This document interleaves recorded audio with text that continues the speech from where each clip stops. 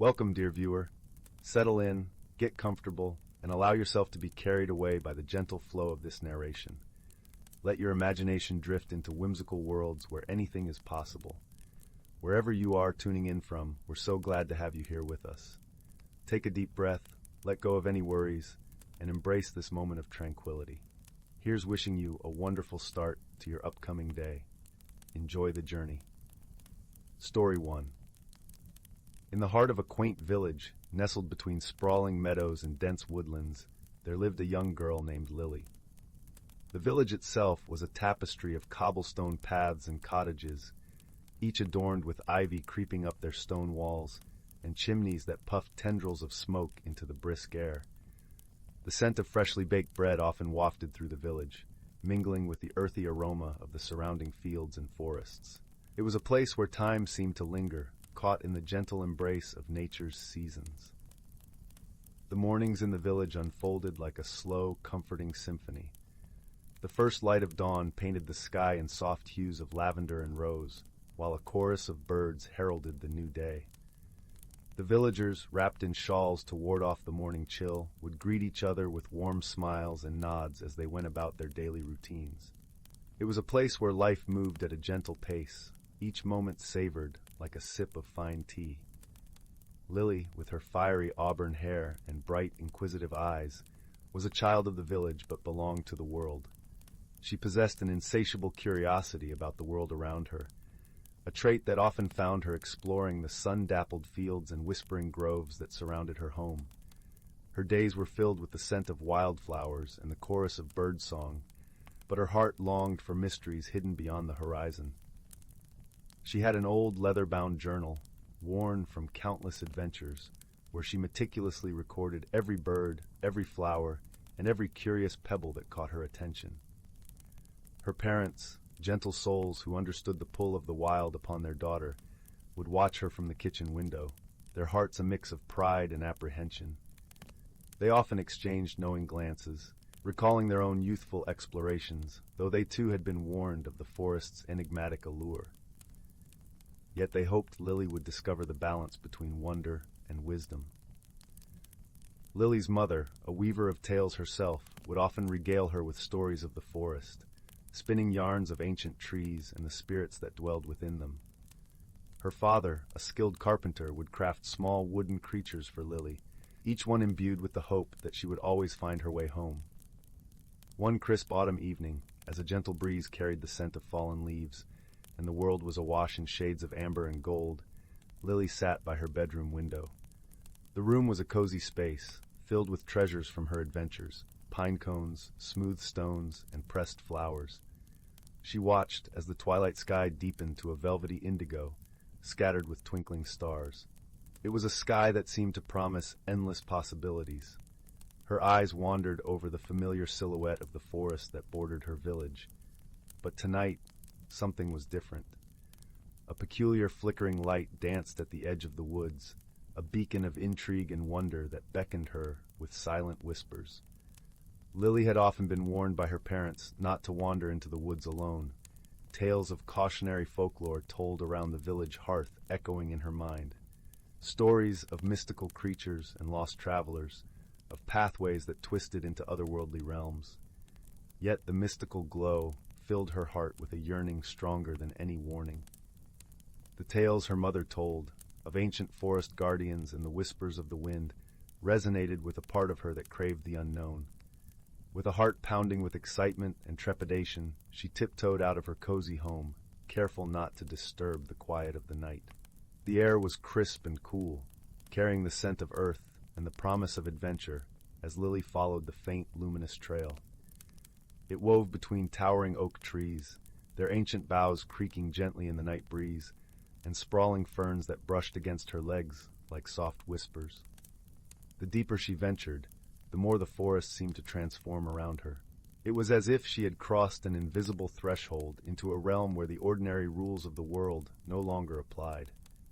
The forest was alive, not just with sounds, but with a vibrancy that pulsed beneath the bark of the trees and the soil underfoot. The trees whispered secrets of the ages, their voices a gentle rustling that echoed in the stillness. The path seemed to breathe, guiding her deeper into the heart of this enigmatic world. Shadows danced along the forest floor, weaving patterns that seemed to tell stories in a language she was only beginning to understand. Lily gasped in delight as the twisted branches stretched out like gnarled fingers, adorned with hundreds of tiny, softly glowing orbs. They bathed the path in a warm, golden radiance that danced across the leaf-strewn earth, casting playful shadows that flickered and swayed. The air was alive with a symphony of rustling leaves and the distant hoot of an owl, creating a melody that wrapped around her like a comforting embrace.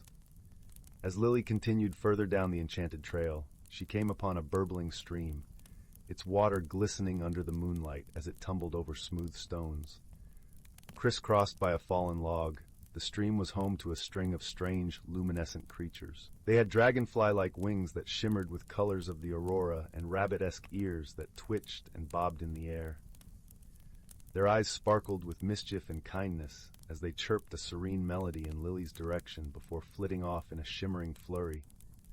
Lily giggled at their playfulness, her laughter mingling with the babble of the stream, all her cares momentarily melting away.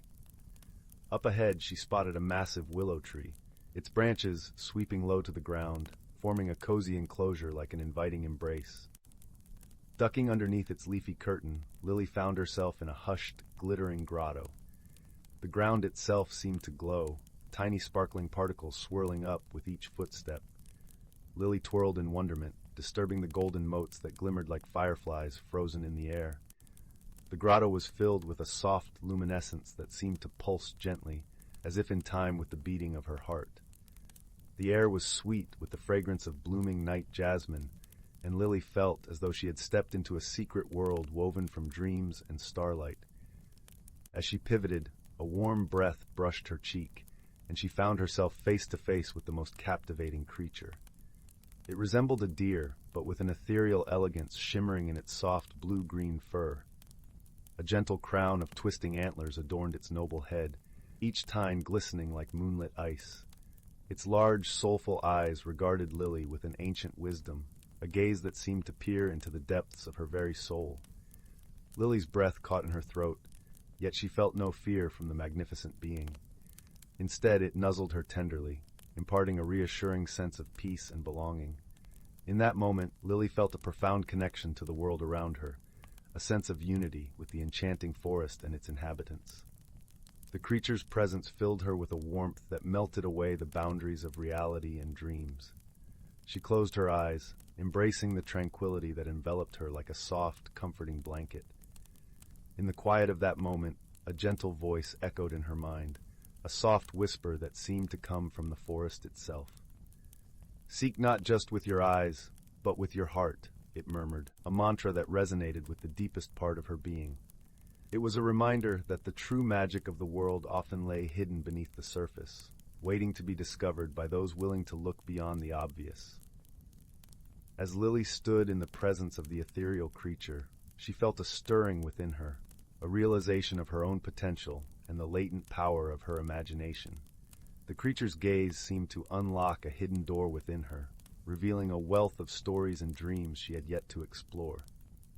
Each tale that unfurled in her mind was a tapestry of wonder and possibility, a testament to the mysteries that lay within and beyond the forest.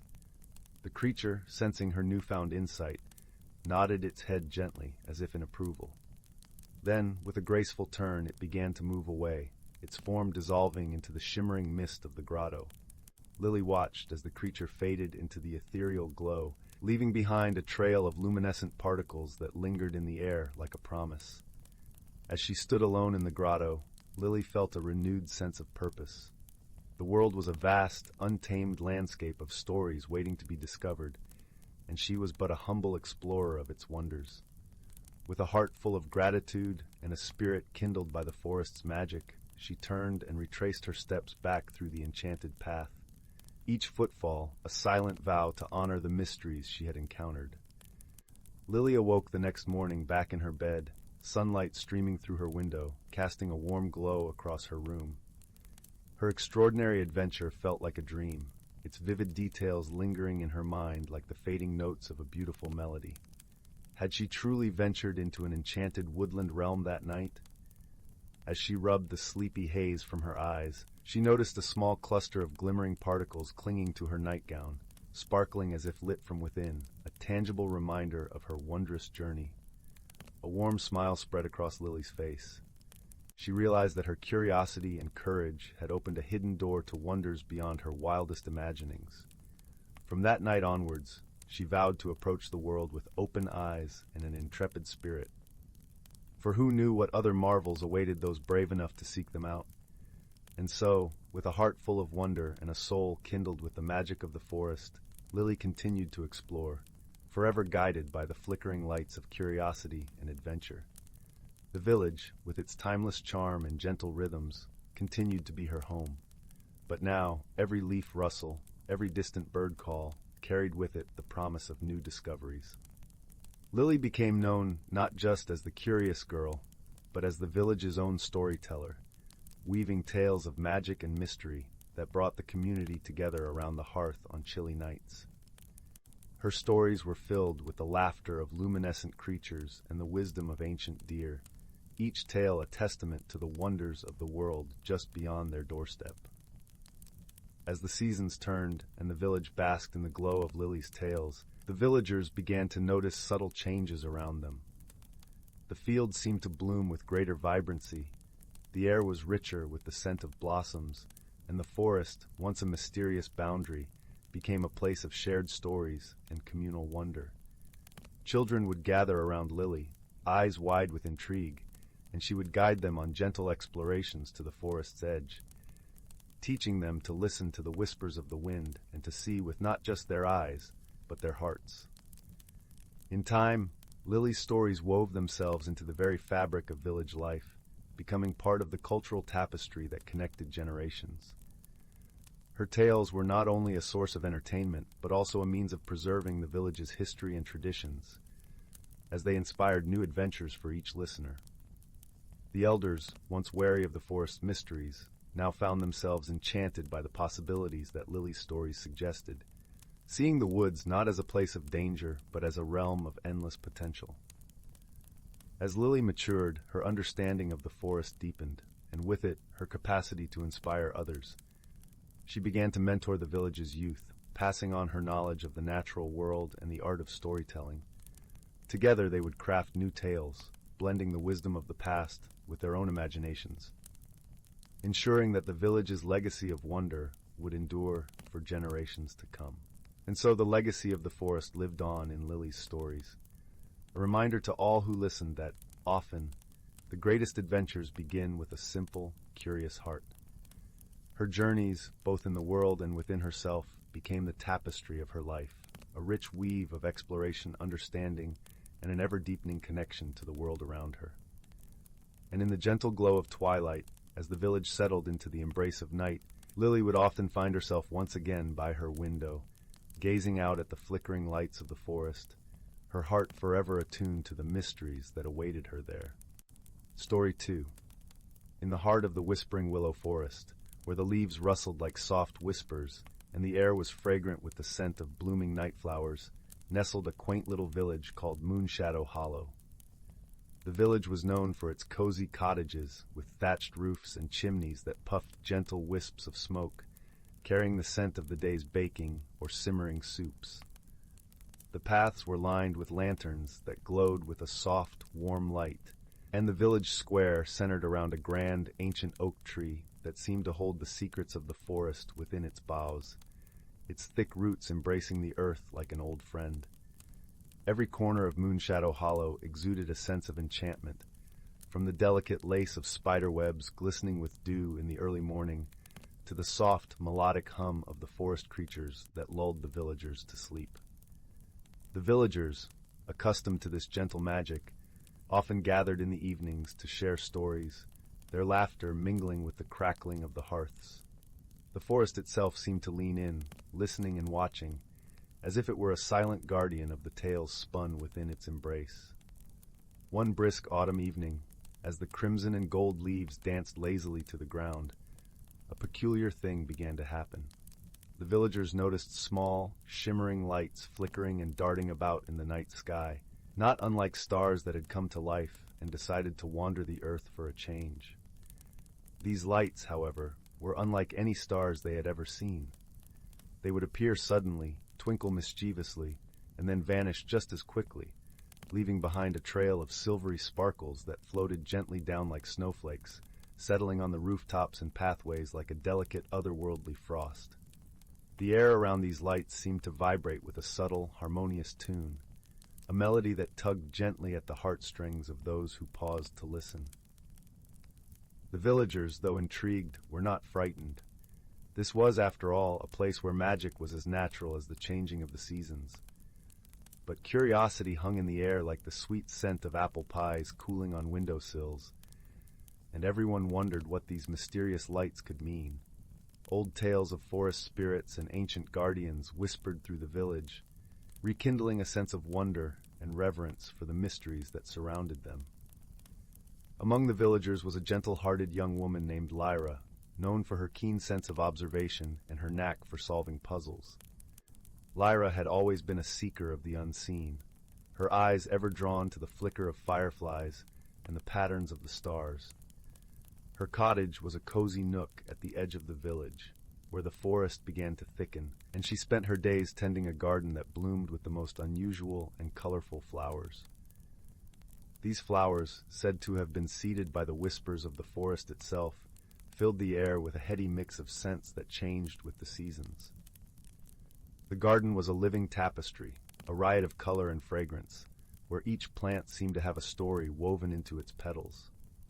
Lyra loved nothing more than a good mystery, and as soon as the lights began to dance in the sky, she felt a familiar thrill of curiosity. She was a woman of quiet strength and endless curiosity, often found with her nose in an ancient tome or her fingers tracing the delicate patterns of fern leaves. Her friends marveled at her ability to see the world in layers, each leaf, each stone a story waiting to be uncovered. Her eyes held a depth that seemed to mirror the mysteries she so loved, and her laughter was a bright, clear sound, like the ringing of a bell in the stillness of the forest. One evening she decided to investigate. Wrapping herself in a cloak as soft as a whisper and warm as a hug, she ventured out into the crisp night air. The path through the forest was soft underfoot, carpeted with leaves, and the trees arched overhead like guardians. The moonlight filtered through the branches, casting dappled patterns on the ground, while the gentle hoot of an owl provided a soothing soundtrack to her walk. The cool air carried the scent of pine and earth, a comforting blend that filled her lungs and invigorated her senses. The forest seemed alive with possibilities, each rustle of leaves a secret waiting to be discovered. As she walked deeper into the forest, Lyra noticed that the strange lights seemed to be gathering above a particular clearing. Intrigued, she followed their trail, her eyes wide with wonder, as if she were following the flight of tiny, glowing butterflies. Each step seemed to resonate with the rhythm of the earth, and her heart beat in time with the soft rustling of leaves. She felt a connection to the forest, a thread of understanding that linked her to the ancient trees and the mysteries they held. Upon reaching the clearing, she found a surprising sight. A circle of stones arranged in a perfect ring with a small, bubbling spring in the center. The air was filled with a soft, melodious hum, and the lights floated above the stones, flickering as if in a joyful dance. Lyra sat on the soft grass, her heart filled with a sense of peace and wonder, and watched the lights weave patterns in the air. The clearing seemed alive, as if it had been waiting for her, holding its breath in anticipation of her arrival. As she sat there, pondering the spectacle, she noticed something even more intriguing. Among the stones was a tiny creature, no bigger than her hand. It was a fairy, with delicate wings that glimmered in the moonlight, and eyes that sparkled with kindness and mischief. The fairy noticed Lyra's presence and flitted over to her, landing lightly on her knee. "Good evening, Lyra," the fairy chimed, its voice as delicate as a wind chime. "I see you've found our gathering place." Lyra smiled, her curiosity piqued. "Good evening," she replied gently. "These lights are beautiful. What brings you and your friends to our village?" The fairy tilted its head, considering her question. "We are the star sprites," it explained. "We come to dance and sing in places where the world is still and the hearts of the people are open. We've been visiting Moonshadow Hollow for many moons, but only now have we revealed ourselves." Lyra listened intently, her heart warming with the fairy's tale. "Is there a reason you've chosen to reveal yourselves now?" she asked, her voice as gentle as the murmuring breeze. The fairy nodded, its wings shimmering. "We sensed a need," it said softly. "A need for light and joy, for mystery and wonder. The villagers have been busy with the harvest and preparing for winter, and sometimes they forget the magic that surrounds them. We wanted to remind them." Touched by the fairy's words, Lyra felt a deep sense of gratitude. "Thank you," she said sincerely. "Your lights have indeed brought wonder and joy to us all." The fairy smiled, a twinkle in its eye. "There is something else," it added, its tone conspiratorial. "A gift for you, Lyra, for you are a seeker of mysteries and a friend to all creatures." With a gentle wave of its tiny hand, the fairy conjured a small, luminous orb that hovered between them. It was a gift of light, warm and gentle, that seemed to pulse with a life of its own. "This will guide you," the fairy explained, "wherever you seek answers and adventures." Lyra cradled the orb, feeling its comforting glow seep into her very being. "Thank you," she whispered, her heart full. She marveled at the way the orb seemed to hum with a quiet energy, as if it were a piece of the forest itself, distilled into pure light. As the hours passed, Lyra watched the star sprites dance and play, her heart light and her mind at ease. When the first light of dawn began to creep over the horizon, the sprites gathered one last time, forming a constellation in the sky before fading away, leaving a trail of twinkling stardust. Lyra made her way back to the village, her steps light and her spirit lifted. She knew she would share her discovery with her fellow villagers, weaving the tale of the star sprites into the fabric of Moonshadow Hollow's lore, a gentle reminder of the magic that lay just beyond the veil of the everyday. Upon returning, Lyra found the village slowly stirring to life.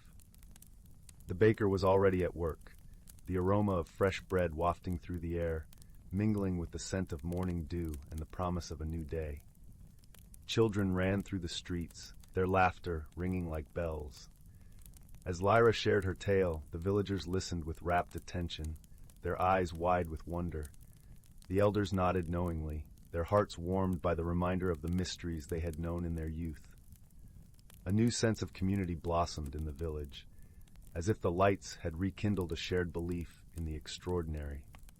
And so, the mystery of the dancing lights was solved, and the village of Moonshadow Hollow continued to thrive, its people warmed by the knowledge that even in the quietest corners of the world, magic awaited those who dared to seek it with open hearts. As for Lyra, she often ventured back to the clearing, where the stones whispered secrets and the air shimmered with possibilities, ever ready to chase the next mystery with the light of the star sprites guiding her way. Thus, the tale of the star sprites and their gentle reminder of wonder became a cherished story, told by the fireside on cold winter nights, with children and elders alike nestled in the warmth, dreaming of luminous orbs and tiny fairies dancing under the moonlit sky. In Moonshadow Hollow, the magic of the forest and the kindness of a gentle heart ensured that the village remained a place where dreams were born and mysteries unfurled like the petals of the rarest night flowers. The traditions of storytelling and shared wonder became as much a part of the village as the thatched roofs and the ancient oak, binding the community together in a tapestry of light and laughter. In the days that followed, Lyra's garden began to change subtly. The flowers seemed to bloom with a more vibrant hue, and a soft luminescence often lingered over them at twilight, as if the star sprite's magic had infused the very earth. Lyra noticed that the villagers would stop by more frequently, drawn not just by the beauty of her garden, but by the sense of peace and inspiration it exuded. She welcomed them with open arms, delighted to share the joy and wonder she had found in the forest. As the seasons turned, the villagers adopted new traditions inspired by the star sprites. They began to hold evening gatherings in the village square, under the ancient oak, where they would light lanterns and share stories of magic and mystery. The children, with eyes wide in excitement, would run around catching fireflies, their laughter echoing through the night air. The elders, their hearts full of nostalgia, would recount tales of their own youthful adventures, weaving a tapestry of history and legend that enriched the village's lore. Lyra often found herself at the center of these gatherings, Her presence, a gentle reminder of the magic that lay just beyond the ordinary.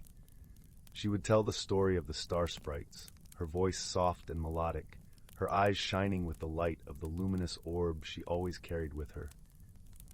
The villagers listened, captivated, each word a spark that ignited their imaginations. In these moments, Lyra realized that the gift of the star sprites was not just the orb, but the light it had brought into their lives, the rekindled sense of wonder and connection to the world around them. She understood that the true magic lay in the hearts and minds of those who dared to dream, and she was grateful to be a part of a community that cherished such dreams. And so the village of Moonshadow Hollow thrived, its people bound by a shared belief in the extraordinary, their lives enriched by the mysteries that lingered just beyond the veil of the everyday. The tale of the star sprites and their gentle reminder of wonder became a cherished story, a testament to the enduring power of magic and the human spirit. In Moonshadow Hollow, dreams were nurtured and mysteries celebrated, ensuring that the village remained a place of light and laughter, where the magic of the forest and the kindness of a gentle heart created a haven for all who called it home. Yet, as the months turned into years, the legacy of the star sprites continued to shape the village in ways that no one had anticipated. Lyra, ever curious and open-hearted, found herself compelled to explore beyond the familiar borders of Moonshadow Hollow. She embarked on journeys into the wider world, guided by the luminous orb, discovering new lands and sharing the tales of the star sprites and the magic of her village with those she met along the way. These adventures brought her to distant places where the stars seemed to touch the earth and the winds carried whispers of ancient tales. She encountered other seekers like herself, explorers, dreamers, and wanderers, each with their own stories of mystery and wonder. Together, they exchanged knowledge and wisdom, weaving a vast tapestry of shared experiences that transcended the boundaries of their individual worlds. Lyra's tales of Moonshadow Hollow and its gentle magic spread far and wide, inspiring people from all walks of life to seek the enchantment in their own surroundings. Her luminous orb became a symbol of hope and guidance for those who dared to dream, a beacon that reminded them of the beauty and mystery that lay just beyond the everyday. Back in Moonshadow Hollow, the villagers continued to thrive, their lives enriched by the traditions born from the star sprite's visit. The village itself became a place of pilgrimage for those seeking a connection to the magic of the natural world. Travelers arrived, drawn by the stories of the magical village nestled within the Whispering Willow Forest, and they were welcomed with open arms, becoming part of the ever-growing community of dreamers and believers. The ancient oak in the village square stood as a testament to the enduring power of storytelling and the bonds forged through shared wonder. Its roots, deep and strong, symbolized the connection between the people of Moonshadow Hollow and the mysteries that surrounded them. And as the lanterns flickered in the night, casting their warm glow over the village, the air would fill with the sound of laughter and song, a harmonious celebration of life and the magic that lay within each heart. In time, Lyra returned to Moonshadow Hollow, her heart full of the stories she had gathered and the friendships she had forged. She found comfort in the familiar sights and sounds of her village, the gentle rustle of the leaves, the scent of blooming night flowers, and the warmth of her community's embrace. Her garden, more vibrant than ever, welcomed her home with open blooms and the soft luminescence that lingered long into the night. And so, the tale of the star sprites continued to inspire and enchant, its legacy woven into the very fabric of Moonshadow Hollow and beyond. The village remained a place where dreams were cherished, where mysteries unfolded like the petals of the rarest night flowers, and where the spirit of exploration and wonder was celebrated by all who called it home. In this magical corner of the world, the light of the star sprites shone brightly, a beacon of hope and inspiration for generations to come. Story 3. In the secluded grove, nestled within the heart of an ancient forest, the gentle symphony of life unfurled like a timeless melody. Here, where the air shimmered with the whispered secrets of time, the natural world thrived in a delicate balance, guided by the unseen hands of harmony and wisdom handed down through countless generations. The forest, a venerable sentinel of nature, was a tapestry of emerald greens and earthy browns, with towering trees whose branches reached skyward like sylvan arms seeking the heavens. The trees stood as silent witnesses to the passage of time, their bark etched with the stories of centuries. Among these ancient giants, the creatures of the forest lived hidden lives, each playing a part in the grand design of the ecosystem. The thick carpet of moss that covered the ground was like a soft, verdant blanket, exuding a scent as fresh as the morning dew. The rustle of leaves in the gentle breeze was a lullaby, comforting and familiar. As dawn's first light kissed the canopy, scattering a mosaic of golden hues onto the forest floor, a gentle rustling announced the awakening of the forest's denizens. The cool air carried the earthy scent of damp moss and rich soil, a reminder of the cycles of growth and renewal. The soft chorus of birdsong rose to greet the morning, a harmonious overture to the day's unfolding drama. The sound was as delicate as 1,000 tinkling chimes, each note resonating with the promise of a new day. In the heart of this enchanted woodland, a wise old owl named Thistle perched atop a gnarled oak, her feathers a mottled blend of twilight hues. She was the keeper of the forest's lore, her eyes a deep well of knowledge gleaned from observing the world below. Thistle's role was one of guidance, her wisdom a beacon for those who sought to maintain the forest's delicate balance.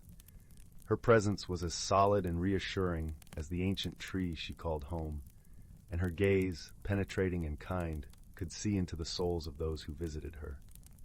One crisp autumn morning, as the first chill of the season nipped at the air, Thistle noticed a subtle shift. The leaves, usually vibrant with the fiery colors of fall, seemed reluctant to relinquish their hold on the branches.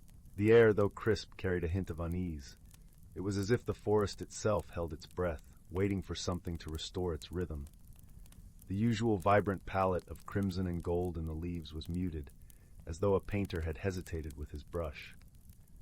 Thistle was not alone in sensing this change. Down by the babbling brook, where the water flowed with a song of its own, a young fox named Bramble paused in his playful frolic. His fur was a bushy auburn, blending seamlessly with the fallen leaves that carpeted the ground. Bramble was known for his curiosity and his knack for noticing things others might overlook. His eyes, bright and inquisitive, were always darting around, capturing every detail of his surroundings.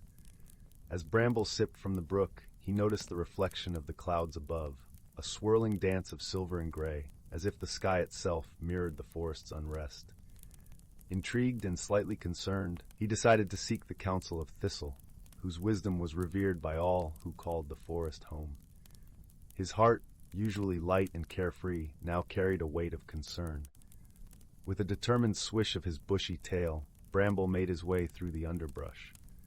The forest was a symphony of sensory delights, the crunch of leaves beneath his paws, the scent of pine needles mingling with the crispness of approaching winter, and the gentle caress of a cool breeze that whispered secrets of the coming change. Each step felt purposeful, each sound in harmony with his own heartbeat. As he moved silently through the undergrowth, Bramble's mind wandered to memories of his early days exploring this vast woodland. He remembered the first time he had climbed the rocky outcrop near the eastern edge of the forest, feeling the exhilarating rush of wind against his fur and the vastness of the world stretching beyond the trees. It was here that he first realized the forest was more than just a home. It was a living entity, a tapestry of interconnected lives and stories. Arriving at the great oak, Bramble found Thistle with her keen eyes fixed on the horizon. "Good morning, Thistle," he called, his voice a cheerful note in the quiet morning. "I've noticed something strange about the forest. The leaves are hesitant to fall, and the air feels different. Do you know what might be causing this?" Thistle turned her wise gaze upon Bramble, her eyes twinkling with a mixture of concern and assurance. "Ah, young Bramble," she began, her voice as soothing as the rustle of leaves in a gentle breeze. "You have a keen sense for the forest's rhythms. Indeed, there is something amiss. It seems the seasons are in disarray, a ripple in the natural order." Bramble's ears perked up with curiosity. "Is there anything we can do to help?" he asked earnestly, his heart beating with the desire to restore balance. His genuine concern reflected his deep connection to the forest, a bond nurtured over many playful escapades and quiet moments of observation. Thistle nodded slowly, her feathers ruffling slightly as she considered the situation. "There is an ancient legend," she said, "of the Seasons Circle, a place deep within the forest where the four seasons meet. It is said that harmony can be restored by rekindling the connection between them, a task that requires the cooperation of all the forest's creatures." With a newfound sense of purpose, Bramble thanked Thistle and set off to gather allies for the journey. Along the way, he enlisted the help of Willow, a gentle deer with eyes as soft and warm as the summer sun, and Ember, a lively squirrel with a heart full of courage and a penchant for acorns. Willow, graceful and serene, had a calming presence that reassured those around her. Ember, with her quick wit and boundless energy, had a knack for lifting spirits even in the darkest times. Their journey began under the watchful gaze of the sun, which slowly climbed higher in the sky, casting long shadows that danced playfully across the forest floor. As they trekked deeper into the woodland, the path grew more challenging, the undergrowth thicker, hinting at the mysteries that lay ahead. The trio's resolve only grew stronger with each obstacle they overcame, their camaraderie a testament to the power of unity. One evening, as the sun dipped below the horizon, painting the sky in hues of lavender and rose, they paused to rest by a small, crystal-clear spring. The water here was as cool and refreshing as a breeze on a hot summer's day, and as they drank, the forest seemed to lean in, listening to the tales they shared of their journey. It was a moment of reflection, where each felt the weight of the task ahead, but also the strength found in their companionship. As they ventured further, the landscape began to change. The trees grew taller and more majestic, their branches intertwining like the arms of an ancient dance. A cool mist clung to the ground, wrapping around their legs like a silken scarf. The forest seemed to hum with a quiet energy, as if aware of their mission. The air was thick with anticipation, each breath a promise of the mysteries they would unravel.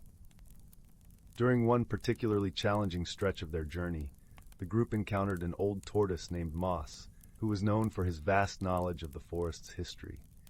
His shell was covered in patches of lichen, resembling an ancient map of the land. Moss shared tales of the forest's past, times of turmoil and renewal, reminding them of the resilience of nature. His stories were like threads weaving through the tapestry of the forest's history, adding depth to their understanding and resolve. As they sat around a crackling fire under the starry sky, Moss shared a tale of an ancient drought that had once gripped the forest, threatening the lives of its inhabitants. It was through unity and the sharing of resources that the creatures had survived, ensuring the forest's survival. This tale resonated with Bramble, Willow, and Ember, reinforcing the importance of their mission. Finally, they arrived at the Seasons Circle, a clearing where the air shimmered with a magical luminescence.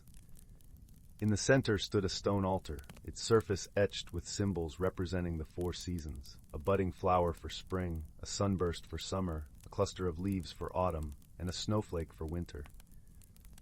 The clearing itself seemed to pulse with life, each symbol glowing faintly with its own light.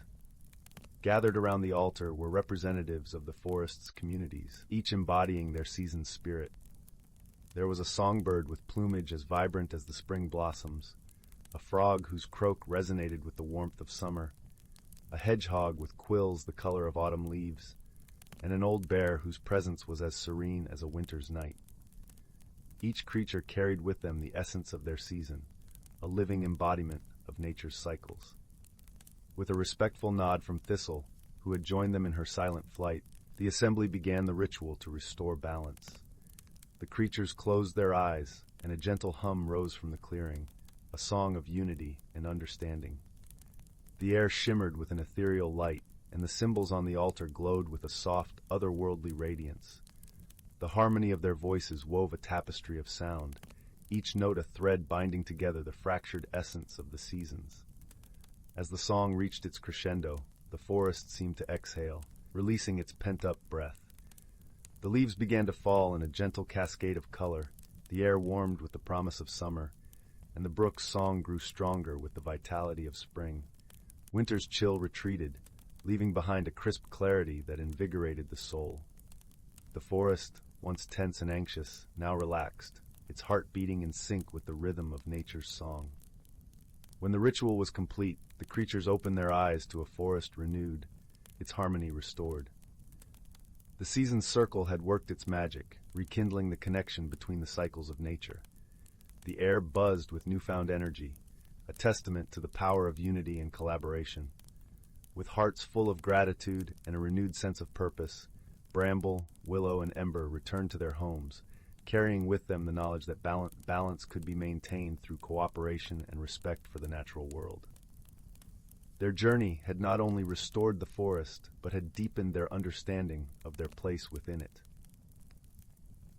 As twilight descended upon the forest, casting a soft, silvery glow over the landscape, Thistle watched from her perch in the great oak.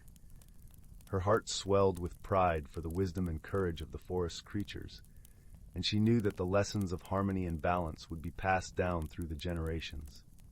Her thoughts drifted to the stories she would share with future visitors, tales of bravery and unity that would inspire new guardians of the forest. High above, the stars began their nightly dance, twinkling like distant fires in the velvet sky. Their light cascaded through the branches, painting the forest floor with a gentle luminescence.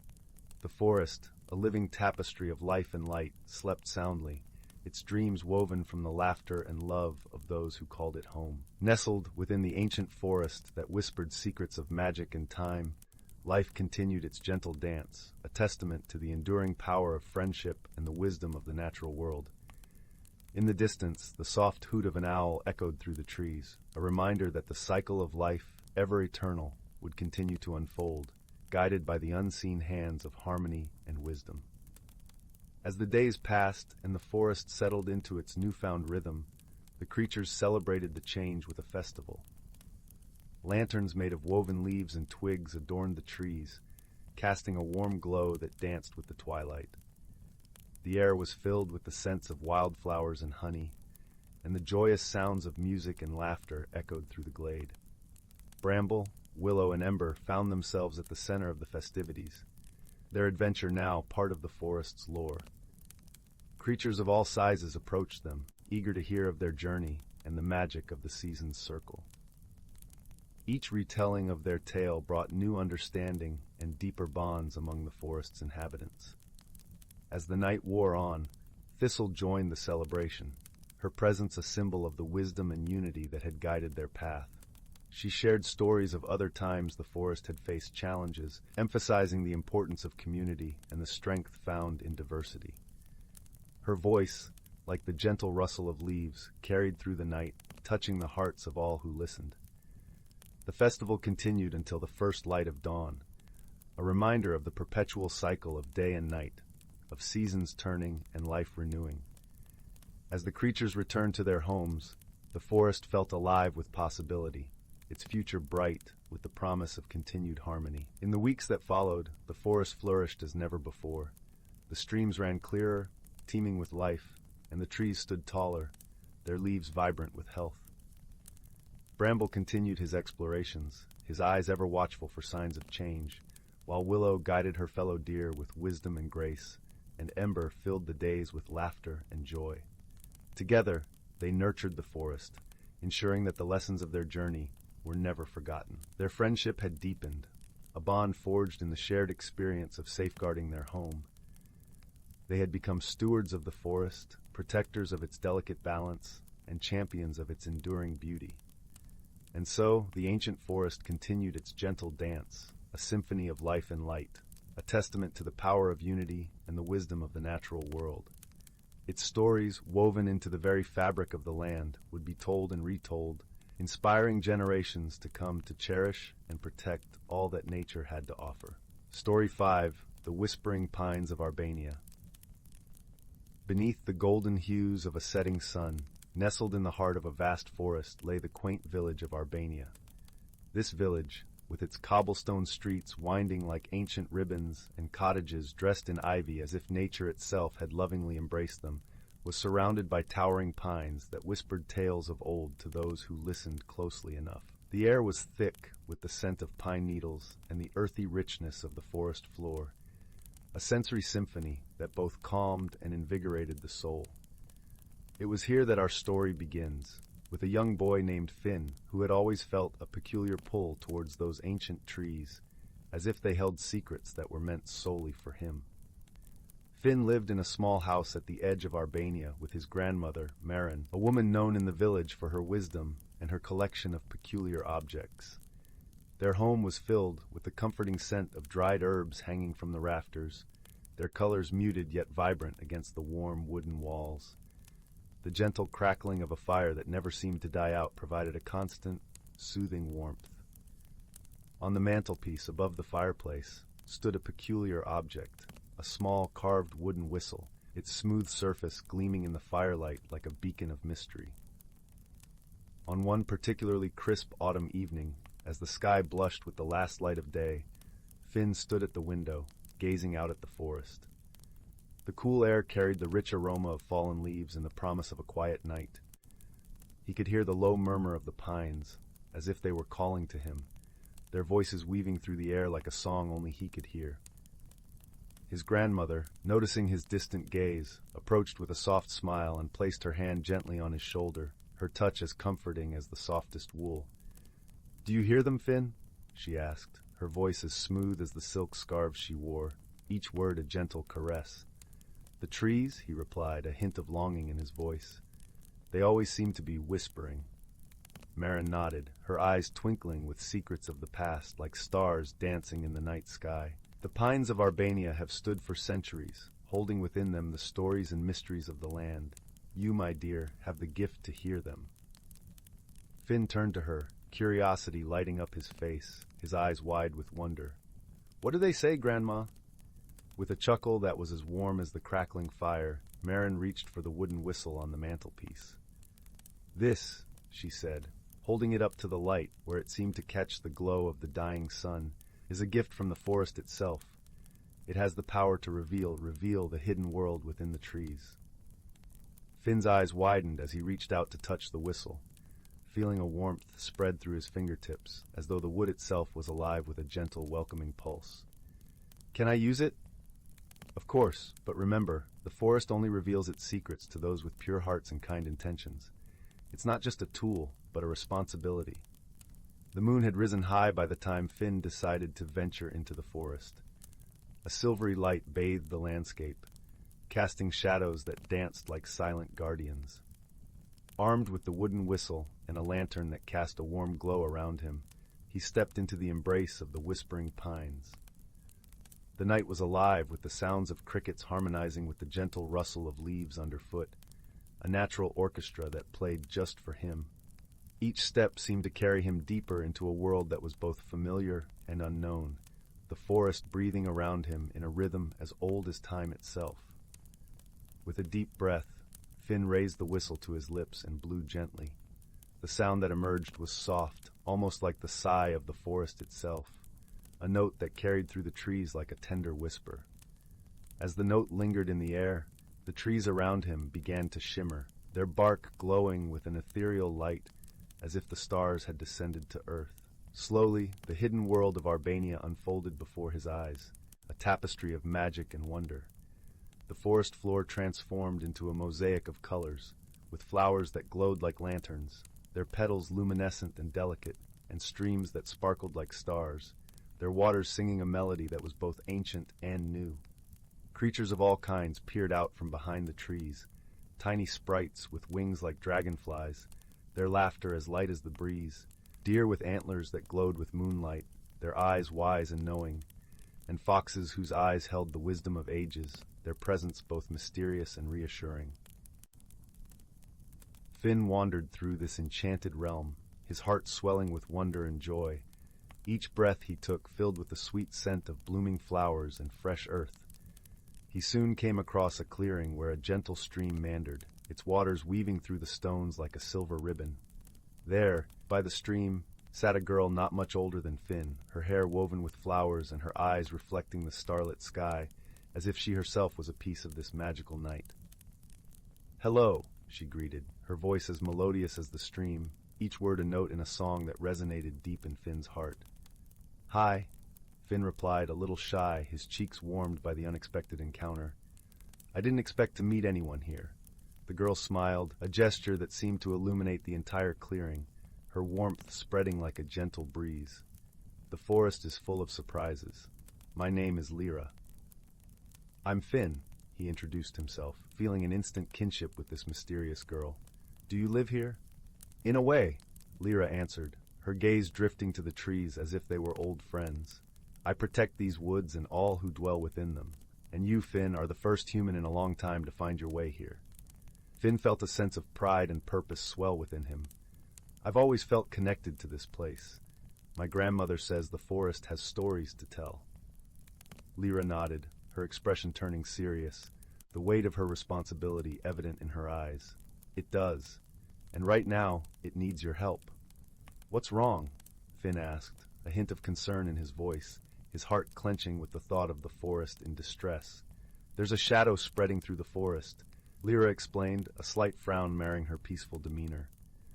An ancient sorrow that needs healing. The trees have chosen you to help us.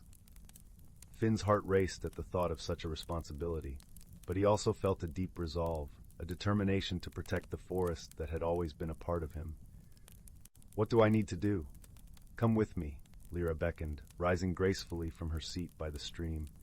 Together, they walked deeper into the forest, the path illuminated by the gentle glow of the flora around them, each step echoing with a sense of purpose. As they ventured further, the air grew thicker, and the vibrant colors of the forest began to dim, as if a veil had been cast over the land. Finn could feel a weight pressing down on his heart, a sadness that seemed to seep from the very ground, a sorrow that resonated with the deepest parts of his soul. Here, Lyra said, stopping before a grand oak tree whose leaves had turned a somber shade of gray, their life force dimmed by an unseen pain. This is where it began. Finn approached the tree, placing his hand on its rough bark, feeling the coolness of the wood beneath his fingers. He closed his eyes, focusing on the gentle pulse of life beneath his palm, the heartbeat of the forest echoing through him. What happened here? This tree was once the heart of the forest, Lyra explained softly, her voice a soothing balm to the tree's sorrow. But it has been burdened with grief for a long time. It needs to remember joy and light. Finn nodded, understanding that this was why the whistle had been given to him, to restore balance and harmony. He took a deep breath, recalling his grandmother's words about the power of kindness and pure intentions, feeling the warmth of her love guide him. Raising the whistle to his lips once more, Finn played a tune that echoed through the forest, a melody of hope and renewal, each note a promise of brighter days. As the notes danced in the air, the forest began to awaken. The gray leaves of the oak tree shimmered, turning vibrant green once more, their transformation a testament to the power of love and healing. The air grew lighter, filled with the sweet scent of blooming flowers, their colors a vivid tapestry of life. Lyra watched in awe, her eyes filled with gratitude, a tear of joy escaping down her cheek. Thank you, Finn. You've brought back the light. Finn smiled, feeling a warmth spread through his chest, his heart as light as the morning breeze. I didn't do it alone. The forest helped me. As the last notes of the whistle faded, the hidden world around them began to recede, blending back into the familiar woods of Arbania. The sprites and creatures returned to their homes, whispering their thanks as they went, their voices a gentle lullaby that promised peace. Will I see you again? Finn asked, turning to Lyra, his heart already missing the connection they had forged. Whenever you need to, just listen to the whispers of the pines, she replied, her form beginning to fade into the mist, her presence a lasting memory in Finn's heart. And remember, you are always welcome in the heart of the forest. With those words, Lyra disappeared, leaving Finn standing alone in the moonlit grove. Yet he didn't feel lonely. Instead, he felt a deep connection to the world around him, a bond that had been strengthened through friendship and understanding, a promise of future adventures. As he made his way back to the village, the forest seemed to hum with a gentle peace, the pines whispering a soft lullaby to guide him home, their voices a comforting presence. When he reached his grandmother's cottage, he found her waiting by the fire, her eyes filled with a knowing warmth, a silent understanding of the journey he had undertaken. Did you find what you were looking for? Marin asked, her voice a comforting balm, each word wrapping around him like a warm embrace. Finn nodded, sitting beside her and leaning into her embrace, the fire's warmth a gentle cocoon. I did. The forest is full of wonders, Grandma, and it's alive with stories. Marin smiled, pressing a kiss to his forehead, her love a constant, unwavering presence. And you, my dear, are part of those stories now. As the fire crackled and the room filled with the soft glow of lamplight, Finn felt a profound sense of peace. He realized that he had indeed changed, not just through the journey into the enchanted forest, but through the friendships he had forged and the kindness he had shared, each experience a thread in the tapestry of his life. In the gentle arms of his grandmother's love, Finn drifted off to sleep, his dreams filled with the whispers of the pines and the promise of new adventures waiting just beyond the dawn, his heart ready to embrace whatever the future held. The next morning, the sun filtered through the lace curtains, casting delicate patterns on the wooden floorboards of Finn's room. As he rubbed the sleep from his eyes, he felt an invigorating sense of purpose. The memories of the night before were not fading dreams, but vivid recollections that stirred in his heart. After breakfast, he decided to explore the village, hoping to catch the stories of Albania that might have gone unnoticed before. As he walked through the cobblestone streets, the village seemed to hum with life. The baker's shop exuded the comforting aroma of freshly baked bread, mingling with the sweet scent of wildflowers that lined the pathways. He stopped by the village square, where the elders often gathered, their seasoned voices weaving tales as old as the land itself. Today, they spoke of times when the forest had been a place of mystery and magic, a realm that transcended the boundaries of the tangible world. Finn listened intently, piecing together the stories like a puzzle that revealed the deeper tapestry of his home. "Did you know, young Finn," one elder intoned, his voice a gravelly echo of time, "there's a legend of a guardian who once protected these woods, a spirit of light and wisdom." Finn's heart skipped a beat. The description reminded him of Lyra, her presence still fresh in his mind. "I've heard something like that," he said, a secret smile playing on his lips. "Ah, the forest chooses its friends wisely," the elder replied, his gaze knowing and kind. "It seems you've been chosen too, young one." Finn nodded, feeling the weight of the elder's words settle comfortably on his shoulders. The whispers of the forest had become more than just sounds. They were a part of him, guiding his steps and shaping his journey. Curiosity led him to seek out the village's library, a place he seldom visited. The building stood at the edge of the village square, its stone facade covered in creeping ivy, much like the cottages around it. Inside, the library was a world unto itself, shelves lined with books that spoke of history, myth, and magic. Dust motes danced in the slanted beams of sunlight that streamed through tall windows, granting the room an air of timelessness. Finn spent hours poring over ancient texts and scrolls, discovering tales of Albania's past that were new even to him. He learned of the forest's origins, of how it had once been a sanctuary for creatures of light, and of the bond between the village and the whispering pines. Each page turned was like uncovering a hidden facet of a precious gem, and with each revelation, Finn felt his connection to the forest deepen. As the day drew on, Finn's feet carried him back to the edge of the forest. With the sun dipping low in the sky, casting golden rays that danced among the leaves, he felt the familiar pull towards the depths of the woods. The pines swayed gently in the breeze, their whispers curling around him like an embrace, a reassurance that he was never truly alone. Sitting at the forest's edge, Finn took out the wooden whistle. Its surface was smooth and warm to the touch, a reminder of the bond he had forged with the forest and its guardian. He raised it to his lips, playing a soft, lilting melody that resonated with the rhythm of the earth beneath him.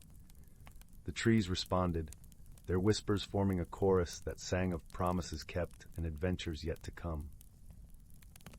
Finn closed his eyes, allowing the music to flow through him, carrying him to a place of peace and understanding. In that moment, he knew that the forest would always be a part of him, a constant companion in a world where magic lingered just beneath the surface, waiting to be discovered by those willing to listen.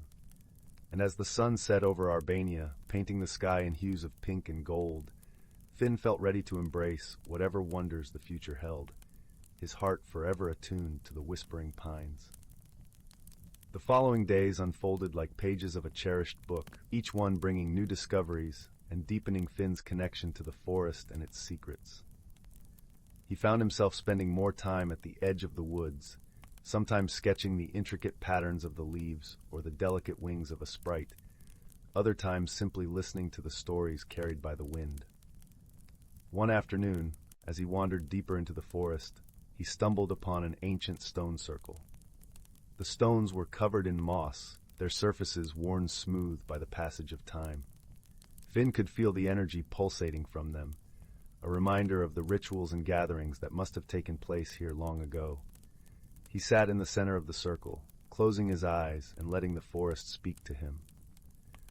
The whispers told of a time when humans and the forest lived in harmony, sharing knowledge and respecting the delicate balance of nature. Finn felt a deep yearning to restore that connection, to bridge the gap that had grown over the years. With renewed determination, Finn returned to the village and shared his experiences with Maren. She listened intently, her eyes shining with pride and understanding. "You have a gift, Finn," she said softly, her words a gentle encouragement. "Use it wisely, and you can bring about great change."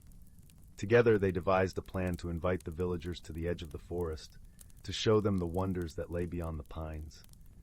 Finn crafted invitations, each one decorated with pressed flowers and leaves, and delivered them to every doorstep. On the day of the gathering, the villagers arrived, their curiosity piqued by Finn's mysterious invitations. As they stood at the forest's edge, Finn shared his journey, speaking of the hidden world he had discovered and the guardian who had become his friend. With Maren by his side, Finn played the wooden whistle, the melody weaving through the air and inviting the villagers to open their hearts to the forest's magic. As the notes lingered, the trees shimmered with light, revealing glimpses of the enchanted realm. The villagers gasped in awe, their eyes wide with wonder as they witnessed the transformation. Finn watched as the barriers between the village and the forest began to dissolve, replaced by a renewed sense of unity and respect for the land that nurtured them. In the days that followed, the villagers embraced their newfound connection to the forest. They worked together to protect and preserve its beauty, ensuring that the stories and magic of Albania would endure for generations to come. And as the seasons changed, Finn continued to wander the whispering pines, his heart full of gratitude for the adventures that had shaped him and the bonds he had forged. For he knew that as long as he listened closely, the forest would always have new stories to tell, and he would be there to share them with the world. Story 6. In a quiet little village nestled in the heart of the whispering woods, where the trees hummed soft lullabies and the brook babbled secrets to the wind, there lived a kindly old woman named Malin. Her cottage, with its moss-covered roof and walls of sun-baked stone, stood at the edge of the village, where the forest and the fields met like old friends. Malin was known for her gentle nature and her knack for solving puzzles that eluded even the cleverest of minds.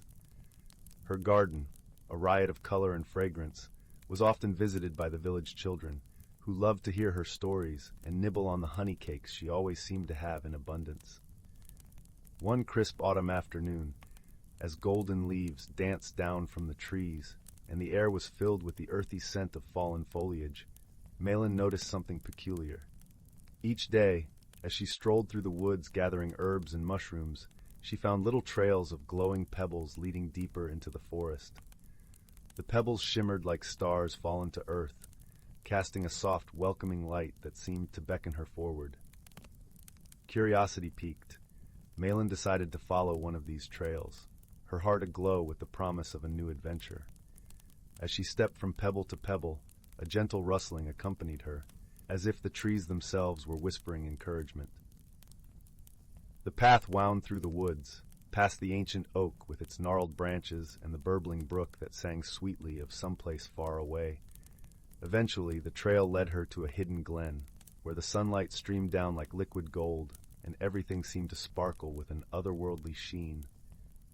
In the center of the glen stood a tiny creature, no taller than a toadstool, with eyes like polished amber and wings that shimmered like a dragonfly's in the sun. It was a fae, one of the magical folk who rarely showed themselves to humans. "Welcome, Malin," the fae said in a voice like tinkling bells.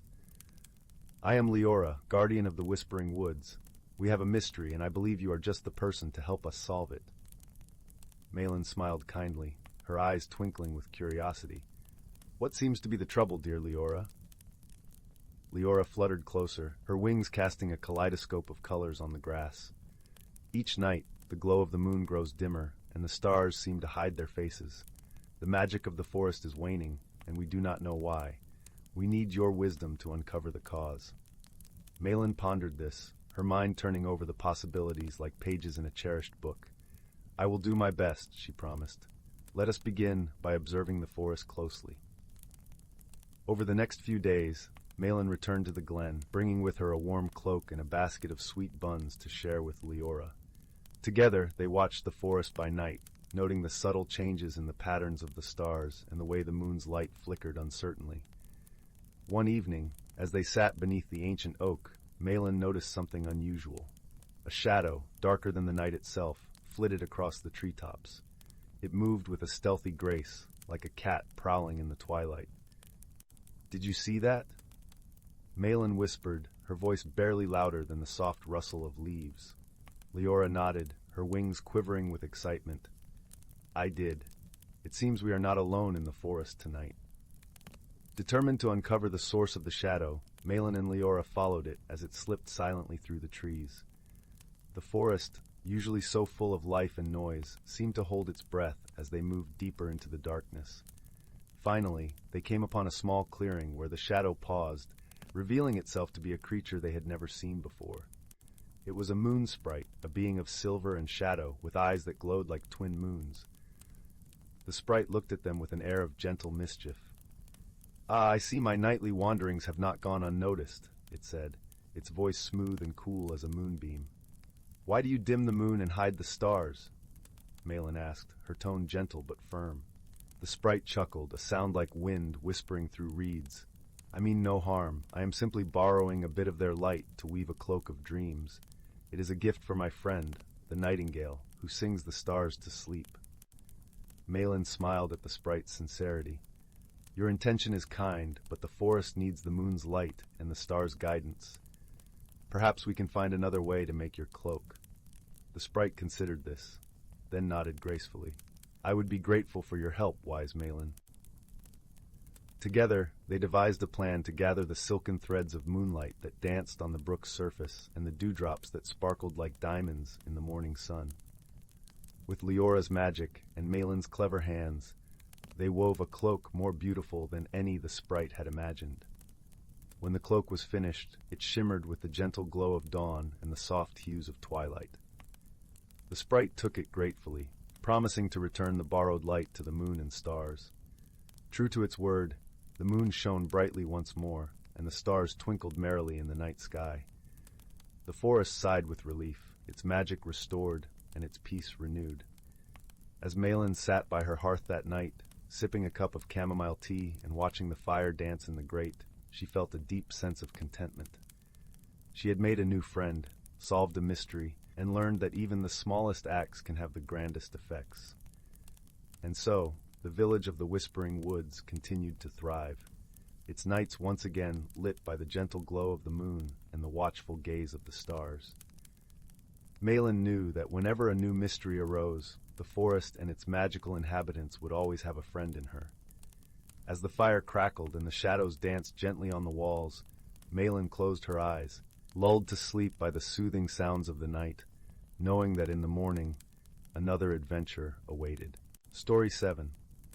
Once upon a time, in a cozy little village nestled deep within an enchanted forest, strange occurrences began to unfold. The residents, who lived in harmony with the whimsical creatures that inhabited the woods, noticed peculiar happenings that seemed to defy explanation. Young Willow, a spirited girl with a thirst for adventure, was the first to notice something amiss. Each morning she would wake to find her beloved garden in disarray, with plants uprooted and soil scattered about. At first, she blamed it on the mischievous pixies that often played near her cottage, but soon realized there was more to the mystery. One night, as the silver moon cast its gentle glow, Willow decided to keep watch. She sat quietly in her garden, her eyes peeled for any sign of movement. The hours ticked by, and just as she was about to give up, a rustling in the bushes caught her attention. To her surprise, a tiny creature emerged, its body shimmering like 1,000 stars. It was a sprite, one of the most elusive and magical beings in the forest. With a flick of its delicate wings, the sprite began to dance, swirling around the garden in a mesmerizing pattern. As Willow watched in awe, she noticed that wherever the sprite's feet touched the ground, plants would sprout and bloom in an instant. It was an enchanting sight, but it also explained the disarray in her garden each morning. Determined to solve the mystery, Willow sought the guidance of her dear friend, the wise old oak tree that stood tall at the edge of the forest. The oak tree, with its ancient wisdom, listened intently to Willow's tale and offered a gentle smile. "My dear child," the tree spoke in a voice that seemed to carry the whispers of the wind, "the sprite you witnessed is a special creature, a guardian of nature's renewal. Each year, as the seasons change, it performs a sacred dance to awaken the seeds and prepare the earth for new growth." Willow's eyes widened with understanding, and she felt a surge of gratitude for the sprite's magical work. From that day forward, she tended to her garden with newfound reverence, careful not to disturb the sprite's nightly ritual. Word of the sprite's dance spread throughout the village, and soon the residents came to appreciate the strange occurrences as a sign of the forest's eternal cycle of rebirth. They would gather at night, sitting quietly in their gardens, watching in hushed wonder as the sprite's dance brought forth the promise of new life. And so the mystery was solved, not by uncovering a sinister truth, but by embracing the beauty and magic that had been there all along, hidden in plain sight. The sprite's dance became a cherished tradition, a reminder that even the most ordinary moments can hold extraordinary wonders, if only we open our eyes and hearts to the enchantment that surrounds us. Story 8. Under the soft glow of a silvery moon, nestled in a quaint village surrounded by whispering woods, there was a charming little cottage with a sloping thatched roof and a garden bursting with marigolds and lavender. In this cottage lived a gentle soul named Clara, whose days were spent tending to her verdant garden and crafting delicate trinkets from driftwood and seashells.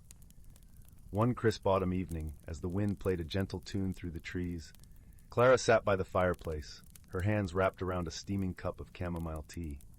The fire crackled merrily, casting flickering shadows that danced across the walls. It was then that she noticed something peculiar, a small, dust-covered box tucked away on a high shelf, almost hidden behind a cluster of dried herbs. Curiosity piqued, Clara carefully retrieved the box. It was intricately carved with swirling patterns and embedded with tiny, iridescent stones that caught the light in a mesmerizing way. As she opened it, a soft, melodious chime resonated through the room, and inside lay a delicate silver key. The key, though simple in design, shimmered with an unearthly glow. Clara felt a gentle tug at her heart, a whisper that urged her to seek out the lock that this key was meant to open. With a sense of adventure kindled within her, she decided to embark on a journey, guided by the mysterious key. Clara set out the next morning, the sun casting a warm golden hue over the rolling hills.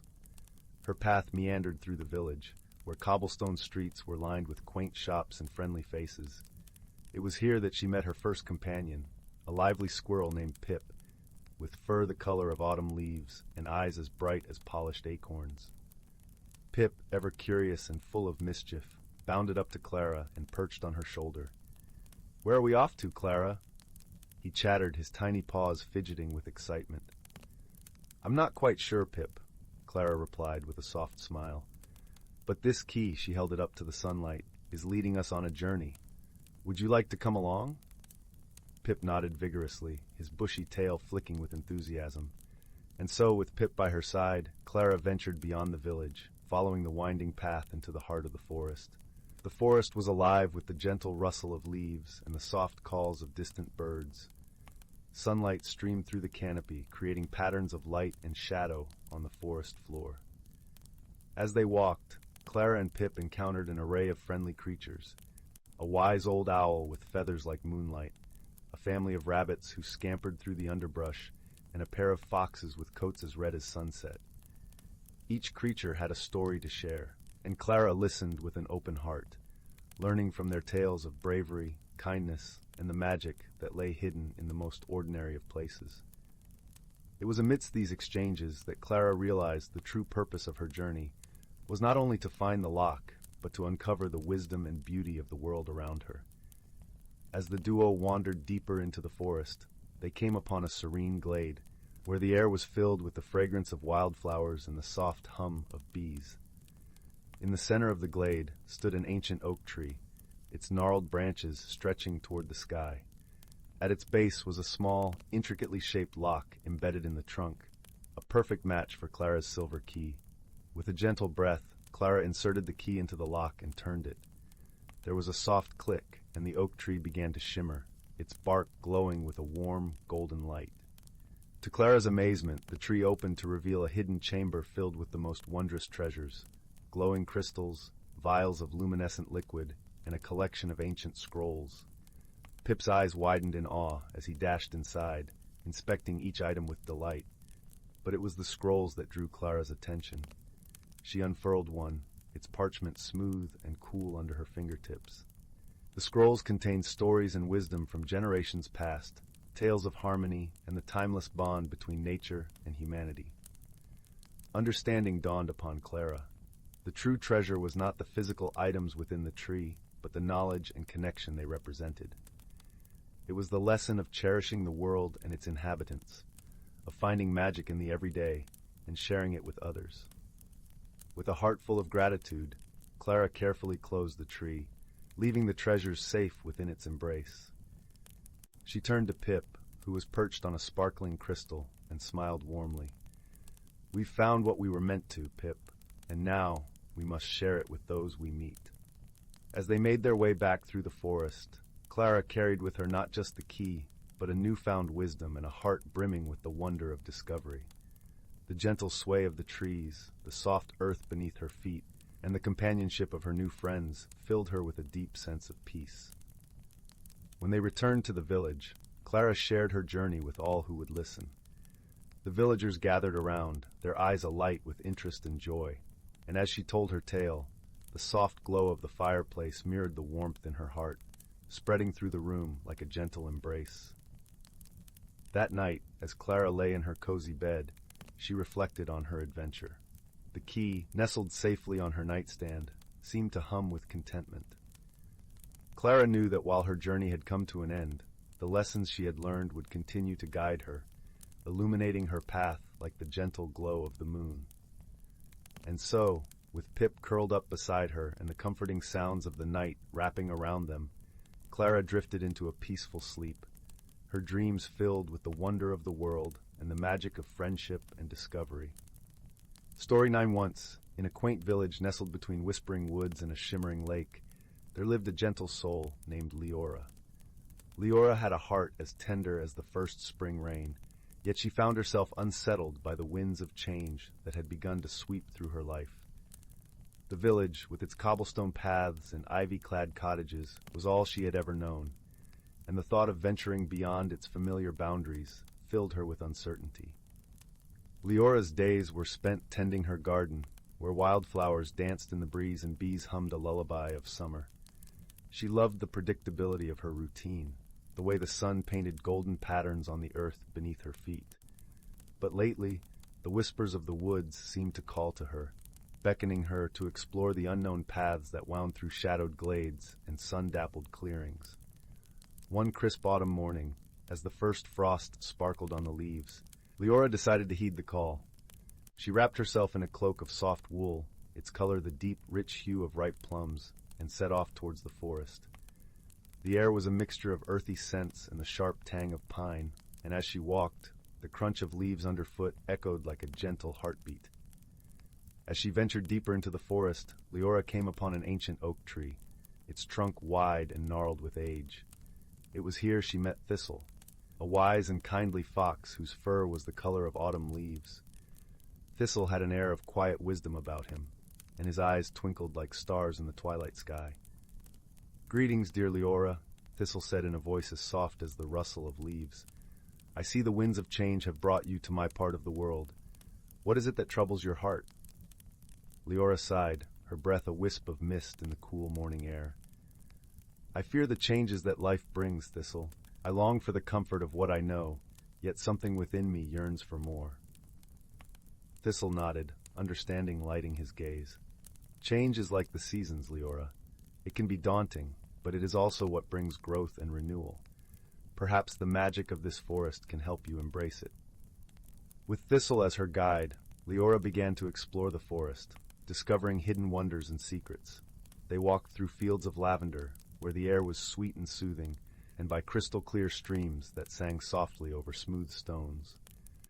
Each step brought Leora closer to a sense of belonging, a feeling that she was part of something greater than herself. One day, as they wandered through a grove of silver birch trees, Leora found a small, shimmering pool. Its surface was as smooth as glass, reflecting the sky like a mirror. Drawn to its beauty, she knelt beside it, peering into its depths. To her surprise, the water began to shimmer with a light of its own, revealing glimpses of her past, present, and future. In the pool, she saw herself as a child, full of wonder and curiosity, the world a place of endless possibilities. She saw her present self, cautious and hesitant, yet with a heart that still beat with the same longing for discovery.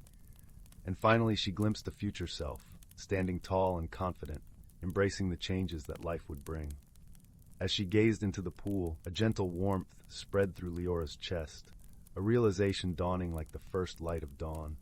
She understood that the magic of the forest mirrored the magic within her, a magic that had the power to transform fear into courage and uncertainty into wisdom. With Thistle by her side, Leora continued her journey, meeting other kind-hearted creatures along the way. There was Willow, the songbird with a voice like liquid gold, who taught Leora the beauty of expressing one's true self. And there was Moss, the thoughtful turtle, who showed her the value of patience and the strength found in taking things one step at a time. Each encounter brought new lessons, gently woven into the fabric of Leora's understanding. She learned that change was not something to be feared, but a natural part of life's dance, as essential as the sun and the rain. Through her experiences, she discovered the joy of personal growth and the magic of transformation that lay within her reach. As the days turned into weeks, Leora felt the change within her, subtle yet profound. She found herself embracing new experiences with an open heart, her spirit as light as the forest breeze. The village, once a place of comfort and familiarity, now felt like a starting point for a life filled with endless possibilities. When at last Leora returned home, she did so with a heart full of gratitude and a mind at peace. The village, with its familiar sights and sounds, welcomed her back like an old friend. Yet Leora knew she was no longer the same. She had grown, and with that growth came the understanding that life was a journey of discovery, one that she was ready to embrace with open arms. And so, beneath the watchful eyes of the ancient oak and the twinkling stars above, Leora settled into her new life. The whispers of the woods still called to her, but now she listened with a heart open to adventure and a soul that danced to the rhythm of change. She had discovered the beauty of personal growth and the magic of transformation, and in doing so, found her place in the world. As the village slumbered under the gentle glow of the moon, Leora sat by her window, the scent of lavender drifting through the air, and felt a deep, abiding peace. She knew that whatever changes the future might bring, she would face them with courage and grace, surrounded by the love and wisdom of the friends she had made along the way. And so, with a heart full of dreams and a spirit that soared, Leora closed her eyes, drifting into a sleep as gentle as a lullaby, knowing that she was exactly where she was meant to be. In the heart of a lush, ancient forest where sunlight dappled through the emerald canopy, there lay a hidden glen known only to those with hearts attuned to the whispers of nature. This secret realm thrived behind a veil of thick vines and towering oaks, cradling a world where magic danced with the mundane and dreams brushed against reality. In this enchanted forest, there lived a young girl named Arya, whose spirit was as radiant as the golden sunflowers that swayed in her mother's garden. Arya was a kind-hearted soul, her laughter like the tinkling of chimes in the warm summer breeze. Her days were spent exploring the woodland paths, accompanied by her faithful canine companion Bramble, a russet-furred dog with eyes as bright as polished amber. One afternoon, as the sun hung low in the sky, painting the horizon with strokes of rose and tangerine, Arya discovered something extraordinary.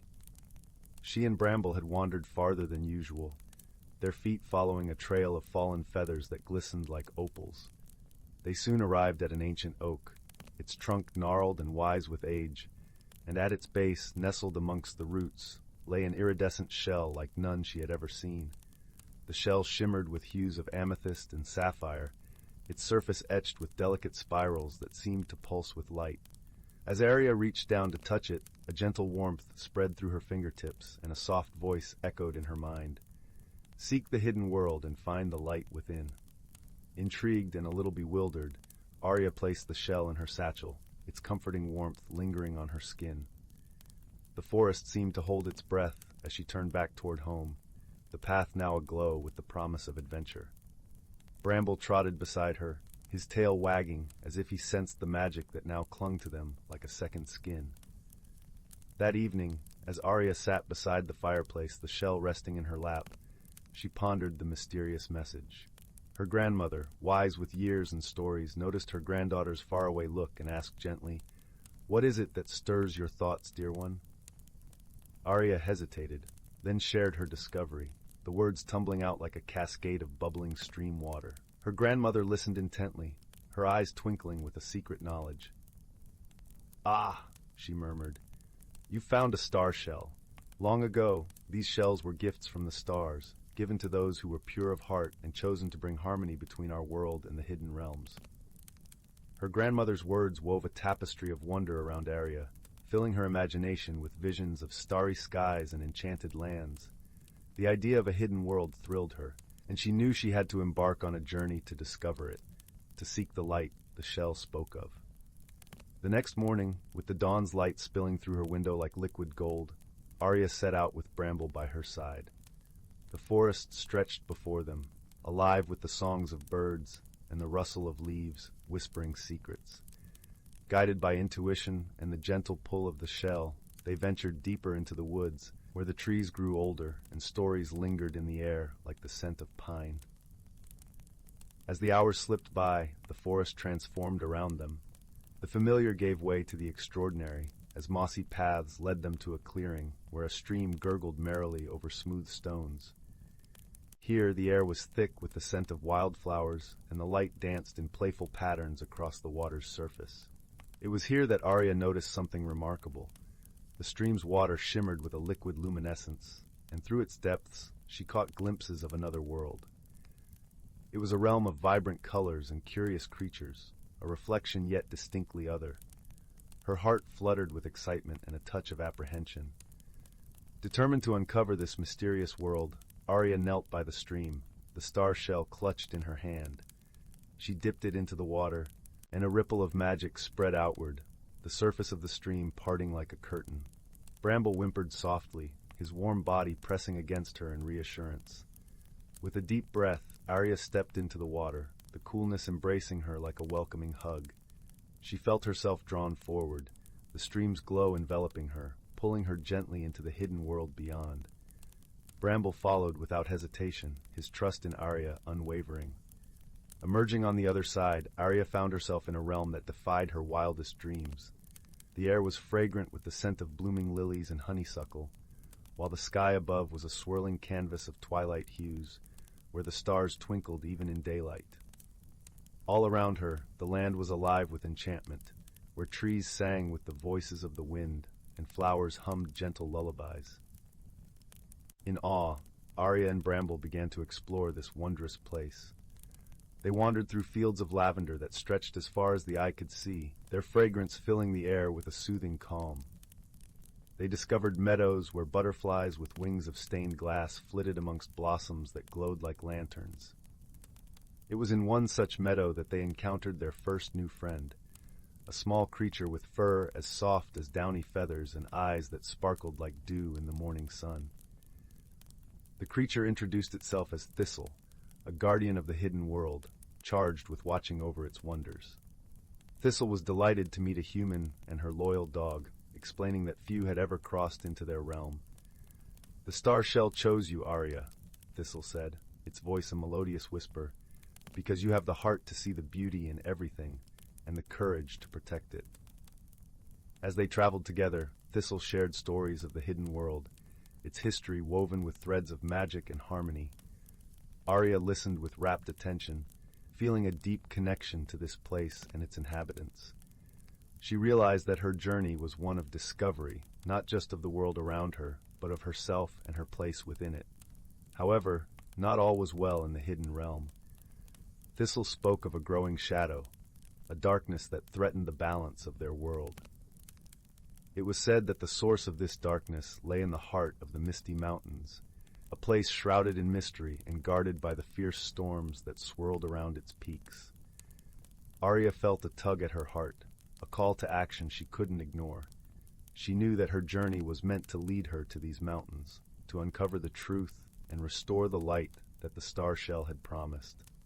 With Bramble and Thistle by her side, she set forth with renewed determination. The path to the Misty Mountains was fraught with challenges, yet each step brought Arya closer to understanding the strength within her. They traversed dense forests where shadows whispered secrets, crossed rivers that glistened under moonlight, and climbed hills crowned with wildflowers that swayed like waves in the wind. As they journeyed, Arya learned to listen not just with her ears, but with her heart. She spoke with the trees, whose roots were deep with ancient wisdom, and with the streams that carried stories of the lands they touched. Each conversation left her with a deeper appreciation for the interconnectedness of all things, the delicate balance that held their world together. Finally, after days of travel, they reached the foot of the Misty Mountains. The peaks loomed above them, their summits shrouded in swirling mists that glowed with an ethereal light. The air was crisp and cool, charged with the promise of discovery. Yet the path ahead was obscured, the way forward hidden by the storms that clung to the mountains like a jealous guardian. It was here that Arya felt the weight of doubt press upon her. The journey had been long and arduous, and the task before her seemed insurmountable. She gazed up at the mountains, her heart heavy with uncertainty. Sensing her hesitation, Thistle nestled close, its warmth a comforting presence. "Remember, Arya," it said softly, "the light you seek is within you. Trust in yourself and the friendship that guides you. Together, we can face any challenge." With Thistle's words echoing in her heart, Arya took a deep breath, feeling the warmth of the star shell pulsing in her hand. She glanced at Bramble, whose unwavering loyalty shone in his eyes, and felt a spark of courage ignite within her. As they began their ascent, the storm's fury lashed around them, winds howling like a chorus of lost souls. Yet Arya moved forward, one step at a time, the star shell's glow lighting their path through the haze. She felt the strength of friendship and the wisdom she had gathered on her journey buoying her, a shield against the storm's wrath. The climb was arduous, the path steep and treacherous. Yet with each step, Arya found her resolve growing stronger, her heart beating in rhythm with the land around her. She understood now that the journey was not just about reaching the mountain's heart, but about uncovering the light within herself, the courage to stand against the darkness.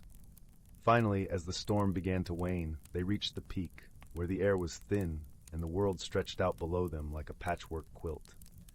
There, in the heart of the mountain, they found a pool of crystal-clear water, its surface as smooth as glass and reflecting the sky above. Arya approached the pool, the star shell in her hand, glowing with a soft, steady light. She knelt by the water's edge, gazing into its depths, where the darkness seemed to pulse like a living thing. It was here that the shadow dwelled, a force that sought to unbalance the harmony of the hidden world. With a deep breath, Arya placed the star shell into the pool. A ripple of light spread outward, illuminating the darkness with a brilliance that was both gentle and unwavering. The shadows twisted and writhed, but they could not withstand the purity of the light, the warmth of friendship and the strength of a kind heart. As the shadows dissolved, the air filled with a sense of peace and renewal. The storm clouds lifted, revealing a sky ablaze with stars, their light shimmering like diamonds scattered across velvet. Arya felt a deep sense of accomplishment, a warmth spreading through her that was both humbling and empowering.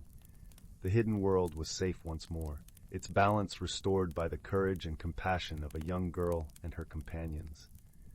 Arya knew that her journey had changed her, that she had found not just the hidden world within the forest, but the light within herself.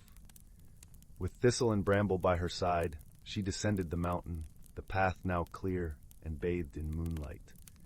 They returned to the heart of the hidden realm, where the creatures of the forest greeted them with joy and gratitude, their voices raised in a harmonious chorus.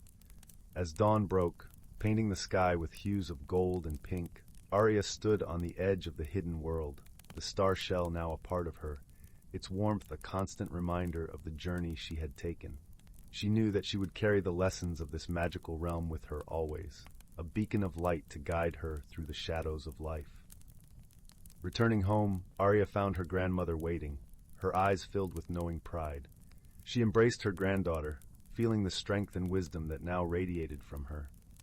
"Your journey has only just begun," her grandmother whispered, "for the light you found within will continue to guide you, no matter where you roam." As Arya settled into her bed that night, Bramble curled at her feet. She felt a deep sense of peace.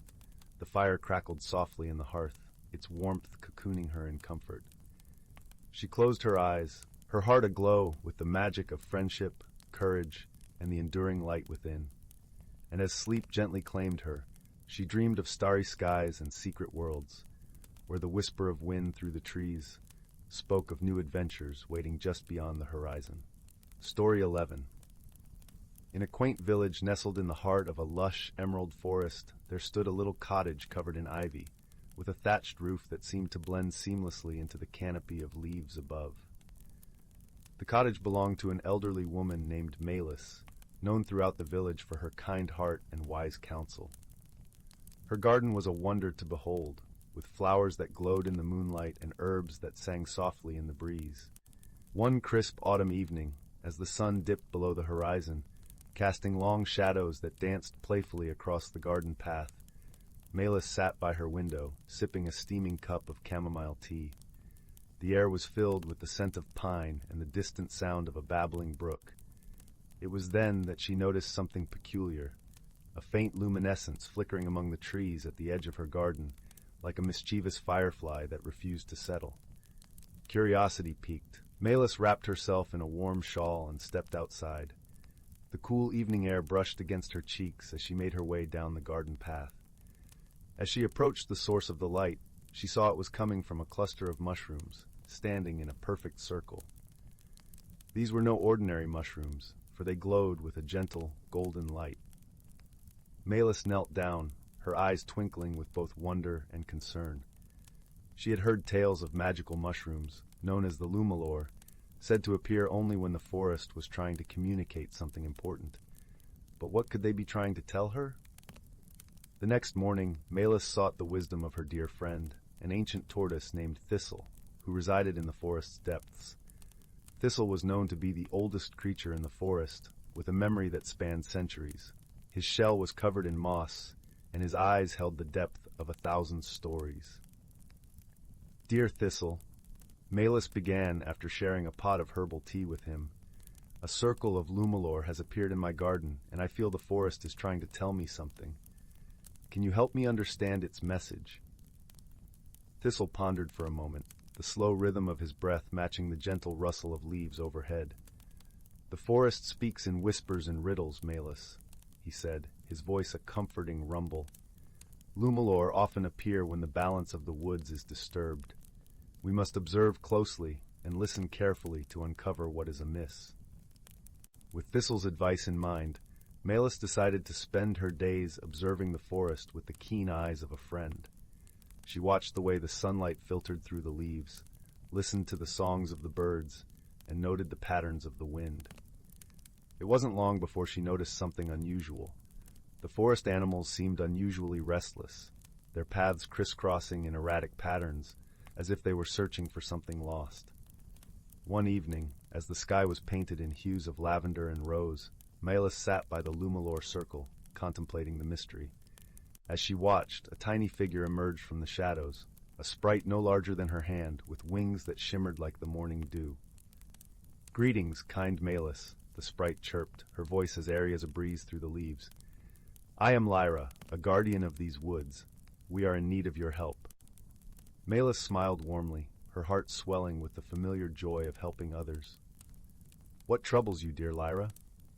"The Heartstone," Lyra explained, her tiny brow creasing with worry. "It is the source of harmony for the forest, and it has gone missing. Without it, the balance of our home is at risk." Realizing the gravity of the situation, Malus and Lyra set out on a gentle quest to find the Heartstone.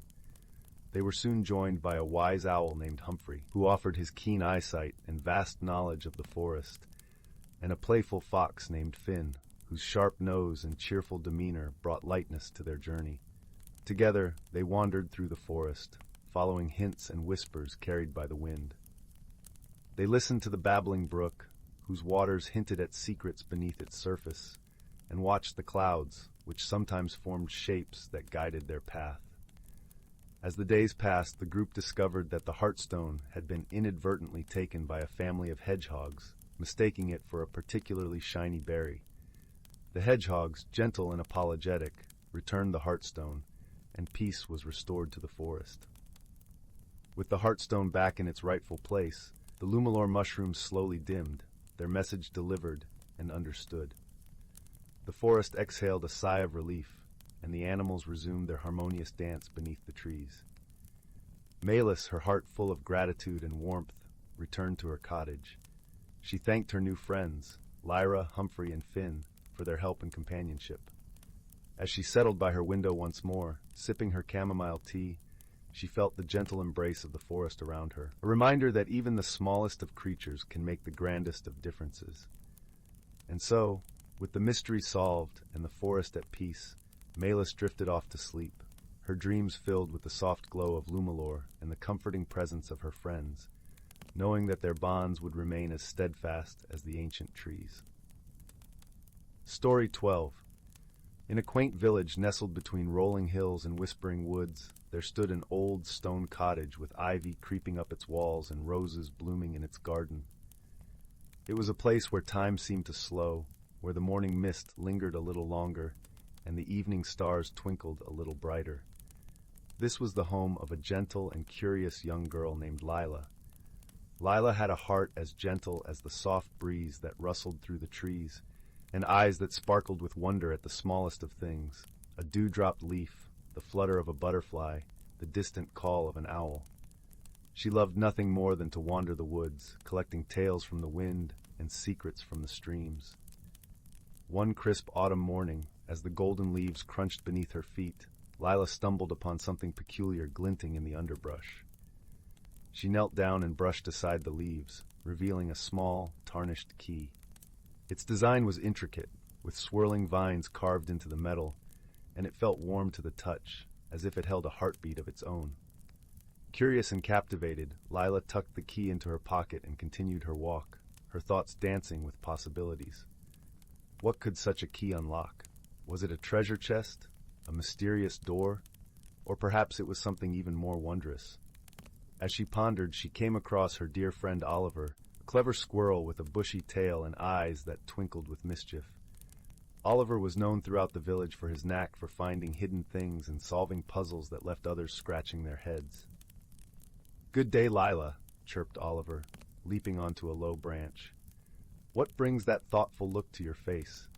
Lila smiled and showed him the key. "I found this in the woods. It feels special, but I don't know what it opens." Oliver leaned closer, his whiskers twitching with excitement. "Ah, a key with a secret. We must discover its purpose. Let us seek the wisdom of Hazel." Hazel was an ancient tortoise who lived near the heart of the forest.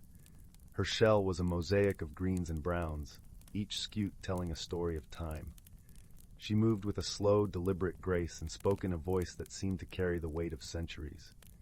Together, Lila and Oliver made their way to Hazel's glade, where the sunlight filtered gently through the leaves, casting a dappled glow on the forest floor. Hazel was basking in a patch of sunlight, her eyes half closed in serene contemplation.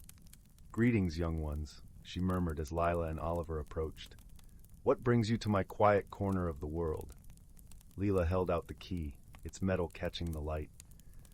I found this in the woods, and Oliver suggested we come to you for guidance.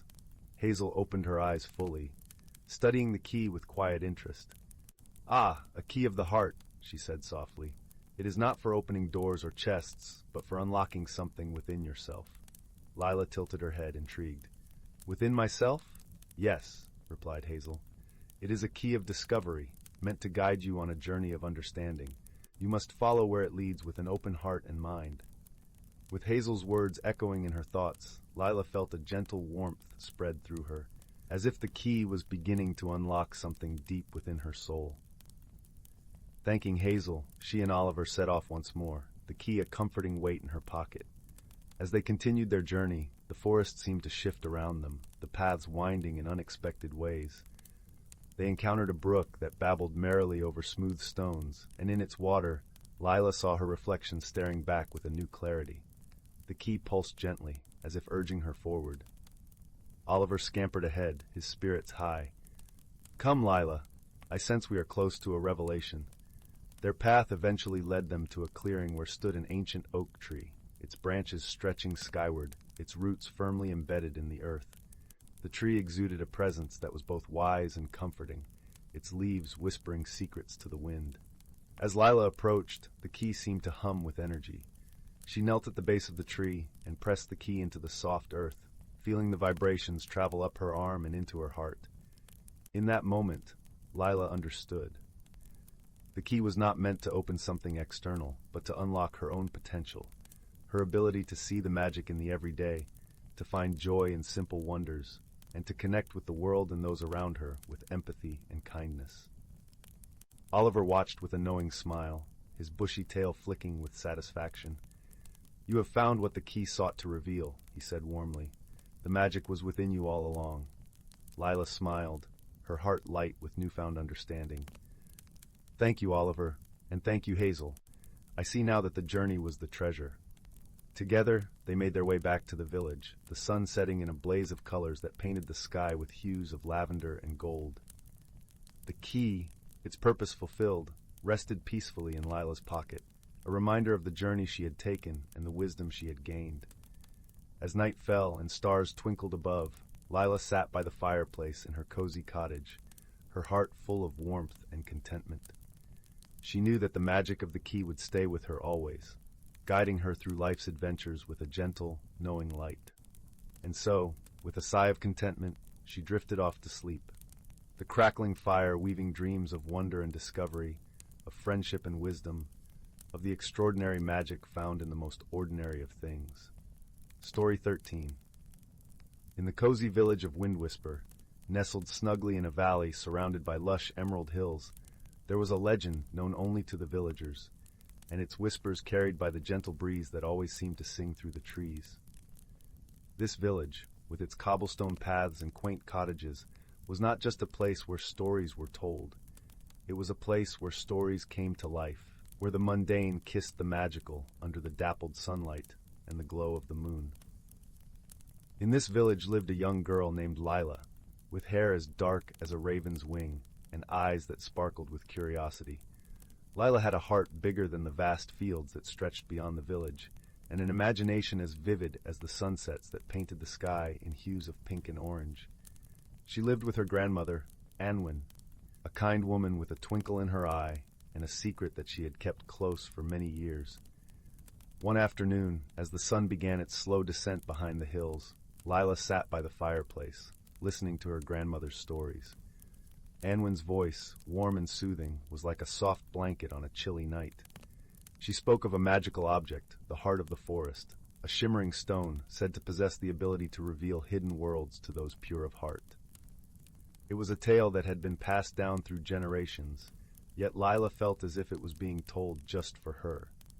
The heart of the forest is hidden deep within the whispering woods, Anwen explained, her eyes reflecting the dancing flames. But only those who truly listen can find it. The woods choose whom to show their secrets. Lila's heart fluttered at the thought. The whispering woods had always fascinated her. They bordered the village, their trees standing tall and mysterious. their leaves forever whispering secrets she longed to understand. That night, as Lila lay in bed, the story of the heart of the forest played like a lullaby in her mind, lulling her into a dream-filled sleep. The next morning, a gentle mist clung to the village, and the air was crisp with the promise of adventure.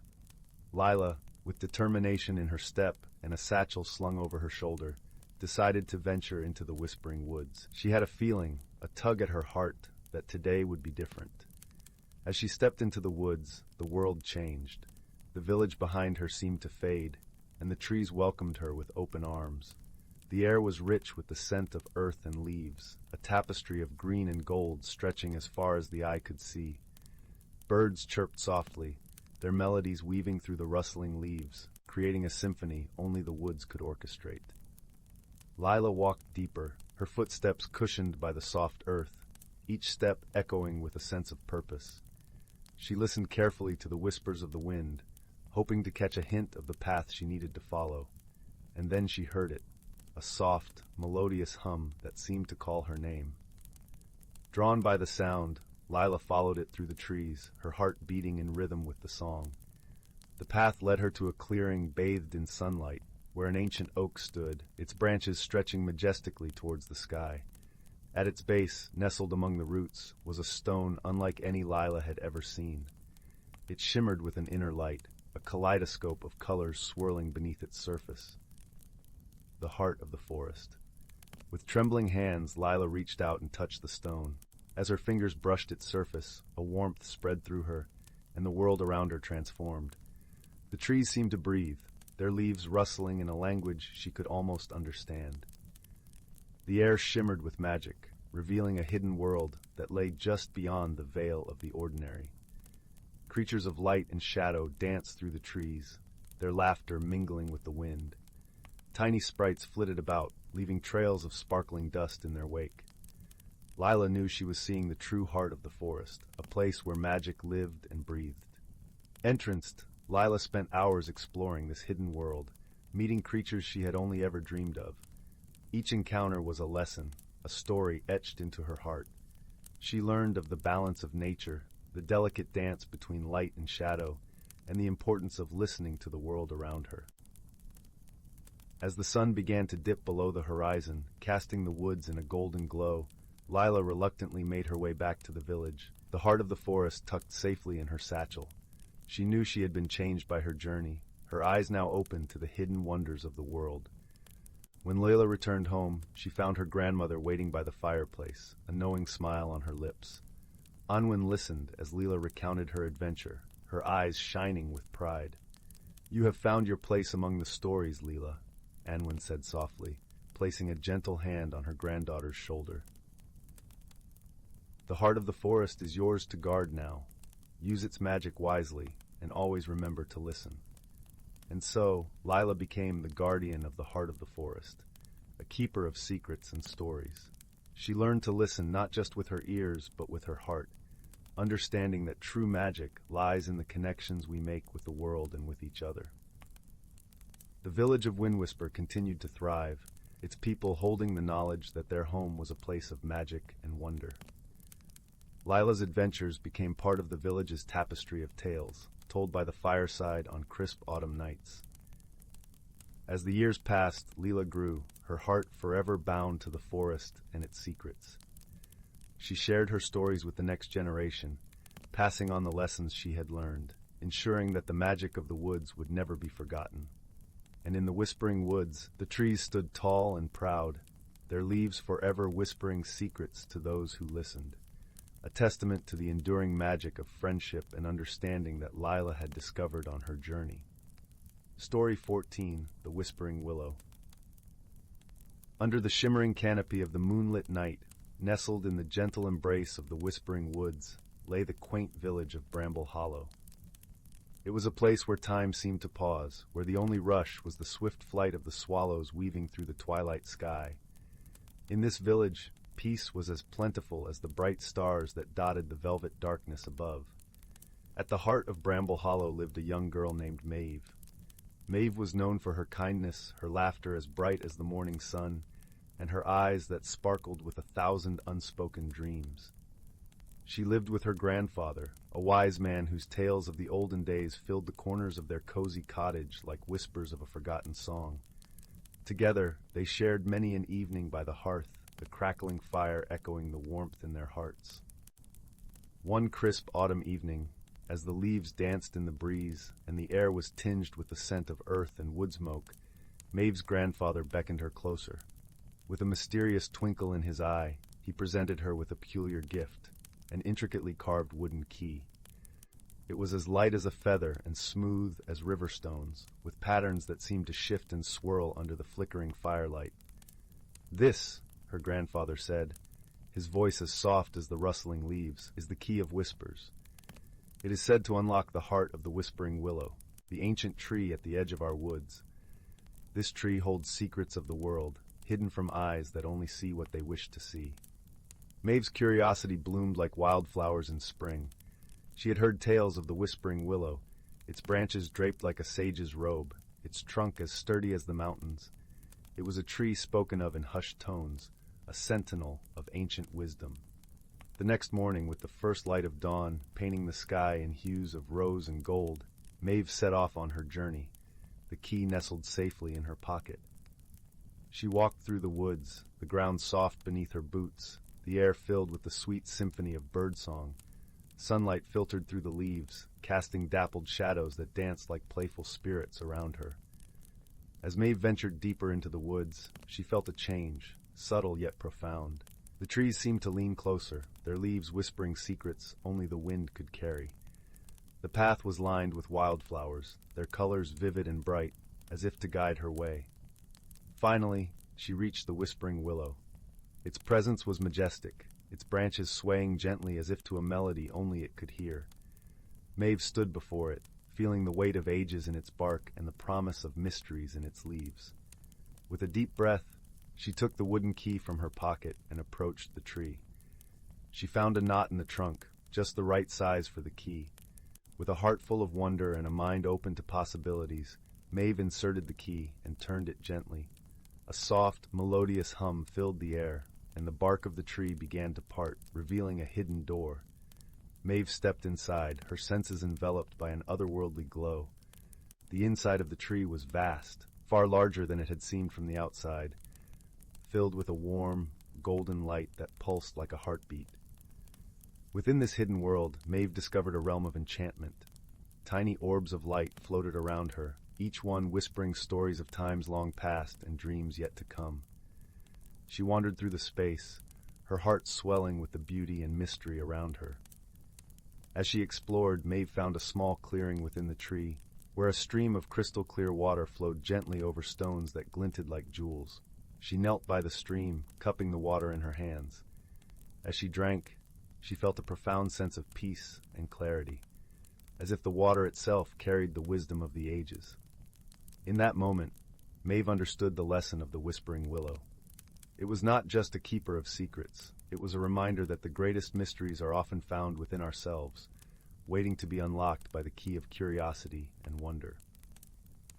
Having gained newfound insights, Maeve retraced her steps, emerging from the tree with a heart full of gratitude and a spirit renewed. The sun was setting, painting the sky in shades of amber and lavender, as she made her way back home. That night, as Maeve and her grandfather sat by the fire, she shared her journey with him.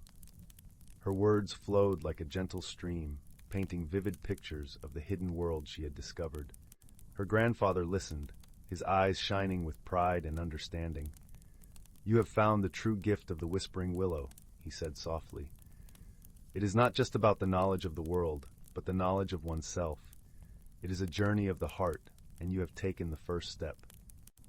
As the fire crackled and the stars twinkled above, Maeve felt a deep sense of belonging and purpose. She knew that her journey was only beginning, and that the whispering willow had opened her heart to the endless possibilities that lay ahead. In the gentle embrace of the night, Maeve drifted into a peaceful slumber, her dreams filled with the soft whispers of the woods and the promise of adventures yet to come. And so, in the village of Bramble Hollow, under the watchful gaze of the whispering willow, Maeve's story unfolded, a tale of wonder, wisdom, and the endless journey of the soul. Story 15. In a snug little village nestled within the folds of the whispering woods, where the leaves murmured secrets to the wind and the streams laughed as they tumbled over stones, there was a small cottage with a thatched roof and smoke that curled gently from the chimney. This was the home of young Mara, a curious girl with a heart as warm as the golden sunbeam that danced across her face.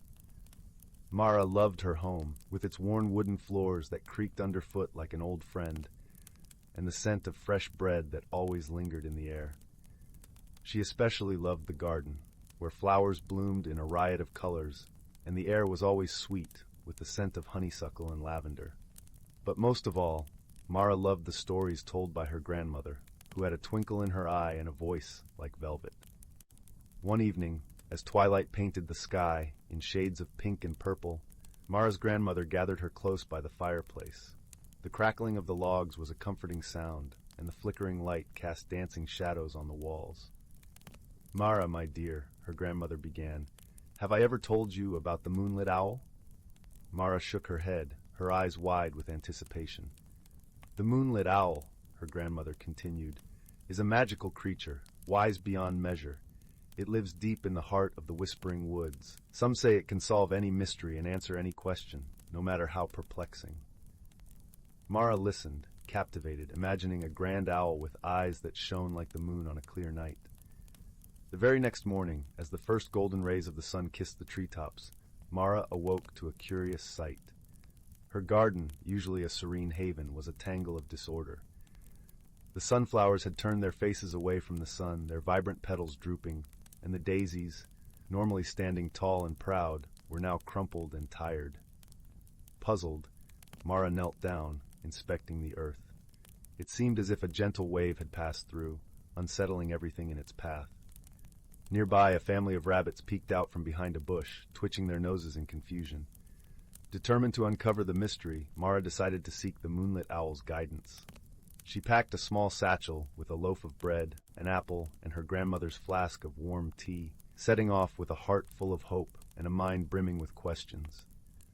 The whispering woods were alive with the sounds of life, the rustle of leaves underfoot, mingling with the distant song of birds. Mara followed the winding path, dappled sunlight filtering through the trees like a shimmering tapestry. As she ventured deeper, Mara paused by a burbling brook to rest. She was soon joined by a small creature with fur as soft as the clouds and eyes as bright as the morning star. It was Pip, the friendly squirrel, known for his cleverness and keen sense of observation. "Hello, Mara," Pip greeted her, his tiny face full of concern. "I heard about the trouble in your garden. Quite strange, isn't it?" "Yes, it is," Mara replied, offering Pip a piece of her bread.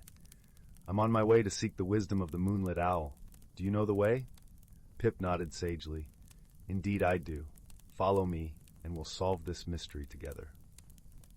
With Pip leading the way, Mara felt a surge of confidence.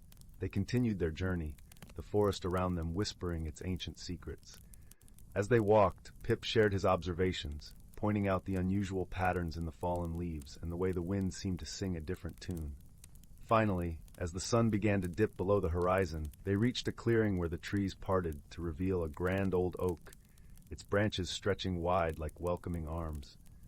Perched on one of those branches was the moonlit owl, its feathers glowing softly in the fading light.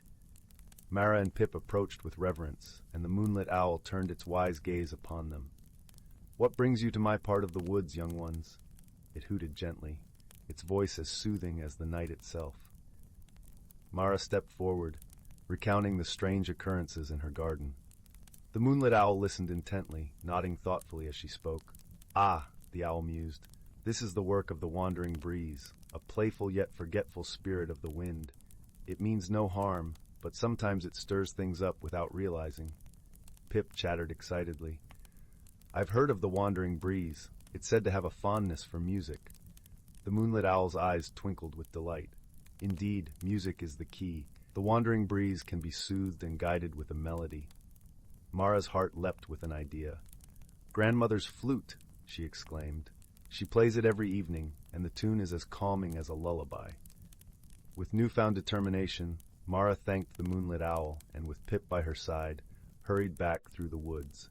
The forest seemed to hum with anticipation, and the stars began to twinkle in the velvet sky above. Back at the cottage, grandmother was waiting, her gentle smile a beacon of warmth. Mara explained what they had discovered, and without hesitation, grandmother retrieved her flute, its surface worn smooth from years of use. As the first notes floated into the night air, a gentle breeze began to weave through the garden, its touch tender and apologetic. The flowers lifted their heads, their colors brightening, and the rabbits emerged from their hiding places, their eyes wide with wonder. The melody danced through the garden, wrapping everything in its soothing embrace. Mara watched, her heart swelling with joy as the garden came alive once more, the flowers swaying gracefully to the rhythm of the music. And so, with the mystery resolved and peace restored, Mara and her grandmother sat together by the fireplace, their hearts full of gratitude for the friends they had found and the wisdom they had gained. Pip, the clever little squirrel, nestled nearby, his eyes drooping with contentment. As the fire crackled softly, casting its warm glow, Mara's grandmother spoke, her voice a gentle lullaby. Remember, my dear, sometimes the answers we seek are found not in the rush of things, but in the quiet moments where we listen to the world around us. Mara nodded sleepily, her heart light and her mind at ease. She knew that with friends like Pip and the guidance of the moonlit owl, any mystery could be solved, and every challenge could be met with kindness and wisdom. And so, under the watchful gaze of the stars and the comforting embrace of the night, Mara drifted into a peaceful sleep, her dreams filled with the gentle wonders of the whispering woods and the magic that lay within. Story 16. In the heart of an ancient forest, where emerald canopies stretched high into the sky and whispered secrets to the stars, a hidden world thrived. The air was thick with the scent of pine and earth, a heady perfume that spoke of life and mystery. Sunlight filtered through the leaves, dappled and golden, casting playful shadows on the forest floor, where a carpet of moss cushioned every footstep. This was a place where the natural and magical intertwined, where the creatures that dwelled within lived in harmony with the land and each other. Among them was a wise old tortoise named Auburn, whose shell was as gnarled and weathered as the ancient oak trees. Auburn was the keeper of stories, a gentle soul who carried the wisdom of the forest in the lines etched across his shell. The forest was a symphony of sound, the rustle of leaves and the chorus of birds mingling with the gentle murmurs of a stream that wound its way through the underbrush. In this tranquil setting, Auburn often gathered the young creatures to share tales of old. On this particular day, the air was crisp with the onset of autumn, and the leaves had begun to paint themselves in hues of crimson and gold. As the sun dipped lower, casting a warm glow over the forest, a small gathering of animals assembled around Auburn.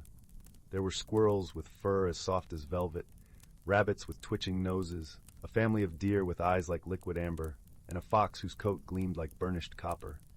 "Tell us a story, Auburn," chirped a young squirrel, her eyes wide with anticipation.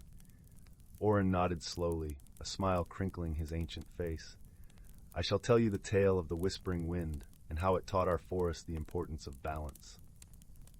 The creatures settled down, ears attuned to every word, as Auburn began. Long ago, in a time when the world was young, the whispering wind roamed freely through our forest. It was a playful spirit, as light as gossamer and swift as a thought, weaving through the trees and skimming across the streams. It carried the scent of blooming flowers and the laughter of distant lands. One day the wind noticed the forest was becoming restless. The seasons, which once danced in perfect harmony, now stumbled over one another. Spring lingered too long, summer blazed too fiercely, autumn raced by in a flurry, and winter's chill was harsher than ever before. The balance that had sustained the forest was unraveling. Concerned, the wind sought the counsel of the great oak, the eldest of all trees, whose branches reached into the heavens and whose roots delved deep into the earth. The great oak, with leaves that shimmered like silver, listened to the wind's tale and nodded sagely. "The forest and its seasons are like a finely woven tapestry," said the great oak. "Every thread must hold its place for the whole to remain strong. The creatures of the forest have forgotten the ways of balance. It is time for you, dear wind, to remind them of their bond with nature." And so, the whispering wind set off on a gentle journey through the forest, carrying with it the wisdom of the great oak. It whispered to the bees tending to the flowers, reminding them of the dance of pollination that brought forth life. It rustled through the leaves, speaking to the trees of their duty to shelter and nourish. It caressed the streams, urging the waters to flow with grace and purpose, providing for all creatures. The wind's whispers were like a soft lullaby, soothing the forest back into balance. The animals began to notice the change. The birds sang sweeter songs, the streams babbled more merrily, and the trees swayed with a newfound rhythm. In time, the seasons found their footing once more. Spring blossomed with gentle vibrance, summer warmed the earth with tender heat, autumn painted the world in rich tapestries, and winter blanketed the land in soft, serene quiet. The creatures of the forest learned to listen to the wind's gentle guidance, and they passed this wisdom down through the generations. They understood that they were all threads in the same tapestry, each one vital to the harmony of the whole. As Oren's tale came to a close, the forest seemed to sigh in contentment, the leaves rustling softly in agreement. The young creatures gazed at each other, their eyes bright with understanding and a renewed sense of connection to the world around them. "Thank you, Oren," said the fox, his voice a velvet murmur. "You've reminded us of the beauty in our unity." Oren nodded with a serene smile. "Remember, my friends, that balance is a gift we give to one another, a dance we must always cherish." As the last light of day faded and the stars began to wink into existence, the creatures of the forest returned to their homes, their hearts full of the story's gentle wisdom, and the whispering wind, ever watchful, lingered among the trees, a silent guardian of harmony in the ancient forest. Story 17, and the Lantern of Memories. Once upon a time, nestled between the gentle slopes of misty mountains and the shimmering banks of Lake Seraphine, lay the quaint village of Eldergrove. This village was renowned for its lush, whispering forests that held secrets in every rustling leaf and murmuring brook. The villagers believed that the forest was alive, not just with creatures of fur and feather, but with old magic, woven into the very fabric of its existence. In this village lived a young girl named Mira. With eyes the color of dusk and hair as wild as the forest itself, Mira possessed an insatiable curiosity. She was drawn to the mysteries of the forest, spending her days wandering beneath its canopy, listening to the wind's tales. Her favorite spot was an ancient oak, whose roots formed a natural seat, perfect for contemplating the world's wonders. One evening, as the sun dipped below the horizon, painting the sky in hues of amber and rose, Mira noticed a peculiar glow emanating from the heart of the forest. It was unlike the usual dappled sunlight or the soft glow of fireflies that danced in the twilight.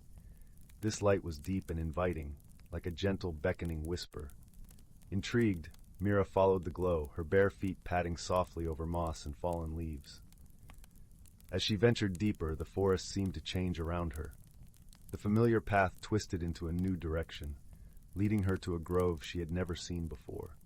At its center stood a stone pedestal, and upon it rested a lantern, crafted of ornate silver and glass, with a flame that flickered in myriad colors.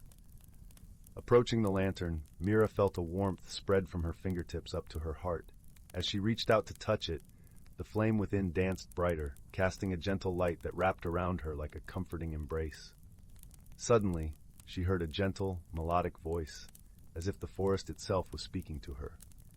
"Guardian of the lantern," the voice murmured, "you have been chosen to unlock the secrets of the whispering forest. With this lantern, you will journey to places unseen, discover truths long forgotten, and find the strength within to light the way for others."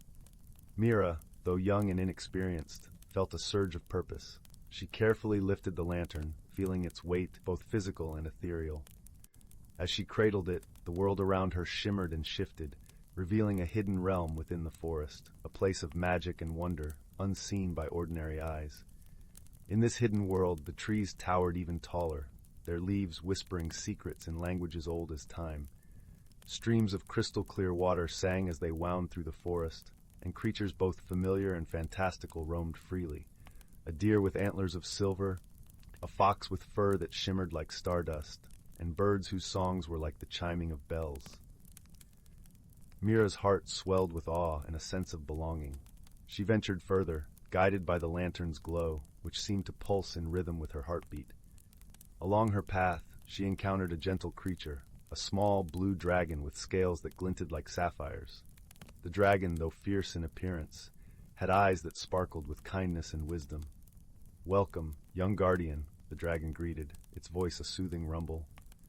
"I am Zephyr, keeper of the forest's dreams. The lantern you hold is the lantern of memories, a beacon of hope and remembrance.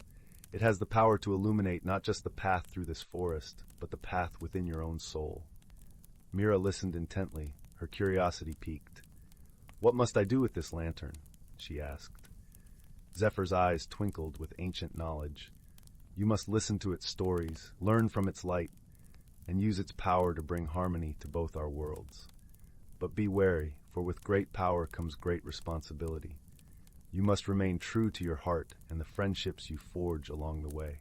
Determined to heed Zephyr's counsel, Mira embarked on her journey, the lantern lighting the way not just through the forest, but through her own heart.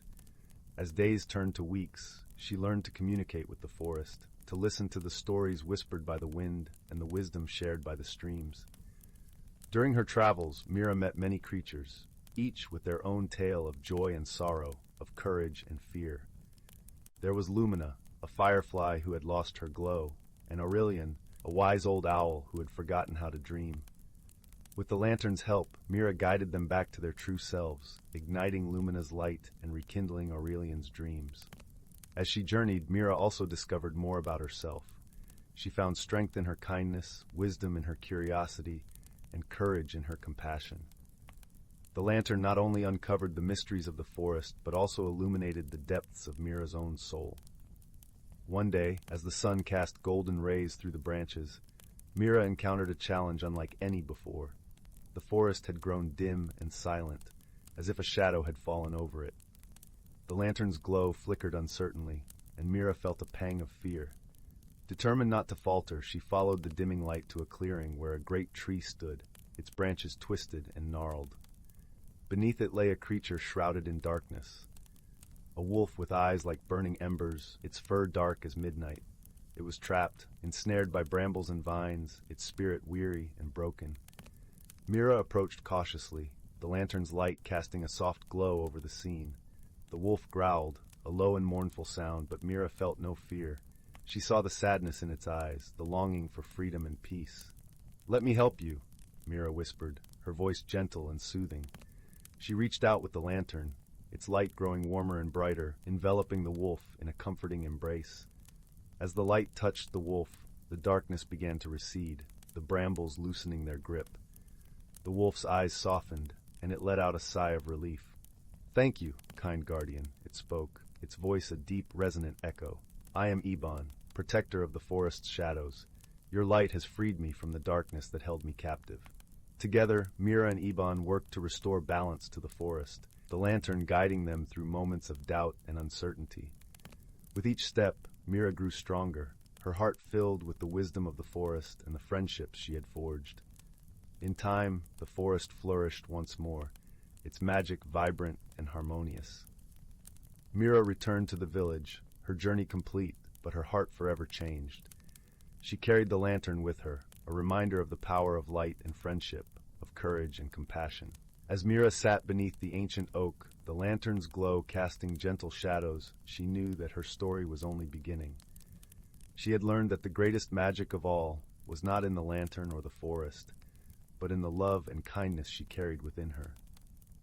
And so, as the stars twinkled in the night sky and the forest whispered its timeless tales, Mira closed her eyes, her heart at peace, knowing she would always be the guardian of the whispering forest and its cherished keeper of memories. The end. Story 18. In a quaint village nestled between emerald hills and a shimmering lake, there lived a gentle shoemaker named Finn.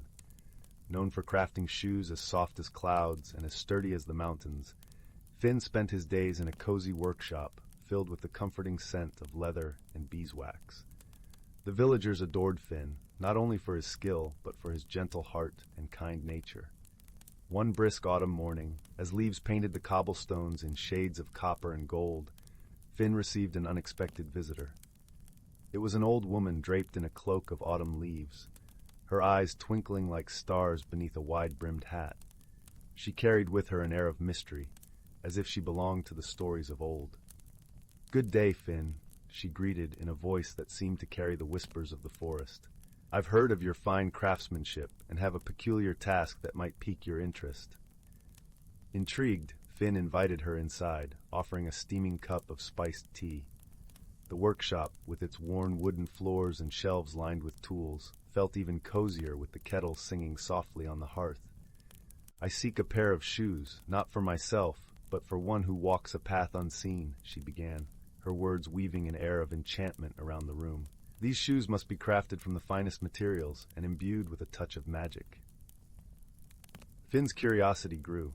"Magic, you say? I've never worked with such materials before." "Ah, but you have," the old woman smiled, producing from her satchel a bundle wrapped in velvet. "Within this parcel lies the essence of dreams, harvested from the night's deepest slumber." As Finn unfolded the velvet, he found a shimmering fabric, soft and ethereal, like moonlight woven into cloth. It was the most beautiful material he had ever seen, and he felt a gentle warmth spread through his fingertips as he held it. "With these," the woman continued, "you shall craft shoes that can traverse the hidden realms of our world, a gift for those with hearts pure enough to find them." Finn agreed, his heart filled with a quiet resolve. Over the following days, he worked tirelessly, his workshop glowing softly with the light of the setting sun. As he stitched and shaped the shoes, he felt a deep sense of peace and purpose, as if guided by an unseen hand. Finally, the shoes were complete, delicate yet resilient, shimmering with an otherworldly glow. The old woman returned, her eyes gleaming with approval as she cradled the shoes in her hands. "You have done well, Finn," she praised, and with a wave of her hand, the shoes vanished into the folds of her cloak. "Now I leave you with a gift." From her cloak, she drew a small, intricately carved box. "This is a compass of sorts, though it points not north, but to the place your heart most desires to be." With that, the old woman departed, leaving Finn with the curious box and a heart full of wonder. Days turned into weeks, and life in the village carried on as usual. Yet Finn often found himself pondering the box, its mystery whispering to him from the corner of his workshop. One evening, as the first stars dusted the sky, he decided to open it. Inside lay a small, luminescent orb, swirling with colors that seemed to shift and dance like the northern lights. Finn held it gently, feeling a warmth spread through his hand and up his arm, until it settled in his chest. The orb pulsed gently, like a heartbeat, and Finn felt a tug, gentle but insistent, pulling him towards the forest beyond the village. With a cloak wrapped around his shoulders, Finn set out under the moonlit sky, guided by the orb's gentle pull. The path led him deeper into the forest, where shadows danced beneath the canopy of ancient trees. The air was crisp and fragrant with the scent of pine and earth, and the only sound was the gentle rustle of leaves and the distant hoot of an owl. As he walked, the forest seemed to change around him. The trees loomed taller, their bark etched with intricate patterns that glimmered in the moonlight. The ground beneath his feet felt softer, almost springy, as if the earth itself was alive with magic. Eventually, Finn emerged into a clearing surrounded by towering oaks. In the center stood a circle of stones, ancient and weathered, each one adorned with symbols that glowed faintly in the darkness. The orb pulsed again, and Finn knew he had arrived at the place he was meant to be. As he stepped into the circle, a gentle breeze swept through the clearing, carrying with it the scent of wildflowers and distant rain. Suddenly, the stones began to hum, their glow intensifying, until the clearing was filled with a soft golden light. Finn felt a rush of warmth and peace, as if embraced by the very earth itself. And then, quite unexpectedly, the ground beneath him shimmered and shifted, revealing a hidden world that lay just beneath the surface. It was a realm of wonder and beauty, where vibrant flowers bloomed in endless fields and streams of silver flowed like liquid light. The air was filled with the gentle hum of life, and the sky overhead shimmered with colors Finn had never seen before. In this hidden world, Finn encountered beings of light and laughter, creatures with eyes like pools of starlight, and voices that sang with the music of the spheres. They welcomed him with open arms, their presence filling him with a sense of belonging he had never known. Among them was a young girl named Lyra, whose hair flowed like a river of gold and whose laughter was like the tinkling of bells. She took Finn by the hand and led him through this magical realm, showing him wonders beyond his wildest dreams. Together they explored crystal caves that resonated with the songs of the earth and fields of flowers that glowed like embers in the twilight. Finn learned the secrets of the hidden world, its beauty and its balance, and the deep connection that tied it to the world above. As the days turned into weeks, Finn found himself transformed by the magic of this realm. He felt lighter, his heart unburdened, and his mind clear. He realized that the compass had led him not just to a place, but to a deeper understanding of himself and the world around him. Yet, as much as he loved this hidden world, Finn knew he could not stay forever. There were shoes to be mended, stories to be told, and a village that waited for his return. With a heavy heart, he bid farewell to Lyra and the other beings, promising to carry the lessons of their world back to his own. As a parting gift, Lyra gave him a small, iridescent stone, its surface shimmering with the colors of the realm. "Carry this with you," she said, her voice filled with warmth. "It will remind you of the magic that lies within and the bond that connects our worlds." With a final embrace, Finn stepped back into the circle of stones. The golden light enveloped him once more, and he felt the ground shift beneath his feet as the hidden world faded from view. He found himself standing once again in the forest clearing, the orb in his hand now still and silent. The air was cool and crisp, filled with the familiar sounds of the night. Yet Finn felt changed, his heart filled with a quiet joy and a newfound sense of purpose. With the first light of dawn breaking through the trees, Finn made his way back to the village. As he walked, he noticed details he had never seen before, the delicate patterns of frost on the grass, the way the sunlight danced through the leaves, the gentle murmur of the brook that wound its way through the forest. Back in his workshop, Finn set the iridescent stone on the windowsill, where it caught the light and cast rainbows across the room. It served as a reminder of the wonders he had seen and the magic that lay hidden in the world around him.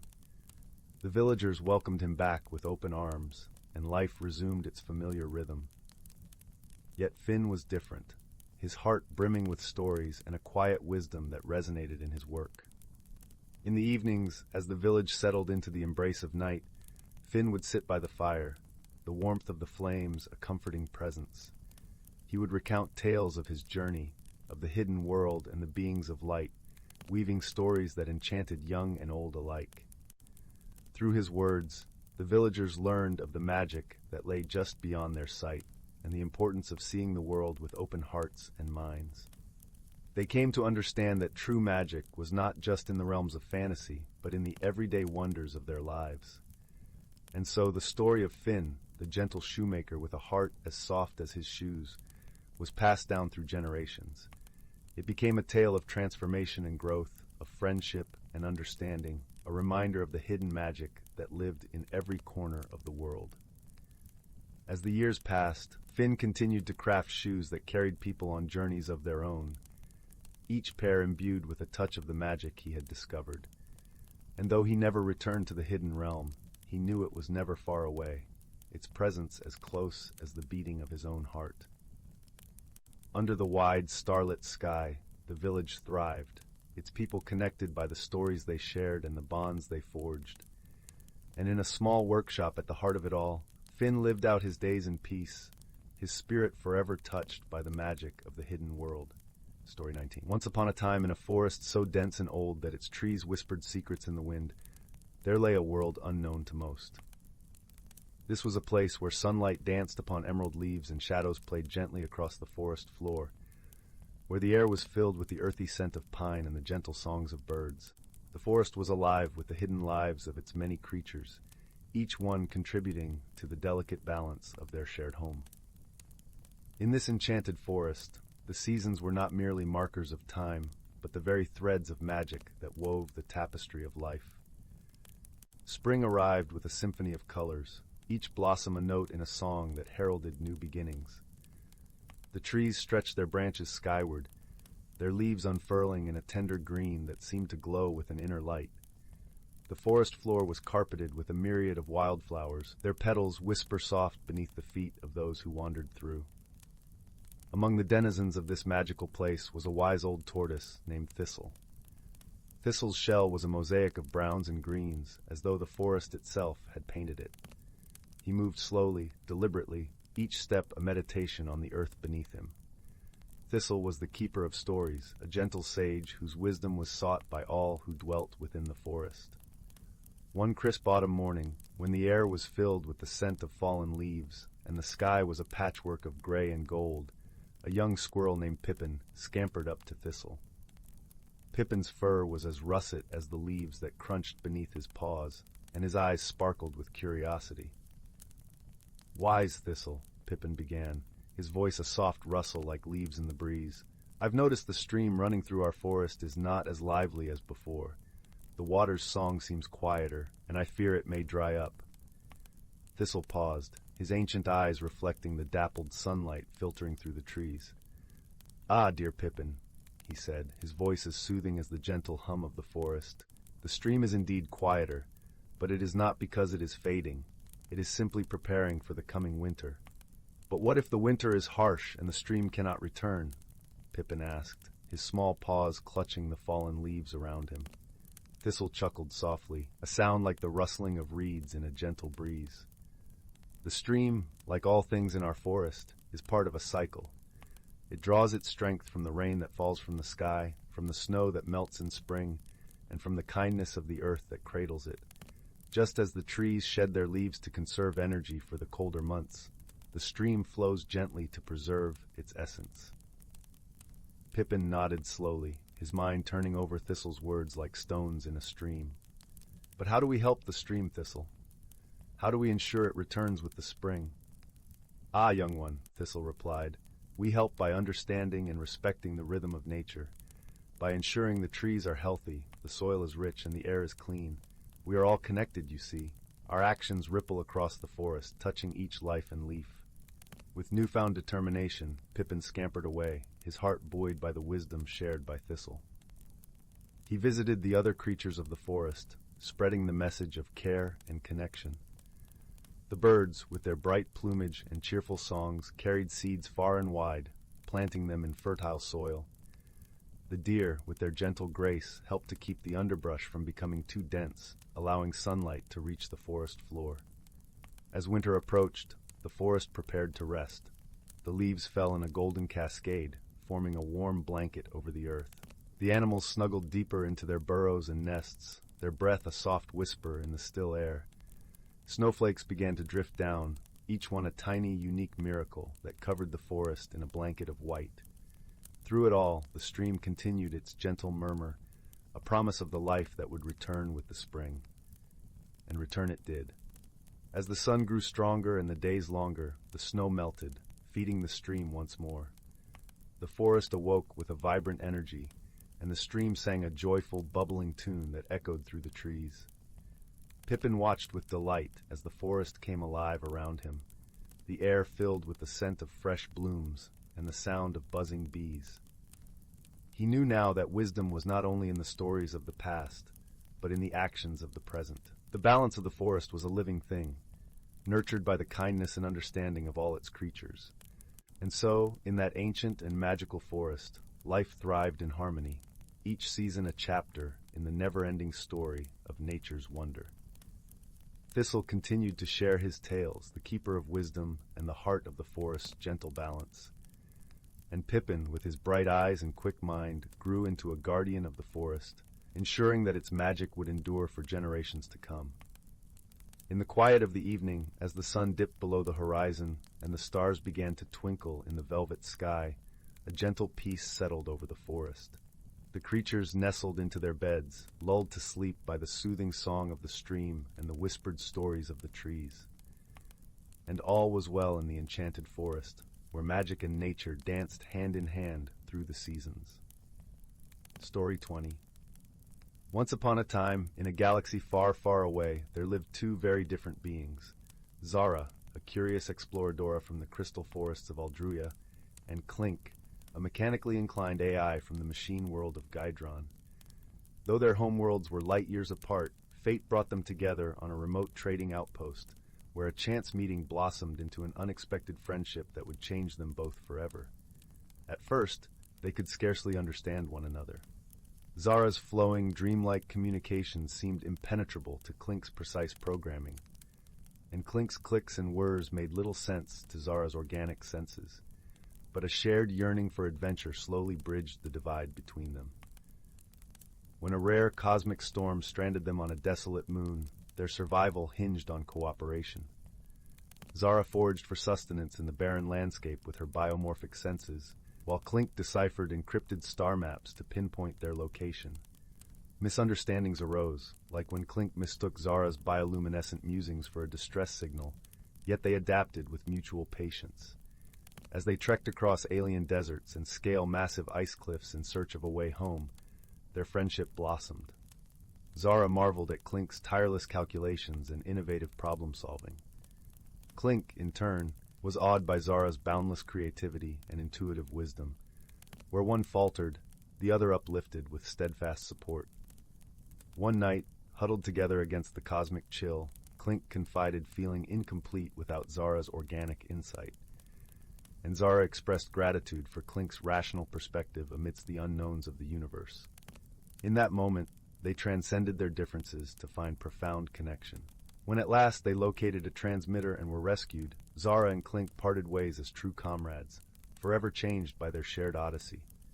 Though their forms differed vastly, the friendship they forged showed that life's greatest treasures often lie in life's most unexpected places.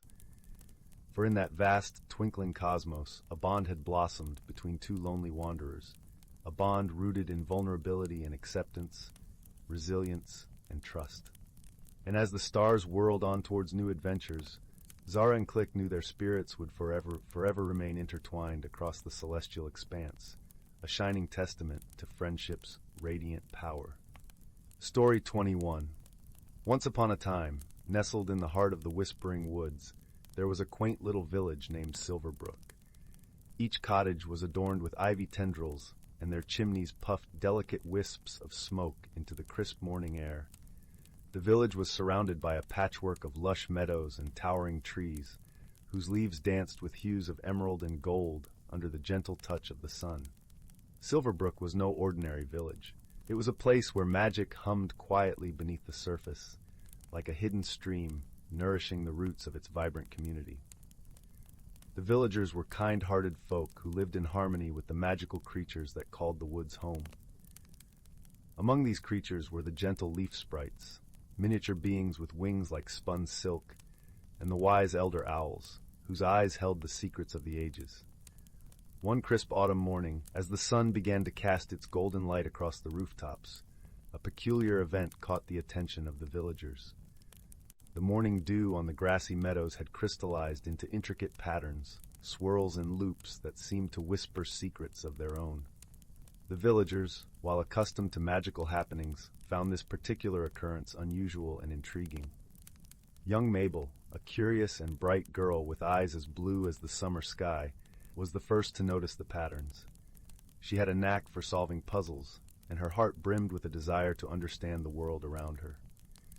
Eager to uncover the mystery, Mabel donned her warmest cloak and set off to the meadow, her boots crunching softly on the frost-kissed ground. As Mabel examined the patterns more closely, she realized they formed a sequence, almost like a message waiting to be deciphered. The leaves on the trees rustled softly, as if urging her to seek wisdom from those who knew the woods best. Heeding their advice, Mabel decided to visit the village's most revered mentor, the gentle and wise elder owl named Soren. Soren lived in the tallest oak tree at the edge of the village, a tree whose branches stretched towards the heavens like the arms of an ancient guardian. Mabel climbed the winding path leading to Soren's abode, each step bringing her closer to the answers she sought. As she reached the top, she found Soren perched on a broad branch, his feathers glinting in the dappled sunlight. "Good morning, dear Mabel," Soren hooted softly, his voice as soothing as a lullaby. "What brings you to my perch this fine day?" Mabel shared her discovery of the strange patterns and her desire to understand their meaning. Soren listened intently, his large eyes filled with curiosity and kindness. "Ah, the patterns of the dew," Soren mused, his gaze distant yet thoughtful. "Such occurrences are rare indeed. They speak of messages from the past, echoes of times long forgotten. But to unravel their mystery, we must seek the help of the leaf sprites, for they hold the key to nature's whispers. With Soren's guidance, Mabel set off deeper into the woods, her heart beating with a gentle excitement. The path was lined with wildflowers, their petals trembling in delight as she passed. As she reached the glen where the leaf sprites gathered, the air shimmered with a soft, iridescent glow. The leaf sprites greeted Mabel with twinkling eyes and cheerful smiles, their wings fluttering like delicate whispers of the wind. Mabel explained the patterns she had found, and the sprites listened with earnest attention. One of the elder sprites, whose wings sparkled with the wisdom of many seasons, stepped forward. "These patterns," the sprite began, her voice like the rustling of leaves, "are the songs of the forest, woven into the fabric of the dew. Long ago, a gentle sorceress walked these woods, leaving trails of her wisdom in the morning mists. These patterns are her gift, a reminder of the harmony between our worlds." Mabel's eyes widened with wonder. "How can we understand them?" she asked softly. The elder sprite smiled warmly. "By listening with your heart and seeing with your spirit, the patterns will guide you to where her knowledge rests." With newfound insight, Mabel returned to the meadow, her senses attuned to the subtle whispers around her. As she traced the patterns with her fingers, she felt a gentle tug at her heart, guiding her towards an old, forgotten path at the meadow's edge. The path led to a secluded grove, where the air was thick with the scent of pine, and the ground was carpeted in soft moss. In the center of the grove stood an ancient stone archway, partially hidden by the embrace of ivy. Mabel approached the archway, her heart filled with a sense of reverence and anticipation. As she stepped through the archway, a soft glow enveloped her, and the air hummed with a melody both ancient and familiar. Before her lay a small, ornate chest, its surface engraved with the same swirling patterns she had seen in the dew. Mabel knelt down, her fingers brushing over the engravings, and the chest opened with a gentle sigh. Inside, she found a collection of scrolls, their parchment aged yet intact. Each scroll contained stories and wisdom from the sorceress, meant to be shared with those who cherished the bond between the magical and the mundane.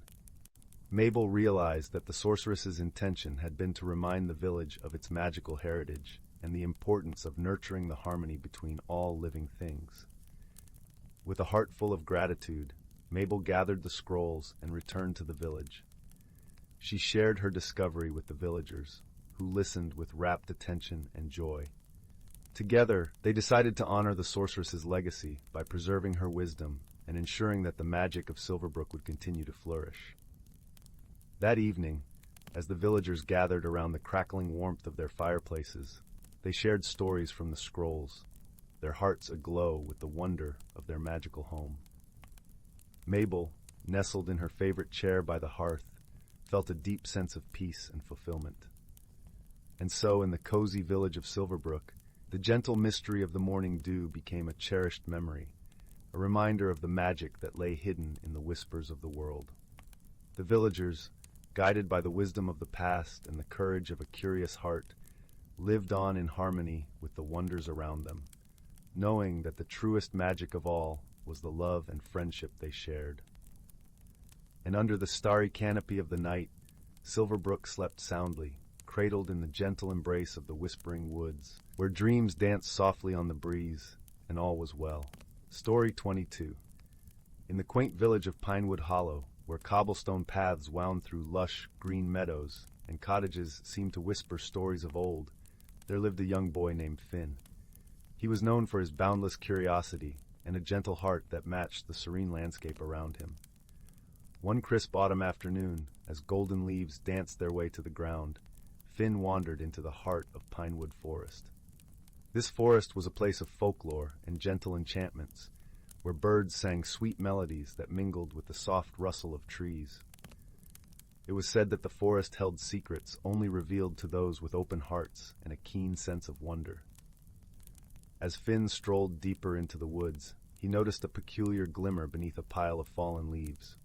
Kneeling down, he brushed the leaves aside to uncover a small, intricately carved wooden box. Its surface was adorned with swirling patterns that seemed to shimmer in the dappled sunlight. Curious, Finn carefully opened the box, and to his amazement, Inside was a small, glowing feather. The feather emitted a soft, warm light, and as Finn held it, he felt a gentle hum of magic course through him. It was as if the feather was whispering secrets of the world, filling his mind with visions of places and creatures he had never imagined. Just then, a soft voice interrupted his thoughts. "Ah, I see you've found the feather of whispers," came the voice, gentle and melodic. Finn looked up to see an elderly woman standing nearby, her eyes twinkling like stars. Her name was Malus, the wise herbalist known throughout Pinewood Hollow for her knowledge of the forest and its mysteries. "The feather of whispers?" Finn echoed, curiosity piqued. "Indeed," Malus nodded, her voice as soothing as a lullaby. "It is a rare gift, young Finn. The feather grants the holder the ability to understand the unspoken language of all living things. It is a guide for those who seek wisdom beyond words." Finn was filled with wonder and a hint of trepidation. "What should I do with it?" he asked, his voice barely above a whisper. Malus gave a gentle smile. "There is a grove deep within this forest, where the ancient oak stands. It is a place where the past, present, and future converge. The journey to the grove will teach you how to listen, not just with your ears, but with your heart." And so, Finn embarked on his journey, the feather of whispers tucked safely in his satchel. As he ventured deeper into the forest, the air grew fragrant with the scent of pine and earth, and the gentle murmur of the forest enveloped him like a comforting embrace. Along the way, Finn encountered many creatures, each with their own unique voices. A wise old owl shared stories of the stars, while a playful fox taught him the art of patience. A gentle brook sang of its journey from the mountains, and the wind carried tales of distant lands. Through each encounter, Finn learned to listen more deeply, understanding the harmony that connected all living things. Finally, Finn reached the grove where the ancient oak stood, its branches stretching towards the heavens like welcoming arms. He could feel the air pulsate with a quiet magic, and as he approached the tree, the feather of whispers glowed brightly. In that moment, Finn understood. He realized that the true magic of the feather was not in the ability to hear the voices of others, but in the wisdom it offered to see the world through their eyes. It was a lesson in empathy, understanding, and the interconnectedness of all life. As the sun began to set, casting a warm golden glow over the forest, Finn felt a deep sense of peace. He knew he had changed, his heart now attuned to the gentle symphony of the world around him. Returning to Pinewood Hollow, Finn carried with him the knowledge and wisdom he had gained, sharing it with his friends and neighbors. The village thrived, not through wealth or power, but through the strength of understanding and friendship. And so, in the heart of Pinewood Forest, the feather of whispers continued to glow softly, a beacon of quiet magic and the promise of wisdom for those who dared to listen with their hearts. Story 23. Once upon a time, nestled between the whispering woods and the shimmering sea, lay a quaint little village known as Willowbrook. The village was cradled by rolling hills swathed in blankets of wildflowers, their vibrant hues dancing in the gentle breeze. The air was always sweet with the scent of honeysuckle and the distant salt of the ocean, and the villagers lived peacefully, warmed by the sun and the simple joys of their close-knit community. In the heart of Willowbrook, there lived a young girl named Leora. She was known for her bright eyes that always seemed to twinkle with the light of undiscovered dreams. Leora had a curious mind and a heart that longed for adventure, though she was dearly fond of her home and the comforting routines of village life. One evening, as the sky was painted in shades of lavender and gold, an old sailor named Finn visited the village square. Finn was a storyteller, and his tales of distant lands and mysterious wonders were eagerly awaited by the villagers. That night, as the stars began to twinkle, he spoke of a hidden glen beyond the whispering woods, a place that few dared to tread. It was said to be a world of enchantment, where the trees sang with the voices of the wind and streams carried the laughter of the earth.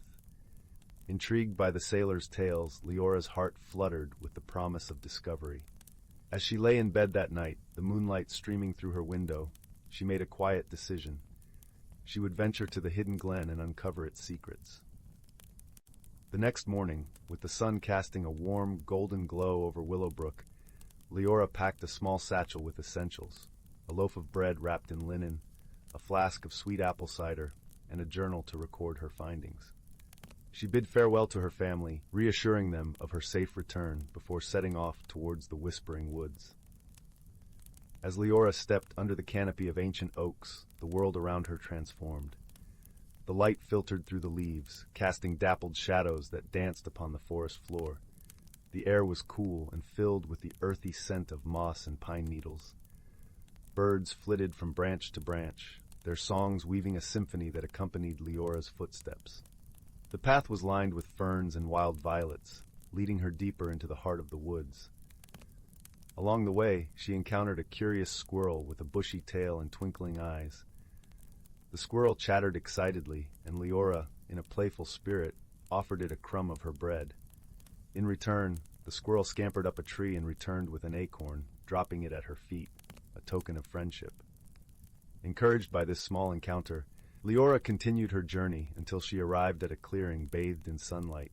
In the center stood a majestic willow tree, its branches cascading down like a waterfall of green silk. Beneath it, a gentle stream murmured softly, its waters sparkling in the light. It was here that Leora first saw them, the will-o'-wisps. These ethereal beings hovered above the stream, their forms shimmering like silver mist. They danced and twirled, leaving trails of light that lingered in the air. Their presence was both wondrous and calming, and Leora watched, captivated by their grace. As she approached, one of the will-o'-wisps floated towards her.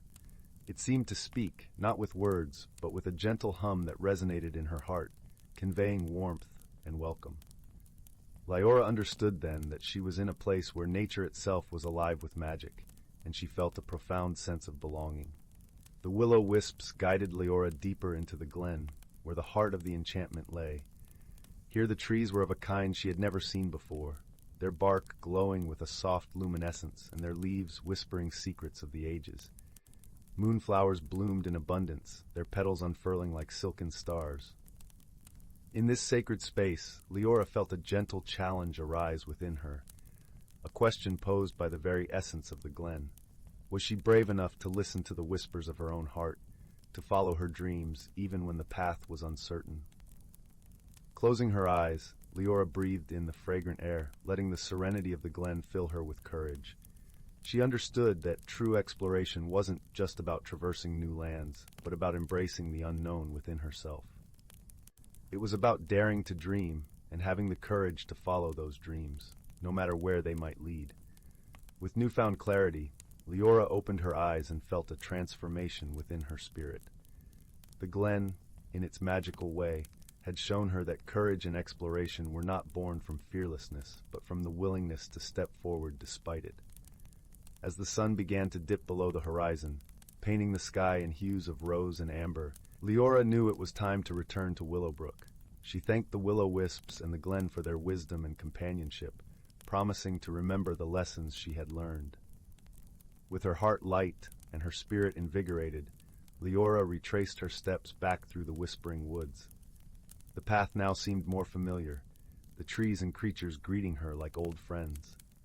The squirrel from earlier appeared once more, watching her with a knowing gaze as she passed. When Leora finally emerged from the forest, the village of Willowbrook lay before her, bathed in the soft glow of twilight. Her family and friends awaited her return, their faces alight with relief and curiosity. Gathered around a crackling fireplace, Leora shared her tale. She spoke of the enchanting glen, the will-o'-wisps, and the wonders she had witnessed. But most importantly, she spoke of the courage she had found within herself, a courage that she knew would guide her through all of life's adventures. And so, as the night deepened and the stars twinkled above, the village of Willowbrook fell into a peaceful slumber, comforted by the knowledge that the spirit of exploration and the warmth of courage could light the way through any darkness. From that day on, Leora's story was told and retold, a gentle reminder that the world is full of wonder waiting to be discovered, and that the bravest journeys are those that lead us to the heart of our own dreams. And as the village slept, a soft breeze carried the whispers of the glen, weaving through the night like a lullaby, cradling Willowbrook in its tender embrace. Story 24. On the edge of a quaint village nestled between gentle rolling hills and a whispering forest, there sat a small, unassuming cottage. Its walls were adorned with climbing ivy, and its roof was covered in moss, giving it an ancient, timeless feel. This was where young Anwen lived, a gentle soul with a heart full of wonder and eyes that sparkled with curiosity. One misty morning, as the first light of dawn painted the sky in hues of pink and gold, Anwen set out to explore the forest that stretched beyond her home. The morning air was crisp, carrying the scent of pine and earth, and the soft crunch of leaves underfoot was like music to her ears. As she wandered deeper into the woods, Anwen stumbled upon a peculiar sight. Nestled among the roots of a grand oak tree was a small, intricately carved wooden box.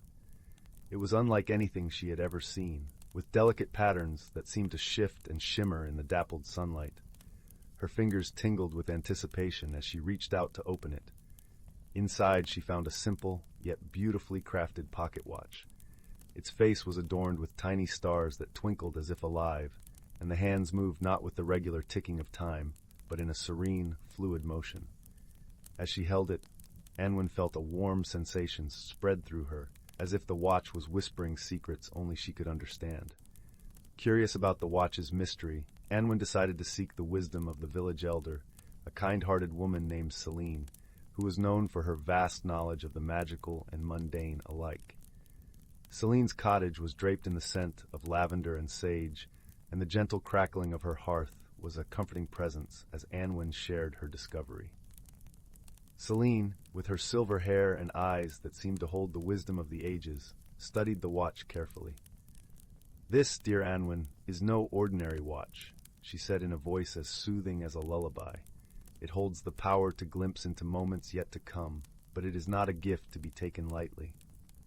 Intrigued by this revelation, Anwen felt a flutter of excitement mixed with a tinge of apprehension. Celine explained that the watch could guide her to those in need, showing her glimpses of the future that only wisdom and kindness could alter.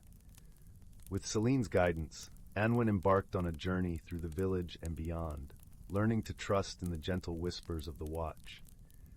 Along the way, she met an array of delightful characters.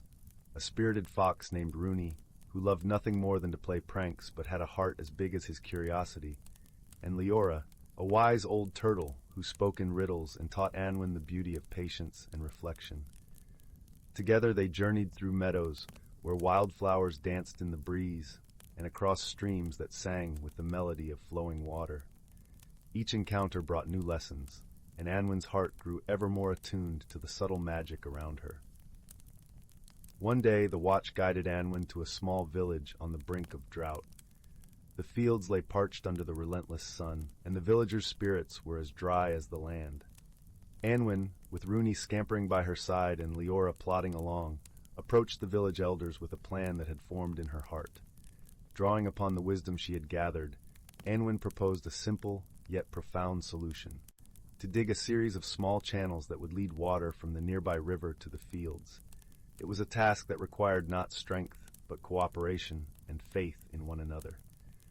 The villagers, inspired by Anwen's gentle determination and the watch's quiet guidance, worked together, their laughter and camaraderie weaving a tapestry of hope. As the first trickle of water began to flow through the channels, a cheer rose, and the land seemed to sigh with relief. Anwen watched as the fields slowly came back to life, vibrant and green, and she felt a warmth in her heart that rivaled the sun's embrace. She realized that the true magic lay not in the watch itself, but in the connections and kindness it had inspired. As the days turned to weeks, Anwen's journey continued, but she always returned to her cozy cottage by the forest's edge, her heart full of the stories and friendships she had gathered. The pocket watch, now a constant companion, rested gently in her palm, its secrets shared and understood. And so, under a blanket of stars that twinkled like the watch's face, Anwen would drift into dreams, her heart at peace, knowing that the world was a little brighter for her gentle touch. The watch, its magic ever present, softly ticked on, a reminder of the beauty that lies in every moment, waiting to be discovered. Story 25. In the heart of a lush, ancient forest, where the sunlight danced through emerald leaves and the air was thick with the scent of moss and blooming violets, stood the small, quaint village of Willowmere. Its cottages were nestled under the protective arms of towering oak trees, their thatched roofs blending seamlessly with the landscape. This village was known for its gentle folk and the whisper of magic that seemed to hum through the very air. In one such cottage, draped in ivy and adorned with colorful windows that glinted like jewels in the sunlight, lived a young girl named Leora. She was a curious soul, with eyes the color of a stormy sea and hair as wild and free as the forest breeze. Leora had always felt a deep connection to the woods surrounding her village, sensing a pulse of magic in every rustle of leaves and every ripple in the brook that ran through Willowmere. One crisp morning, as the dawn's light painted the sky in hues of pink and gold, Leora set off on a familiar path that wound its way through the forest.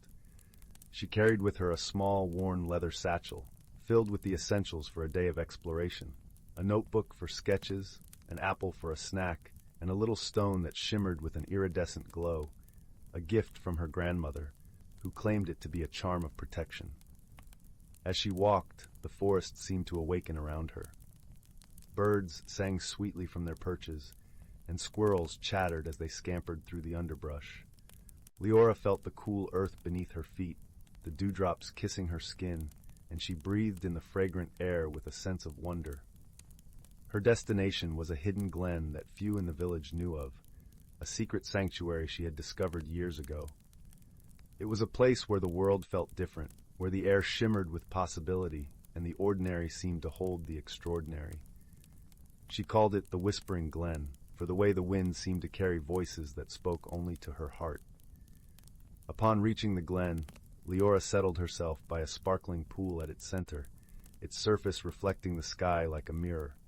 As she dipped her fingers into the cool water, she noticed something unusual, a soft, glowing light emanating from beneath the surface. Curiosity piqued. She reached into the water and pulled out a small, ornate box, covered in intricate carvings that seemed to pulse with a gentle light. Carefully, she opened the box, revealing a delicate, silver pendant shaped like a crescent moon, with a tiny sapphire nestled at its center. It was unlike anything she had ever seen, and as she touched it, a warmth spread through her hand, as if the pendant recognized her presence. Holding the pendant close, Leora felt a deep sense of connection, as though she had found something that had been meant for her all along. With the pendant around her neck, the forest seemed to come alive in a new way. Colors were brighter, sounds clearer, and she felt an energy coursing through her, filling her with a sense of purpose and wonder. Days turned into weeks, and Leora found herself visiting the Whispering Glen more frequently, each time feeling the forest's magic more acutely. She began to notice things she hadn't before: a hidden path here, a secret grove there. It was as if the pendant had unlocked a hidden world within the natural environment, revealing secrets that had been waiting for the right heart to discover them.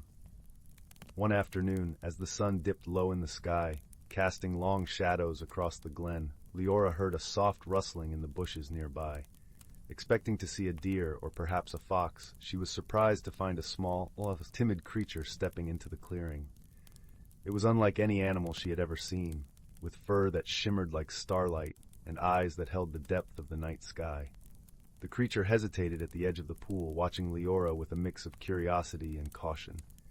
She, in turn, felt an inexplicable pull towards it, a sense of kinship that defied explanation. Slowly she extended her hand, palm up, offering a gesture of peace. To her delight, the creature approached, its steps tentative but trusting. When it reached her, it nuzzled her hand with a softness that melted her heart. In that moment, Leora knew she had made a friend, a bond forged in the magic of the forest and the mystery of the pendant.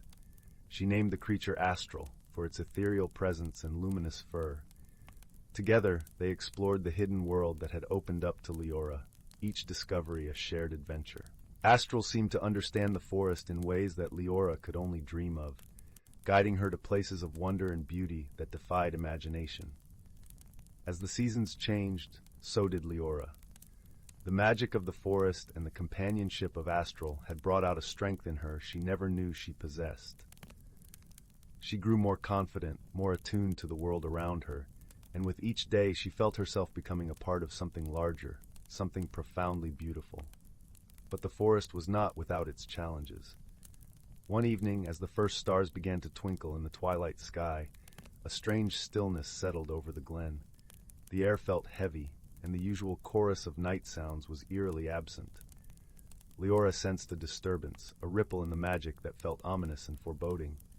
Guided by Astral, who seemed equally uneasy, Leora ventured deeper into the forest, her heart pounding with a mix of fear and determination. As they moved through the trees, the silence grew thicker, pressing against them like a tangible force.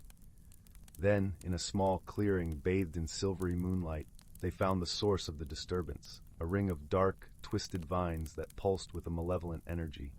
It was as if the very heart of the forest had been poisoned, a shadow spreading its tendrils through the magic that sustained it.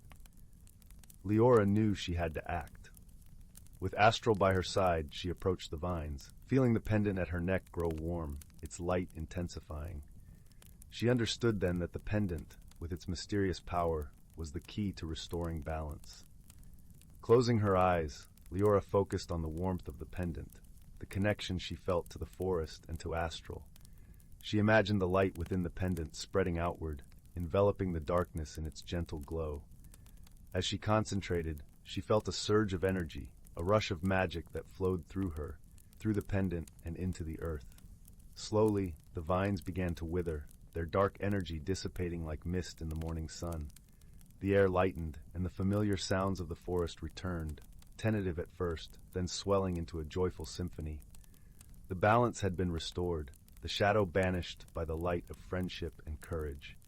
Exhausted but triumphant, Leora sank to the ground, feeling Astral's comforting presence beside her. Together, they watched as the moon rose high above, its light a beacon of hope and renewal. In the days that followed, Leora's bond with the forest deepened. She had faced the darkness and emerged stronger, her spirit intertwined with the magic that pulsed through the trees. The villagers of Willowmere noticed the change in her, sensing the quiet strength and wisdom she now carried. Through her journey, Leora had discovered that true magic lay not just in the world around her, but within her heart.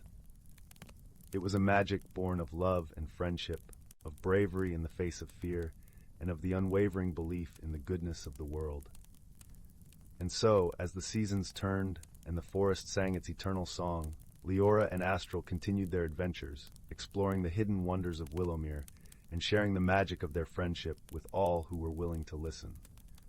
For in the heart of every forest, in the soul of every creature, there lies a story waiting to be told, a story of light overcoming darkness, of unity and transformation, and of a bond that defies the ordinary, whispering its timeless truth to those who pause and listen. As the fire crackled softly in the hearth, casting warm shadows on the walls of the little cottage in Willowmere, Leora knew that her story was but one thread in the great tapestry of life, a tapestry woven with the golden threads of friendship, courage, and the enduring magic of the world that surrounded her. Story 26. In the heart of the whispering woods, where the trees leaned in to share secrets with the wind, there was a small village named Brindlewood. This village was known far and wide for its peculiar charm, where the streets were paved with cobblestones that seemed to hum a gentle tune when stepped upon, and the air was perpetually scented with the sweet aroma of blooming lilacs. In Brindlewood, there lived a young boy named Finn, who had eyes the color of the sky just after a storm, full of wonder and curiosity. Finn was no ordinary boy. He possessed a magical ability that was as much a part of him as the freckles on his nose. He could speak to the creatures of the forest. This gift was both a blessing and a secret, for Finn had learned from his grandmother that such magic must be used wisely and sparingly. His closest friend was a sprightly squirrel named Nutmeg, with a bushy tail and eyes that sparkled like dew on a sunny morning. Together they shared many adventures beneath the canopy of the ancient woods. One crisp autumn morning, when the leaves danced in shades of amber and gold, Finn and Nutmeg set out on a journey that would change everything. The villagers had been whispering about a mysterious light that flickered deep in the heart of the forest at night. Some said it was a will-o'-the-wisp. Others claimed it was the lantern of a lost traveler. But Finn felt a pull, a gentle tug at the strings of his heart, urging him to discover its true nature. As they ventured deeper into the forest, the path became less clear, obscured by fallen leaves and tangled roots. The air was filled with the earthy scent of moss and the distant calls of owls beginning their nocturnal songs. Finn's heart beat with a mix of excitement and trepidation. He could feel the forest alive around him, its presence both comforting and mysterious. "Do you think we'll find it, Finn?" Nutmeg asked, his voice a soft whisper that blended with the rustling leaves. "I don't know, Nutmeg, but I feel we must try," Finn replied, his voice steady with determination. "There's something special about that light. I can feel it." As they pressed onward, they stumbled upon a clearing bathed in the glow of the setting sun. In the center stood an ancient oak tree, its branches stretching toward the heavens like a wise old guardian. It was here that Finn first noticed something unusual. A gentle luminescence emanated from a small hollow in the tree's trunk.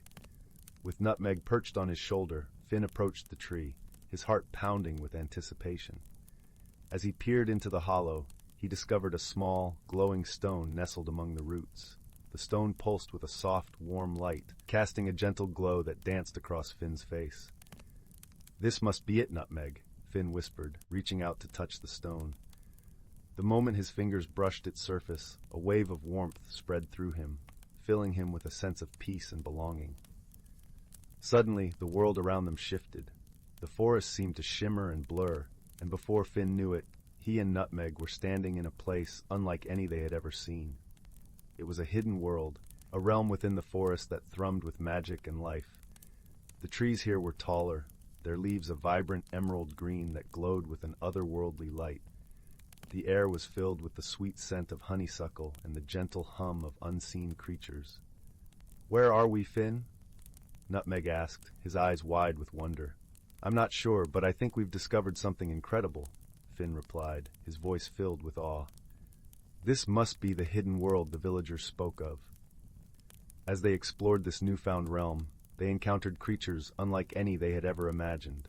There were tiny, luminescent beings that flitted through the air like fireflies, their laughter a tinkling melody that echoed through the trees. Majestic deer with antlers adorned in flowers watched them with serene eyes, and a gentle stream babbled with a voice that seemed to sing the secrets of the earth. But amidst the beauty, there was a sense of unease. Finn could feel it in the air, a tension that tugged at the edges of his awareness. It was as if this world, for all its splendor, was in need of something, or someone, to restore its balance. As they wandered further, they came across a clearing where a grand, shimmering pool lay. Its surface was as smooth as glass, reflecting the sky above with perfect clarity. At the edge of the pool stood a figure, tall and graceful, with hair that cascaded like a waterfall of silver. Her eyes were deep and knowing, and as she turned to face them, Finn felt a surge of recognition. "Welcome, Finn and Nutmeg," she said in a voice that was both gentle and powerful. "I am Alara, guardian of this hidden realm." Finn felt a warmth spread through him, as if he were enveloped in a comforting embrace. "How do you know our names?" he asked, his voice barely above a whisper. "I have watched over you from afar, young one," Alara replied, her eyes twinkling with kindness. "You have a gift, Finn, one that is deeply connected to this world. It is why you were drawn here." Nutmeg, ever curious, tilted his head. "Why does this place feel incomplete?" Alara's expression grew somber. "This realm thrives on harmony and balance, but a shadow has fallen upon it, a darkness that threatens to unravel its beauty. It is why I called you here, Finn. Your heart is pure, and with your gift, you can help restore what has been lost." Finn felt a surge of determination. "What must I do?" "Follow the light within," Alara said, gesturing to the glowing stone in Finn's hand. "It will guide you to the heart of the matter. But remember, the true power lies not in the stone, but in you." With these words, Alara vanished, leaving Finn and Nutmeg alone by the shimmering pool. The stone in Finn's hand glowed brighter, casting a path of light that wound through the forest. Without hesitation, Finn and Nutmeg set off, guided by its gentle glow. As they journeyed deeper into the heart of the realm, they encountered challenges that tested their courage and resolve. They navigated through dense thickets where shadows seemed to whisper doubts, and crossed bridges of light that flickered with uncertainty. Yet with each step, Finn felt his connection to the world grow stronger, his heart beating in rhythm with the forest. At last, they arrived at a place where the air was thick with anticipation. In the center of a grove stood a massive tree, its branches twisted and gnarled, casting long shadows across the ground. At its base lay a dark, swirling mass, a void that pulsed with a menacing energy. "This is it," Finn said, feeling a shiver run down his spine. "This is the source of the imbalance." Nutmeg nodded, his usual playfulness replaced by a rare seriousness.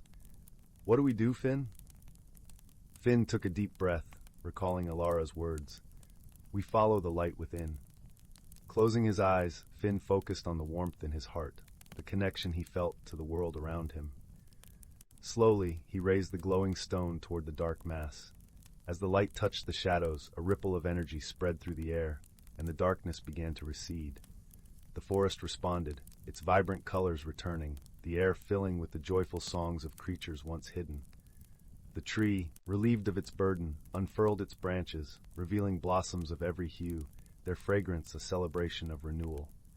Finn opened his eyes to find the grove transformed, a place of harmony and peace.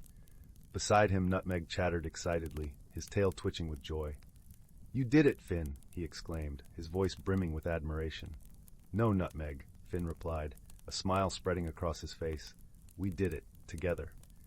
As they made their way back through the forest, the path now clear and welcoming, Finn felt a deep sense of fulfillment. He had discovered not only a hidden world, but also the strength within himself to make a difference. Upon returning to Brindlewood, Finn's heart was light with the knowledge of the realm he had helped restore. He knew that the village would always be a part of him, just as he was now forever connected to the magical world within the Whispering Woods. And as the sun set, painting the sky with hues of gold and crimson, Finn and Nutmeg sat beneath the ancient oak, content in the warmth of their friendship and the adventures yet to come. In the days that followed, Finn shared tales of the hidden world with the villagers, weaving stories that sparked wonder and curiosity. Though he never revealed the true nature of his gift, the light in his eyes spoke of the magic that lay just beyond the familiar, waiting to be discovered by those who dared to believe. And so, as the seasons turned and the Whispering Woods continued to hum with life, Finn's journey became a part of the village's lore, a tale of friendship, courage, and the enduring power of the light within. Story 27. Once upon a time, in a quaint little village nestled between lush, rolling hills and whispering woods, there lived a young boy named Finn. Finn was a curious child, with a heart as wide as the meadows that stretched beyond his home and eyes that reflected the azure sky above. His days were filled with adventure and exploration, for he had an insatiable thirst for discovering the unknown.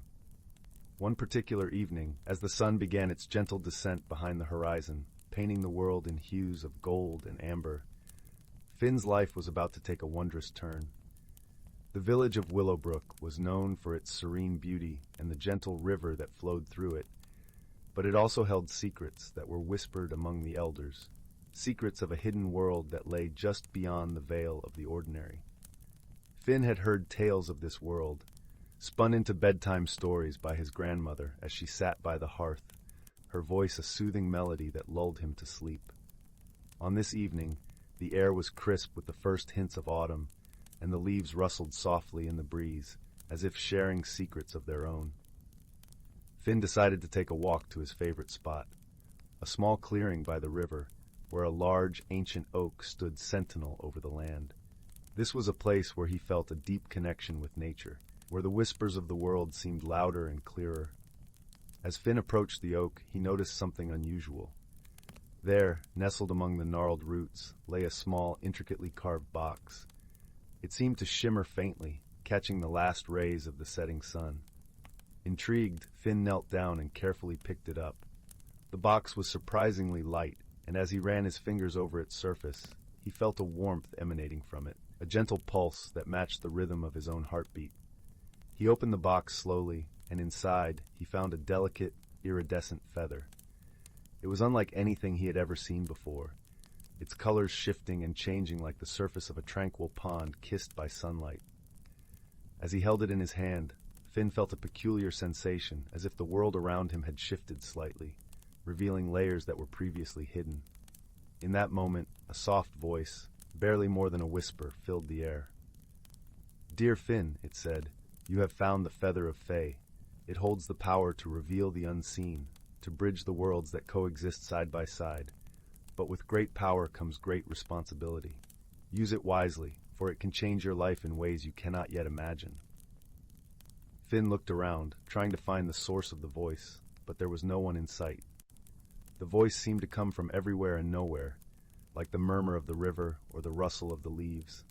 He felt a thrill of excitement and a hint of apprehension, for he knew that this was the beginning of a journey, one that would take him far beyond the familiar paths he had wandered before.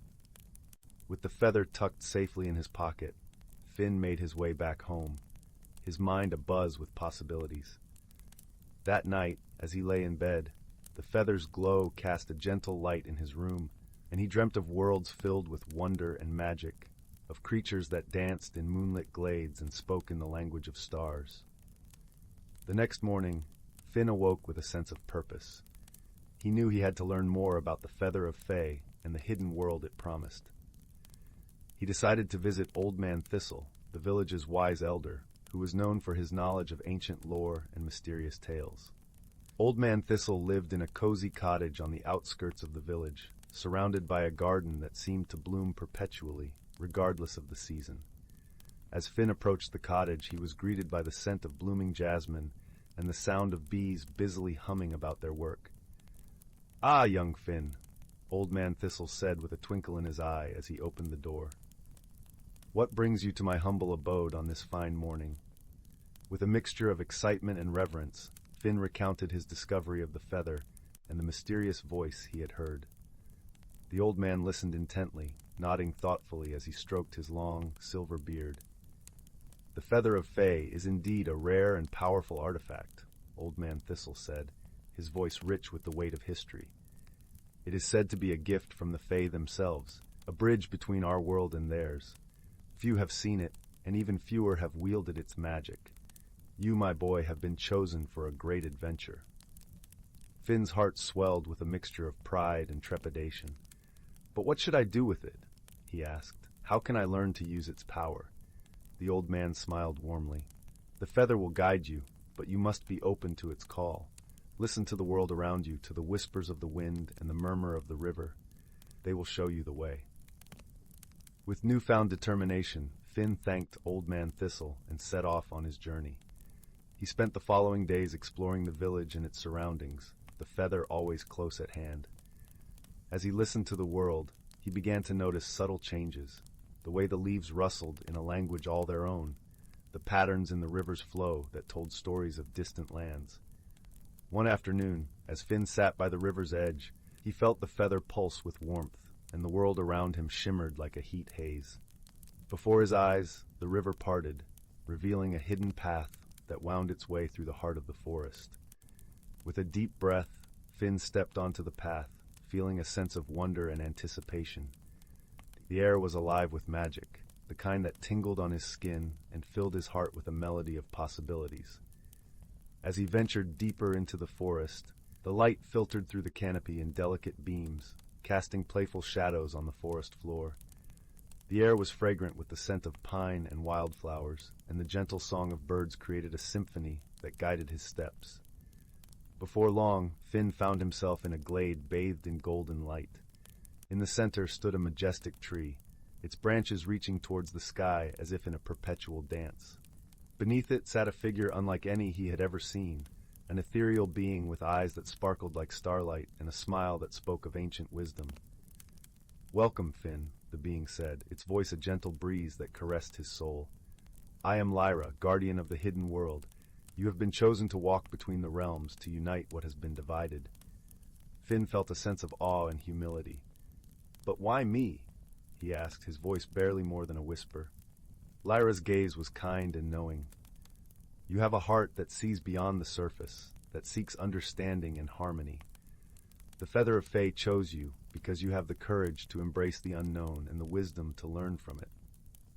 With each word, Finn felt a warmth spread through him, a connection to the world that transcended the boundaries he had known.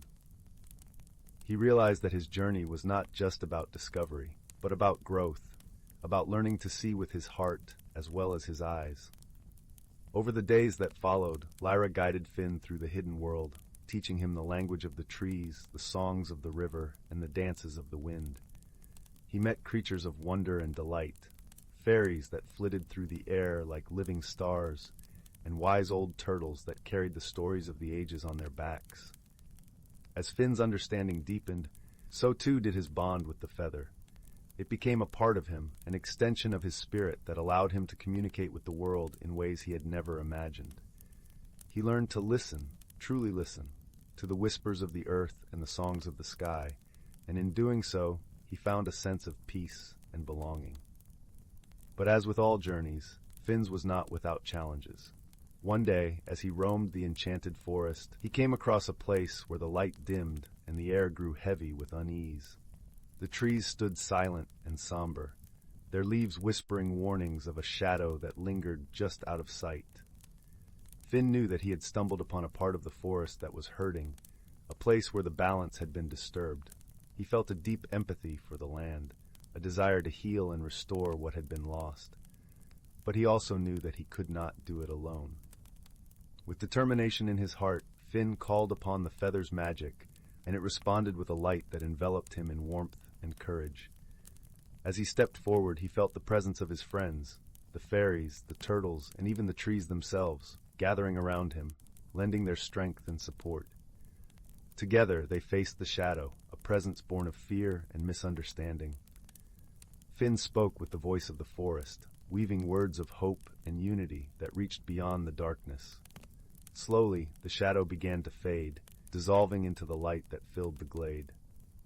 As the forest breathed a sigh of relief, Finn felt a profound sense of accomplishment and gratitude. He had learned that true strength lay not in power, but in understanding, in the ability to see beyond differences and find common ground.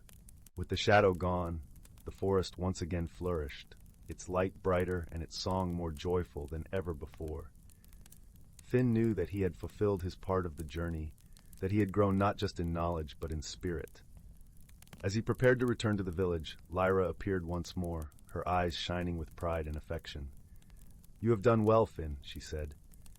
"You have learned the true magic of the feather, the ability to see with your heart and to unite what was once divided." Finn smiled, his heart full of warmth and gratitude. "Thank you, Lyra," he replied. "I couldn't have done it without you and the friends I've made." With a gentle nod, Lyra placed a hand on Finn's shoulder. "Remember, the magic of the feather is within you now, a part of who you are. Use it wisely and let it guide you in all that you do." With those parting words, Finn made his way back through the forest, the path familiar and welcoming. As he stepped back into the village, he carried with him the wisdom of the hidden world and the strength of the friendships he had forged. In the days that followed, Finn shared his stories with the villagers, enchanting them with tales of wonder and magic. He taught them to listen to the world around them, to find joy in the simple beauty of nature and the connections that bound them all. And as the seasons turned and the years passed, Finn grew into a wise and compassionate young man, his heart ever open to the mysteries of the world. The feather of Fae remained a cherished part of his life, a reminder of the journey that had changed him forever. And so, in the village of Willowbrook, the tales of the hidden world lived on, woven into the fabric of everyday life, a testament to the power of friendship, understanding, and the magic that lay within each and every heart. As the sun set on another day, casting its golden glow over the village, Finn sat by the river, the feather gently glowing in his hand. He listened to the whispers of the wind and the songs of the river, a contented smile on his face, knowing that he was right where he belonged, at the heart of the world he loved, in harmony with all that it was and all that it could be. Story 28. Once upon a time, nestled deep within a lush emerald forest, there lay a quaint village known as Willow's End. This village, with its cobblestone paths and cozy timbered cottages, was a place where time seemed to pause. The air was always filled with the sweet scent of blooming lilacs, and the gentle hum of the nearby river provided a soothing melody that lulled the village to sleep each night. At the heart of Willow's End stood an ancient oak tree, whose branches spread wide, offering shade and shelter to all beneath it. This tree was said to be as old as the forest itself, and its bark was etched with runes and symbols from a forgotten language. The villagers often gathered here, believing it to be a place of wisdom and peace. In this peaceful village lived a young boy named Oliver. With sandy hair and eyes the color of the morning sky, Oliver was known for his curious nature and gentle heart. He spent his days exploring the hidden nooks and crannies of the forest, always in search of something new and wondrous. One crisp autumn morning, when the leaves had turned a fiery red and gold, Oliver set out on one of his adventures. The forest was alive with the rustling chatter of squirrels and the melodic calls of distant birds. As he meandered through the forest, his eyes caught something unusual, a glimmering object half buried in the earth. With careful fingers, Oliver unearthed the object. It was a small, intricately crafted compass. But unlike any compass he had seen, its needle spun wildly, never settling on a direction. The outer rim was adorned with strange symbols similar to those on the ancient oak. Intrigued, Oliver tucked the compass into his pocket, feeling a warmth spread through him as he did. He sensed that this was no ordinary compass.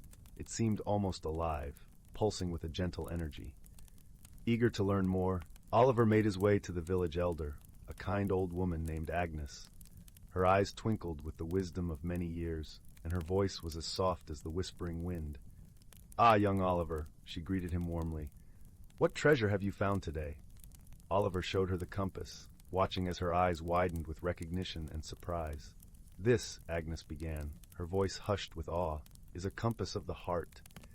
It guides not by the stars, but by the truth and desires within one's own soul." Oliver listened, captivated. "What do you mean?"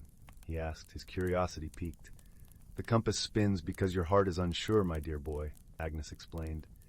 "Yet it will steady when you discover your true path, when you understand what you truly seek." With Agnes's words echoing in his mind, Oliver returned to the forest, the compass still clutched in his hand. As twilight descended, casting a golden glow through the canopy, he felt a sense of adventure kindling within him. Determined to uncover the compass's secrets, Oliver ventured deeper into the forest than ever before. The path was unfamiliar, and the trees grew denser, their leaves whispering secrets he could not yet understand. Yet the compass began to glow softly, its light guiding him onward. As the night deepened, Oliver arrived at a hidden glade, bathed in the silvery light of the moon. In the center of the glade stood a shimmering pond, its surface perfectly still, reflecting the starry sky above. Drawn by an unexplainable pull, Oliver approached the pond. The compass, nestled in his pocket, grew warmer, its glow intensifying.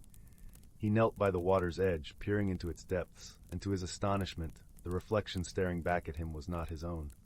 Instead, he saw a world beyond the pond, an enchanting realm, vibrant and alive. Tall trees with luminescent leaves swayed gently, while creatures of all shapes and sizes frolicked in the dappled moonlight. It was a world of magic and wonder, hidden just beyond the surface of the mundane. In that moment, Oliver understood. The compass had guided him to this hidden world, a place only those with an open heart and mind could enter. It was a world that promised adventure, but also a deeper understanding of himself and his place in the universe. Taking a deep breath, Oliver stepped into the pond.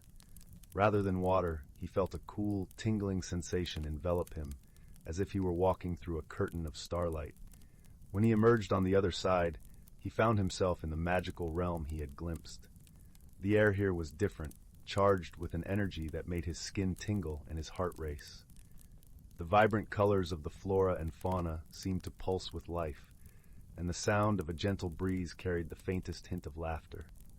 As he wandered through this enchanted land, Oliver noticed a path woven with petals and leaves. He followed it, his heart thrumming in time with the compass's gentle glow. The path led him to a clearing where a majestic stag awaited, its antlers adorned with delicate blossoms that glowed softly. "Welcome, young traveler," the stag spoke, its voice a deep rumble that resonated through the ground. "You have found the compass of the heart. Few possess the courage to follow where it leads." Oliver felt a sense of awe wash over him. "What is this place?" he asked, his voice barely above a whisper. "This is the Heartwood," the stag replied, "a realm hidden within the folds of your world. It exists to guide those who seek truth and purpose, a place where one can learn what truly matters. Understanding dawned upon Oliver. He had always felt a yearning, a desire to find his path, and now he realized that this journey was about more than discovering a magical world. It was about discovering himself. The stag lowered its head, nudging Oliver gently. Go forth and explore, young one. You will find friends who will help you, challenges that will test you, and truths that will change you. With gratitude in his heart, Oliver set off once more, the compass in his pocket a comforting weight. As he traveled through the heartwood, he encountered creatures both fantastical and familiar. A playful fox with eyes that sparkled like sunlit streams, an owl whose feathers shimmered with the colors of dusk, and a wise old tortoise who shared stories of the world's beginnings. Each new friend offered companionship and wisdom, helping Oliver to see the world through different eyes. The fox taught him the joy of play and the importance of laughter, while the owl showed him how to listen, to the songs of the forest, to the whispers of the wind, and most importantly, to the quiet voice within himself. The tortoise, with its slow and steady pace, reminded him that not all journeys are measured by speed, but by the depth of understanding they bring. But it was not all easy, for the heartwood held its share of challenges. There were moments when the path was obscured, when doubts clouded Oliver's mind and the compass spun in confusion. In those times, he learned the value of patience and perseverance, of taking each step with intention and faith. One day, as Oliver walked through a grove of ancient trees, he felt a change in the air. The leaves rustled with anticipation, and a gentle breeze carried a familiar scent. It was the fragrance of blooming lilacs, just like in his village. Following the scent, Oliver found himself at the edge of the heartwood, where the trees parted to reveal a breathtaking view of a valley bathed in golden sunlight. It was a place of serene beauty, where the earth seemed to hum with harmony and peace. In the center of the valley stood a solitary tree, its branches reaching skyward, adorned with blossoms that glowed like stars. Oliver felt his heart swell with emotion, for he understood that this was the heart of the heartwood, the source of its magic and life. As he approached the tree, the compass in his pocket began to pulse with a steady, calming rhythm. He realized that his journey had brought him here for a reason, and that the answers he sought lay within himself. Sitting beneath the tree, Oliver closed his eyes and allowed the warmth of the sun and the gentle breeze to envelop him. He thought of his friends in the heartwood, of the lessons they had shared, and of the truths he had discovered along the way. In that moment of quiet reflection, Oliver understood that the compass had always known his heart's true desire. It was not a destination or a place, but a way of being, a life filled with wonder, friendship, and a deeper connection to the world around him. With a newfound sense of clarity, Oliver rose and turned to leave the heartwood, the compass now still and calm in his pocket. As he retraced his steps, he felt a profound peace settle within him, a surety that he carried the heartwood's magic with him always. When he stepped back into the world of Willow's End, the village welcomed him with open arms. The familiar sights and sounds were comforting, yet Oliver knew that he had changed. His journey had opened his eyes to the beauty and wonder that existed in every corner of his world. And so, Oliver lived his life with an open heart, guided by the lessons of the heartwood. He shared stories of his adventures with the villagers, inspiring them to seek their own paths and embrace the magic within their lives. And every so often, when the moon was full and the air was sweet with lilacs, Oliver would return to the ancient oak tree at the heart of Willow's End. There, he would sit and listen to the whispers of the wind, knowing that the heartwood was never far away, and that its magic lived on in the hearts of all who believed. And so it was that in the gentle embrace of the forest, under the watchful branches of the ancient oak, Oliver found his true home, a place where the heart led the way, and where love and friendship were the compass that guided him through life's journey. As the years passed, Oliver grew from a curious boy into a wise and compassionate man. He became a beloved figure in Willow's End, known for his kind heart and his willingness to lend a helping hand to anyone in need. The village thrived under his gentle guidance, and the bonds of friendship and community grew ever stronger. Oliver often shared the tale of his journey to the Heartwood with the children of the village, enchanting them with stories of magical creatures and hidden worlds. His words ignited their imaginations, encouraging them to explore the wonders of the forest and to seek their own paths with open hearts and minds. The compass, which had once spun wildly in search of direction, now rested quietly on a shelf in Oliver's home. Its needle was forever still, a testament to the journey he had undertaken and the inner peace he had found. It became a cherished symbol of the wisdom he had gained and the connections he had forged along the way. One chilly winter evening, as snowflakes danced in the air and the crackling fire cast a warm glow throughout his cozy cottage, Oliver sat with a group of children gathered at his feet. Their eyes were wide with wonder, eager to hear another tale from the Heartwood. "Tell us about the fox again," one of the children exclaimed, her voice filled with excitement. Oliver chuckled softly, nodding as he began to recount the story of his playful friend. "Ah, the fox," he began, his voice rich and warm, with his sparkling eyes and mischievous spirit. "He taught me the importance of joy and laughter, and how to find delight in the simplest of moments." As he spoke, the room seemed to fill with the essence of the Heartwood, the air shimmering with the magic of the stories he wove. The children listened intently, their imaginations painting vivid pictures of the enchanted realm beyond the pond. "And what about the owl?" another child asked, her voice barely above a whisper. "The owl, yes," Oliver replied, his eyes twinkling with the memory. "She showed me how to listen, not just with my ears, but with my heart. Through her, I learned to hear the quiet truths hidden in the world around us." The children's faces glowed with awe and admiration, their young hearts absorbing the tales of wisdom and wonder. They were inspired by Oliver's stories, eager to embark on their own adventures and discover the hidden magic in their world. As the evening wore on and the fire crackled gently in the hearth, Oliver felt a deep sense of fulfillment. He had shared the lessons of the Heartwood, passing on the legacy of love, friendship, and self-discovery to a new generation. Eventually, the children grew sleepy, their eyelids drooping as they nestled into the soft cushions and blankets that surrounded them. Oliver's soothing voice continued to weave its spell, guiding them toward dreams of magical forests and shimmering ponds. And as the final embers of the fire began to fade, Oliver gazed out the window at the snow-covered landscape, a contented smile playing on his lips. The Heartwood had given him a gift beyond measure, a gift that he carried within him always, a gift of love, of friendship, and of the boundless magic that lay within the human heart. In the cozy warmth of his cottage, with the soft glow of moonlight casting gentle shadows across the room, Oliver knew that the Heartwood was a part of him, just as he was a part of it.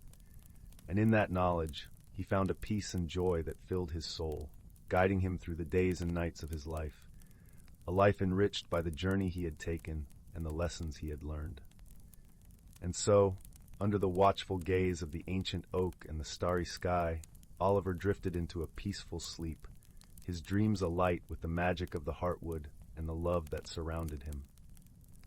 For in the end, it was not just a journey through a magical realm, but a journey of the heart, a journey that had transformed him and touched the lives of all who knew him, leaving a legacy of wonder and wisdom that would endure for generations to come.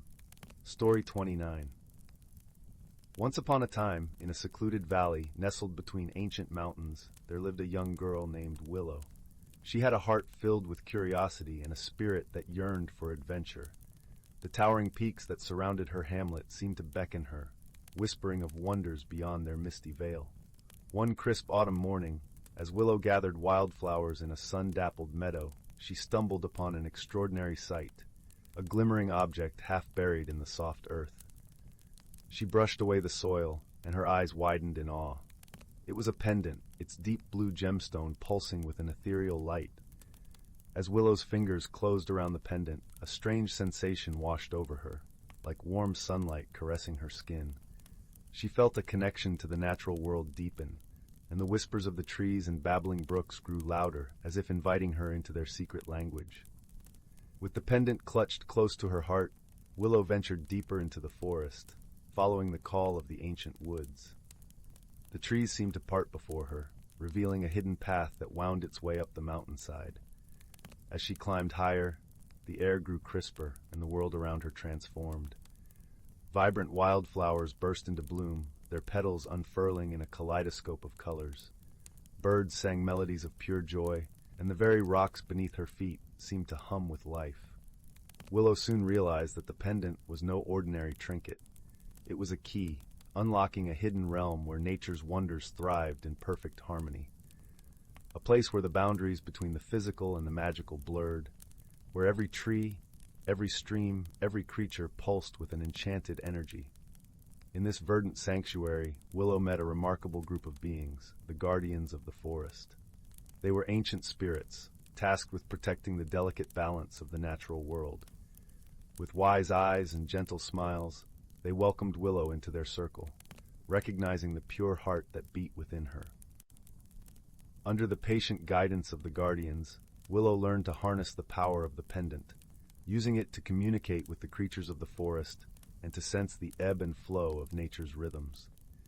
She discovered that every living thing, no matter how small, played a vital role in the intricate tapestry of life. As the seasons turned, Willow's bond with the forest deepened.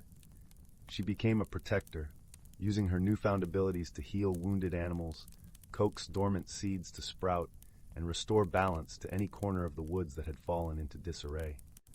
One day, as Willow tended to a thicket of brambles, she overheard a hushed conversation between two squirrels. They spoke of a dark force that had taken root in the heart of the forest, poisoning the land and threatening the very existence of the guardians.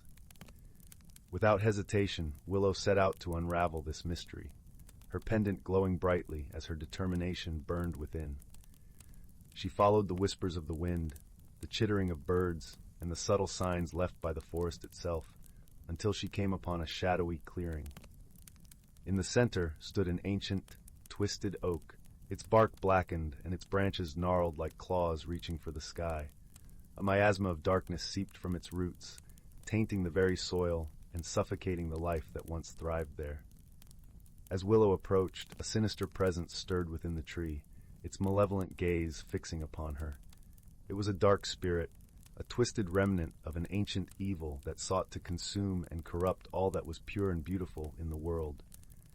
A battle of wills ensued, with Willow calling upon the power of the pendant and the strength of her bond with the forest. The dark spirit unleashed a torrent of shadows and thorns, but Willow remained steadfast, her heart filled with the light and love she held for the natural world. In a blinding flash, the pendant unleashed a brilliant radiance, piercing the darkness and banishing the evil spirit from the forest. The twisted oak shuddered and cracked, its blackened bark falling away to reveal a vibrant, verdant trunk beneath.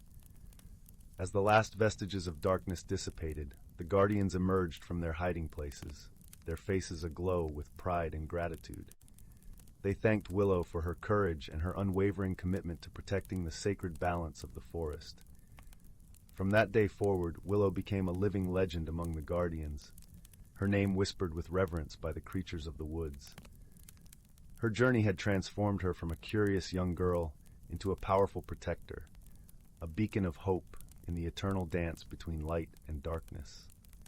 And though the years passed, and Willow's hair turned silver like the moonlit streams, her spirit remained eternally youthful, for she knew that as long as the pendant glowed and the forest thrived, her purpose would never waver. She would forever be the keeper of nature's secrets, the guardian of its wonders, and the protector of its sacred balance, a role she embraced with every fiber of her being, until her last breath mingled with the gentle whispers of the wind. Story 30. Once upon a time, in a quaint little village nestled amongst emerald hills and silver streams, there was a place known as Willowend. Willowend was unlike any other village, for it was cradled in the heart of the whispering woods, where the trees spoke in hushed tones and the air was filled with the sweet scent of blossoming moonflowers. The villagers were gentlefolk who lived in harmony with the magical creatures that inhabited the woods. Every evening, as the sun dipped below the horizon, casting a golden glow over the thatched rooftops, the village would gather at the grand oak in the center of the square. It was here that tales were told, laughter shared, and mysteries pondered under the watchful gaze of twinkling stars. One such evening, as the villagers gathered with steaming mugs of elderberry tea, a peculiar tale began to circulate. It seemed that over the past few nights, the villagers had awoken to find their beloved moonflowers missing from their gardens. These delicate flowers, which only bloomed with the rise of the moon, were treasured for their soothing fragrance and gentle light. The villagers were puzzled. Who or what could be taking the moonflowers? The kind-hearted folk of Willowend could not imagine anyone among them committing such a deed, and so they turned to the wisest creature in the woods for guidance, the great owl, Auburn. Auburn lived high in the ancient branches of a towering sycamore, his feathers a soft tapestry of browns and golds. With eyes like pools of amber, he was known for his wisdom and his ability to see the unseen. As the villagers gathered beneath his tree, Auburn greeted them with a gentle hoot, his gaze serene and thoughtful. "Good folk of Willowend," Auburn began in a voice as smooth as velvet, "fear not, for I shall help you unravel this mystery. But first, we must observe and learn, for the woods have secrets they are eager to share." And so it was decided that the very next night a small group would watch over the gardens. Among them was young Finn, a curious and kind-hearted boy with a keen eye for detail, and Lila, a gentle weaver whose hands were as deft as her mind was sharp. Together they set out at dusk, settling quietly among the fragrant blooms, their senses attuned to the symphony of the night. As the moon hung high, casting its silvery glow over the landscape, the night unfolded with its usual charm. The chirping of crickets provided a gentle melody, while the breeze whispered secrets through the leaves. It was then that Finn noticed something peculiar, a faint shimmer, like a ripple in the air, near the edge of the garden. With a nudge, he alerted Lila, who watched intently as the shimmer grew more defined. Slowly, it revealed itself to be a small, translucent creature, shimmering like a dream. It was a moon sprite, a seldom-seen inhabitant of the Whispering Woods, known for their love of moonlit blossoms. "I think our mystery is solved," whispered Lila with a smile. "The moon sprites must be drawn to the flowers, unaware of the trouble they've caused." The next morning, the villagers gathered once more beneath the grand oak, eager for news. Finn and Leela shared their discovery, and a gentle laughter rippled through the crowd as understanding dawned. "We must speak with the sprites," suggested Auburn, his eyes twinkling. "Perhaps they will agree to help us find a solution." That night, as the moon rose once more, Auburn led Finn, Lila, and a few other villagers to the edge of the woods where the moon sprites played. With a soft hoot, Auburn called to them, and soon the air was filled with their shimmering forms, curious and bright. "We mean you no harm, dear sprites," began Auburn. "But your love for the moonflowers has left our gardens bare. Might we find a way to share the beauty of the night?" The moon sprites, their voices like the tinkling of tiny bells, listened intently. They had not realized the impact of their nightly visits, and were eager to make amends.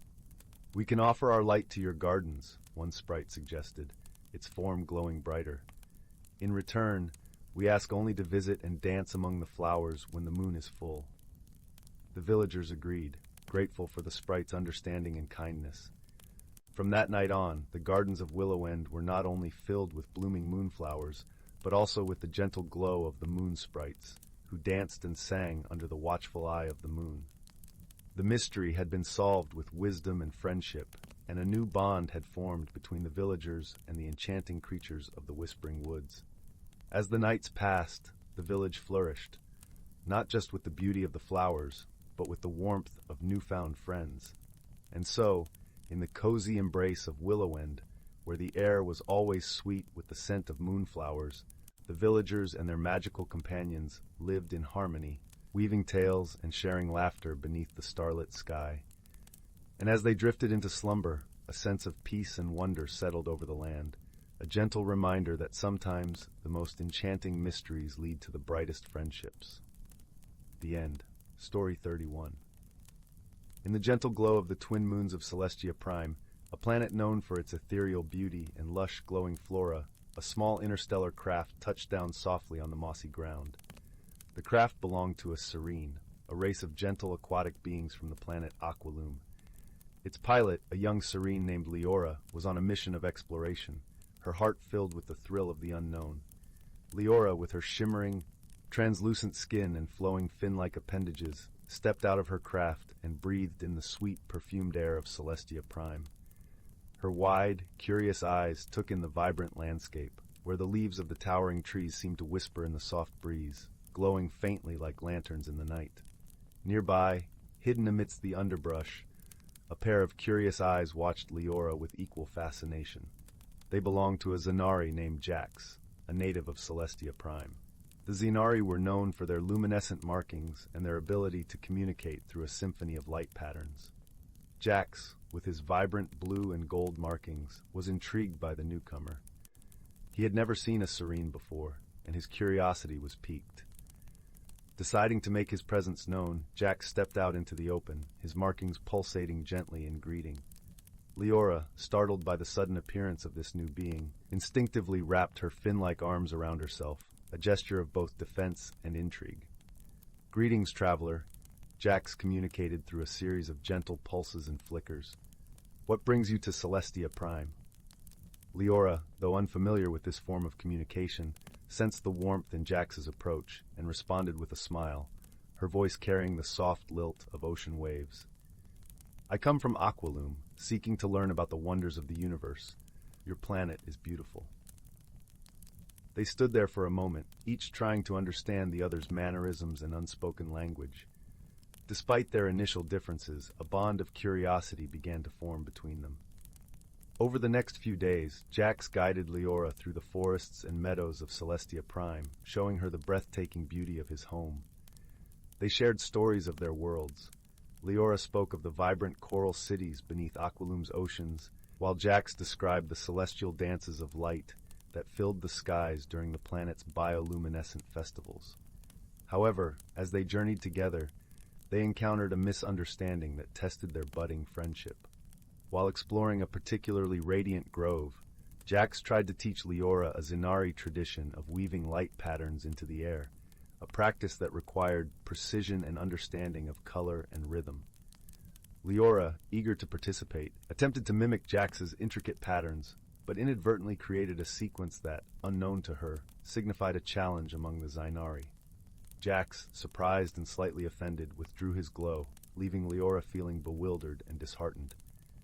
Realizing her mistake, Leora approached Jax later that evening as the moons bathed the landscape in silver light. She spoke from her heart, her voice gentle and sincere. "I didn't mean to upset you, Jax. I am still learning your ways, and I hope you can forgive my clumsiness." Jax, touched by her earnestness, saw the sincerity in her eyes. "I understand," he replied, his markings softening to a warm glow. "Our cultures are different, but that doesn't mean we cannot learn from each other. Let us start anew and grow stronger together." With this renewed understanding, their friendship deepened. They faced challenges together, like navigating the mysterious luminescent caves where the echoes of ancient songs lingered, or finding shelter during sudden meteor showers that painted the skies with trails of light. In these shared experiences, they discovered the true meaning of companionship. Jax taught Leora how to read the subtle shifts of light in the Zenari language, while Leora showed Jax the calming art of creating water sculptures, a skill that brought tranquility to the often vibrant and energetic Zenari. Through their journey, they realized that friendship was not about complete understanding from the start, but about patience, trust, and the willingness to grow together. Their bond became a bridge between their worlds, showcasing the beauty of diversity and the strength found in unity. As the time neared for Leora to return to Aqualoom, they stood side by side beneath the twin moons, their hearts full of gratitude and warmth. "You have shown me the wonders of your world," Leora said, her eyes shimmering with emotion. "I will carry these memories with me always."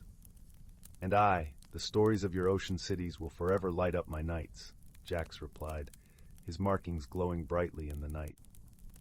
With a promise to meet again, Leora boarded her craft, her heart lighter and enriched by the journey she had shared with Jax. As she soared into the starlit sky, the glow of Celestia Prime and the warmth of newfound friendship illuminated her path home, leaving her with a sense of peace and a deeper understanding of the universe's boundless possibilities.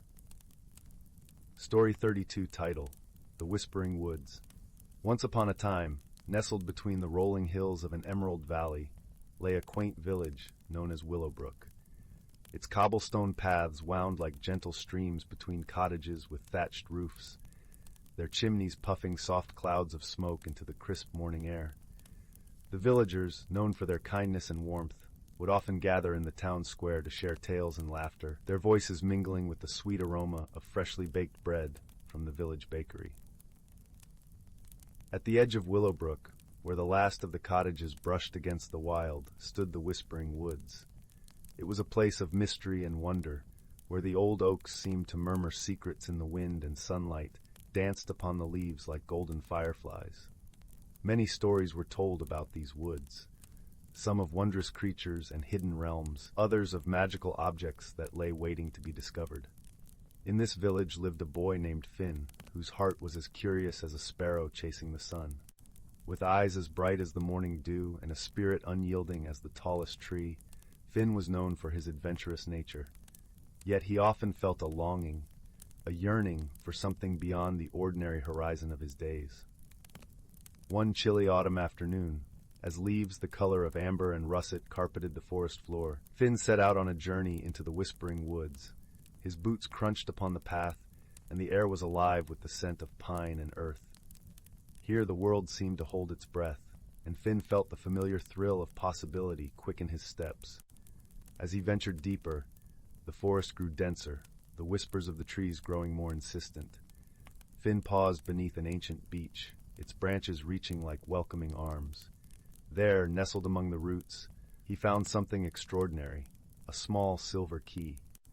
It glinted in the dappled sunlight, as if inviting him to uncover the secrets it held. With the key clutched tightly in his hand, Finn continued his journey, each step taking him further into the heart of the woods.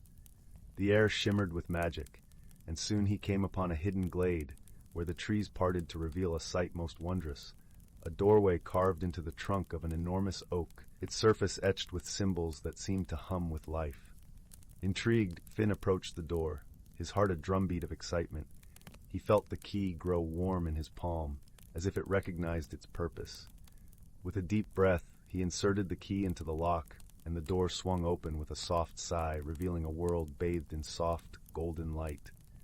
Stepping through the doorway, Finn found himself in a realm unlike any he had imagined.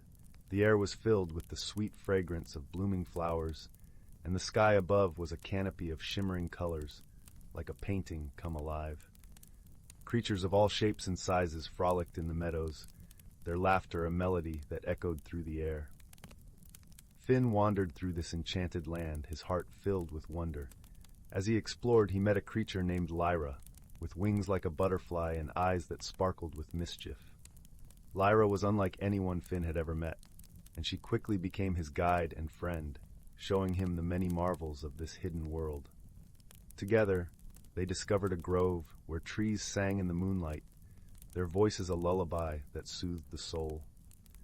They visited a lake where the water glowed with the light of 1,000 stars, and Finn found himself entranced by the beauty that surrounded him. Yet, as the days passed, Finn began to notice a sadness that lingered in Lyra's eyes, a shadow that dimmed her laughter. Concerned, he asked her what troubled her heart. Lyra hesitated, her wings fluttering as if caught in a gentle breeze. "There is a mystery in our land," she confessed softly, "a magic that has begun to fade, and with it the joy of our world. We do not know why, only that it threatens all we hold dear." Determined to help his friend, Finn vowed to uncover the cause of the fading magic. Together, they embarked on a quest, journeying through forests of silver leaves and across fields of wildflowers that whispered ancient secrets. As they traveled, they encountered others who had noticed the change. A wise old tortoise who spoke of the river's song growing silent, a family of foxes who lamented the dimming of the stars. Each shared their stories, and Finn listened, piecing together the puzzle that was their world. Through their journey, Finn learned of an ancient artifact, a crystal hidden deep within the heart of the Whispering Woods. It was said to be the source of the land's magic, and if it could be restored, the joy and wonder of their world would return. Guided by the stories of those they met, Finn and Lyra made their way to the crystal's resting place, a cavern hidden behind a waterfall that sang with the voice of the earth. The entrance was guarded by an old, wise owl, whose eyes gleamed with the knowledge of ages. "To restore the crystal," the owl intoned, "one must have a heart pure and true, and a spirit willing to see beyond the veil of what is and what can be." Finn felt a warmth spread through him, a light that seemed to come from within. With Lyra by his side, he stepped forward, the crystal aglow with a light that echoed the colors of the realm above. As he reached out to touch the crystal, Finn felt a surge of energy, a connection that bound him to the land and its people. In that moment, he understood the power of friendship, of kindness and hope, and the magic that lay in the bonds they shared. The crystal pulsed with light, its glow spreading through the cavern and into the world beyond. Finn watched in awe as the colors brightened, the melodies of the land growing stronger, resonating with the joy of all who called it home. With the magic restored, Finn and Lyra returned to the glade, their hearts light with the promise of new beginnings. Finn knew he had found something precious in his journey, a friendship that transcended worlds and a magic that lived in the simplest acts of kindness. As the sun set over the whispering woods, painting the sky with hues of amber and gold, Finn realized he had discovered more than just a hidden world. He had found a place where dreams and reality intertwined, a realm where the heart could soar on wings of hope. And so, with the whisper of the trees as his guide and the warmth of friendship in his heart, Finn returned to Willowbrook, forever changed by the magic he had found. He knew that as long as he carried the light of that world within him, the wonders of the Whispering Woods would never truly fade. In the quiet of the night, as the stars began to twinkle in the velvet sky, Finn lay in his bed, the soft rustle of the leaves a lullaby that cradled him in its embrace. With a gentle smile, he closed his eyes, knowing that the magic of friendship and the whisper of adventure would always be there, waiting to guide him on his next journey. And so, beneath the watchful gaze of the moon, the village of Willowbrook slept soundly, its dreams filled with the promise of the world beyond, a world where the heart of a boy and the spirit of a butterfly had woven a tale of wonder and hope. The end. Story 33. In the swirling nebulae of the galaxy known as Luminaris, where stars shimmered like scattered diamonds on an endless velvet canvas, there existed a small, vibrant planet named Celestria. Celestria was known for its lush, iridescent forests and sky-tickling towers of crystalline rock, where the gentle inhabitants, the Celestians, thrived. They were beings of light, with skin that glimmered softly in the sun and eyes that mirrored the colors of the sky. One day, a peculiar event unfolded in the heart of Celestria. A ship, unlike any the Celestians had seen, descended from the heavens with a soft hum and landed with a gentle thud on the mossy ground. From it emerged a being of a different kind, a Dromian from the distant desert planet of Iridian, where the sands whispered ancient secrets and the twin suns baked the land to golden hues. The Dromian, named Kale, was covered in scales that shimmered like polished bronze, and his eyes, deep and dark, held the mystery of 1,000 dunes. The Celestians, curious but cautious, surrounded the visitor, their luminescent forms flickering with a mixture of awe and apprehension. Among them was a young Celestian named Lyra, whose heart pulsed with an unquenchable thirst for adventure and understanding. She stepped forward, her voice as soft as a summer breeze. "Welcome, traveler from the stars. What brings you to our humble planet?" Kale, though initially overwhelmed by the sheer beauty and unfamiliarity of Celestria, managed a polite bow. "I am Kale of Iridion," he replied in a voice that rumbled like distant thunder. "I seek knowledge and friendship among the stars. My journey has brought me here, and I hope to learn from your people." Despite the warmth of his words, a ripple of misunderstanding passed through the Celestians. Their world was one of harmony and peace, and the presence of a stranger, especially one so different, stirred a current of unease. They whispered among themselves, wondering if Keel's intentions were as pure as he claimed. Lyra, sensing the tension, decided to take it upon herself to bridge the gap. "Perhaps I could show you our world," she offered, her glow brightening with excitement. "There is much beauty to share." As Lyra and Kale journeyed through the enchanting landscapes of Celestria, a friendship began to bloom. They wandered through forests where the leaves sang in the wind, and visited crystalline caves that resonated with the echoes of ancient songs. Cale shared stories of his desert home, of sandstorms that danced like wild spirits, and of skies that blazed with two setting suns. In return, Lyra spoke of the Celestian way of life, of unity, and the gentle rhythms of their days. Yet despite their growing bond, misunderstandings were inevitable. One afternoon, while exploring a field of starflowers that bloomed only in the moonlight, Cale accidentally crushed a delicate blossom underfoot. Lyra, though knowing it was unintentional, felt a pang of sorrow, for each starflower was cherished by her people. Cale, seeing her distress, felt a heavy weight settle upon his heart. "I did not mean to harm," he said, his voice filled with regret. "In Iridion, the ground is hard and unyielding. I forget the softness of this land." Lyra, understanding his plight, placed a gentle hand on his arm, her fingers glowing warmly. "It is all right, Cale," she reassured him. "We all make mistakes. It is through them we learn and grow." This moment of misunderstanding and reconciliation deepened their friendship, teaching them the value of patience and empathy. They realized that though they came from worlds apart, they shared a common longing for connection and understanding. As days turned into weeks, a challenge arose that tested their newfound friendship. A sudden storm, rare and fierce, swept across Celestria, threatening to uproot the delicate harmony of the land. The Celestians, unaccustomed to such ferocity, were at a loss. But Cale, with his experience of Iridion's tempests, knew what must be done. "Trust me," Cale urged the Celestians, his voice calm and steady. "We must gather and fortify your homes, protect the fields with barriers of stone and crystal."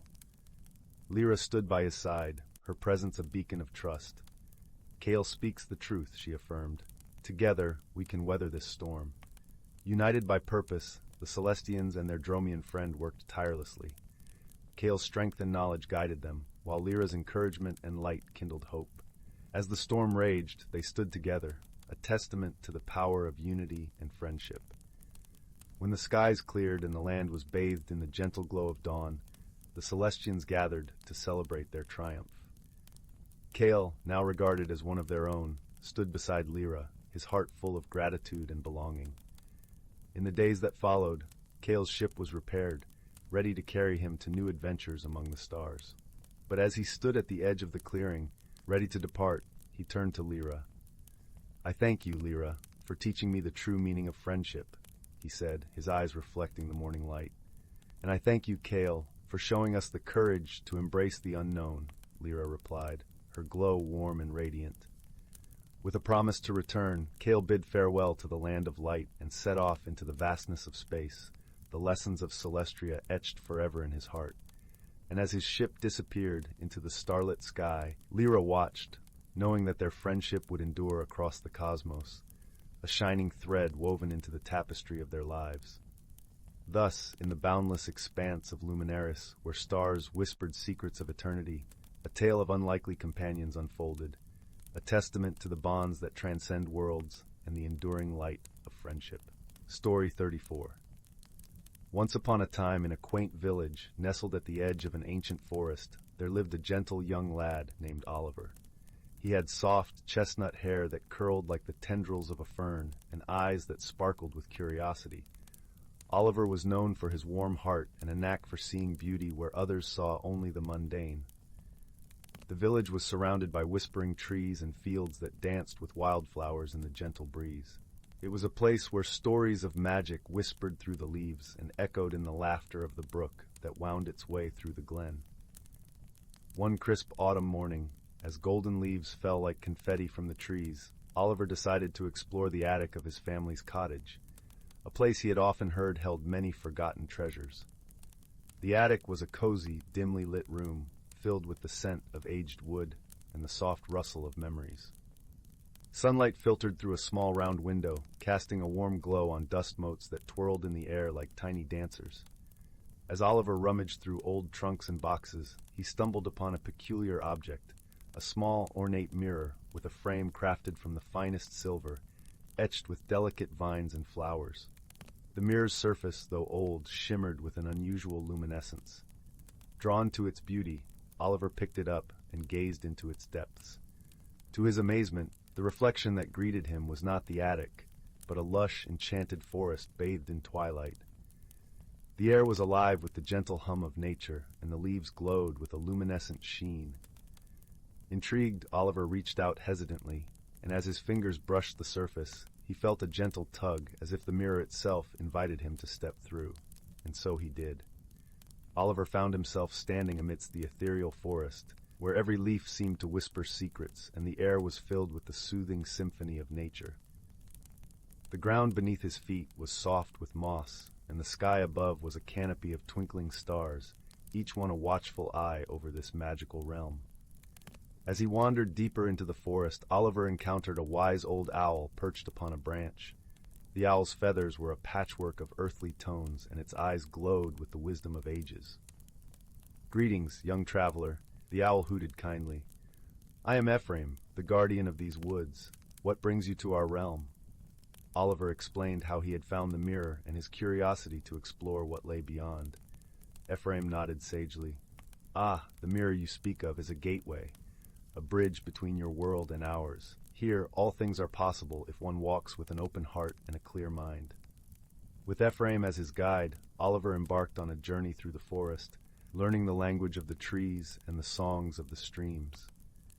Along the way, they met other inhabitants of this wondrous place, a pair of mischievous squirrels named Pip and Pop, who chattered with delight and led the way with playful antics, a gentle deer with antlers that sparkled like frost, who offered them safe passage through the denser parts of the woods, and a family of fireflies who danced in the air, lighting their path with a soft golden glow. Each creature shared their wisdom with Oliver, teaching him lessons of patience, kindness, and the importance of harmony with nature. He learned to listen with his heart and to see with eyes unclouded by doubt. However, as the night deepened, they came upon a clearing bathed in moonlight, where a great challenge awaited. A bridge of starlight spanned a deep, mysterious ravine, and beyond it lay the heart of the forest, where the true magic of the realm was said to reside. But the bridge was guarded by an enigmatic figure, a tall, shadowy being with eyes like embers and a voice that rumbled like distant thunder. "You shall not pass unless you solve my riddle," the guardian intoned, its voice echoing through the clearing. "For only those who possess true wisdom may cross into the heart of the forest." Oliver pondered the riddle, which spoke of the balance between light and dark, the dance of the stars, and the song of the earth. He realized that the answer lay in the lessons he had learned from his new friends, the harmony of all things, the balance of nature, and the importance of seeing beyond the surface. With a calm heart, Oliver spoke the answer, and the guardian nodded in approval. "You have shown wisdom beyond your years," it said, stepping aside to allow passage. As Oliver crossed the bridge, the forest seemed to hold its breath, and the heart of the realm revealed itself, a glade where the air shimmered with magic and the very ground pulsed with life. Here, Oliver felt a deep sense of peace and belonging, as if he had found a piece of himself that he had not known was missing. With a heart full of gratitude, Oliver knew it was time to return home, to share the lessons he had learned and the magic he had discovered. As he stepped back through the mirror, he found himself once again in the attic, the sun now setting beyond the hills, casting the room in a warm, golden glow. The mirror shimmered softly in his hands, a reminder of the journey he had taken and the friends he had made. Oliver placed it gently back in its place, knowing that its magic would always be there, waiting for the next curious soul. And so, with a heart full of wonder and a spirit enriched by the beauty of another world, Oliver descended the attic stairs, ready to embrace his own world with newfound wisdom and love. As the stars began to twinkle in the night sky, the village settled into a peaceful slumber, cradled by the gentle embrace of the ancient forest and the secrets it held. And Oliver, with a smile on his face and warmth in his heart, drifted into a restful sleep, dreaming of the adventures yet to come. And so the story ends, a gentle reminder that magic is found not just in other worlds, but in the hearts of those who seek it with courage and kindness. Story 35. In a quaint village nestled between gently sloping hills and lush, whispering forests, there lived a kind-hearted girl named Lila. Her home was a cozy cottage with walls of warm oak and a roof thatched with golden straw. The air was always scented with the sweet aroma of blooming honeysuckle, and the comforting smoke from her grandmother's wood-burning stove. Lila was known in the village for her bright, inquisitive eyes and an insatiable curiosity about the world around her. She loved to wander the meandering paths of the forest, her faithful companion, a small, fluffy cat named Nimbus, always at her heels. Together they explored every nook and cranny, listening to the songs of the birds and the rustle of leaves in the gentle breeze. One crisp autumn morning, as Lila and Nimbus ventured deeper into the forest than ever before, they stumbled upon a peculiar sight. Amidst the carpet of fallen leaves glinting in the dappled sunlight lay an intricately carved wooden box. Its surface was adorned with swirling patterns of ivy and flowers, and it emanated a soft, pulsating glow. Curiosity piqued, Lila knelt down, her fingers trembling with anticipation as she lifted the lid. Inside, nestled upon a bed of soft moss, was a small, ornate mirror. Its frame was wrought with silver tendrils that seemed to dance and shift in the light. As Lila gazed into the mirror, she felt a gentle warmth spread through her, as if the mirror recognized her touch. Nimbus mewed softly, brushing against her leg, and Lila, sensing something extraordinary, whispered, "What secrets do you hold?"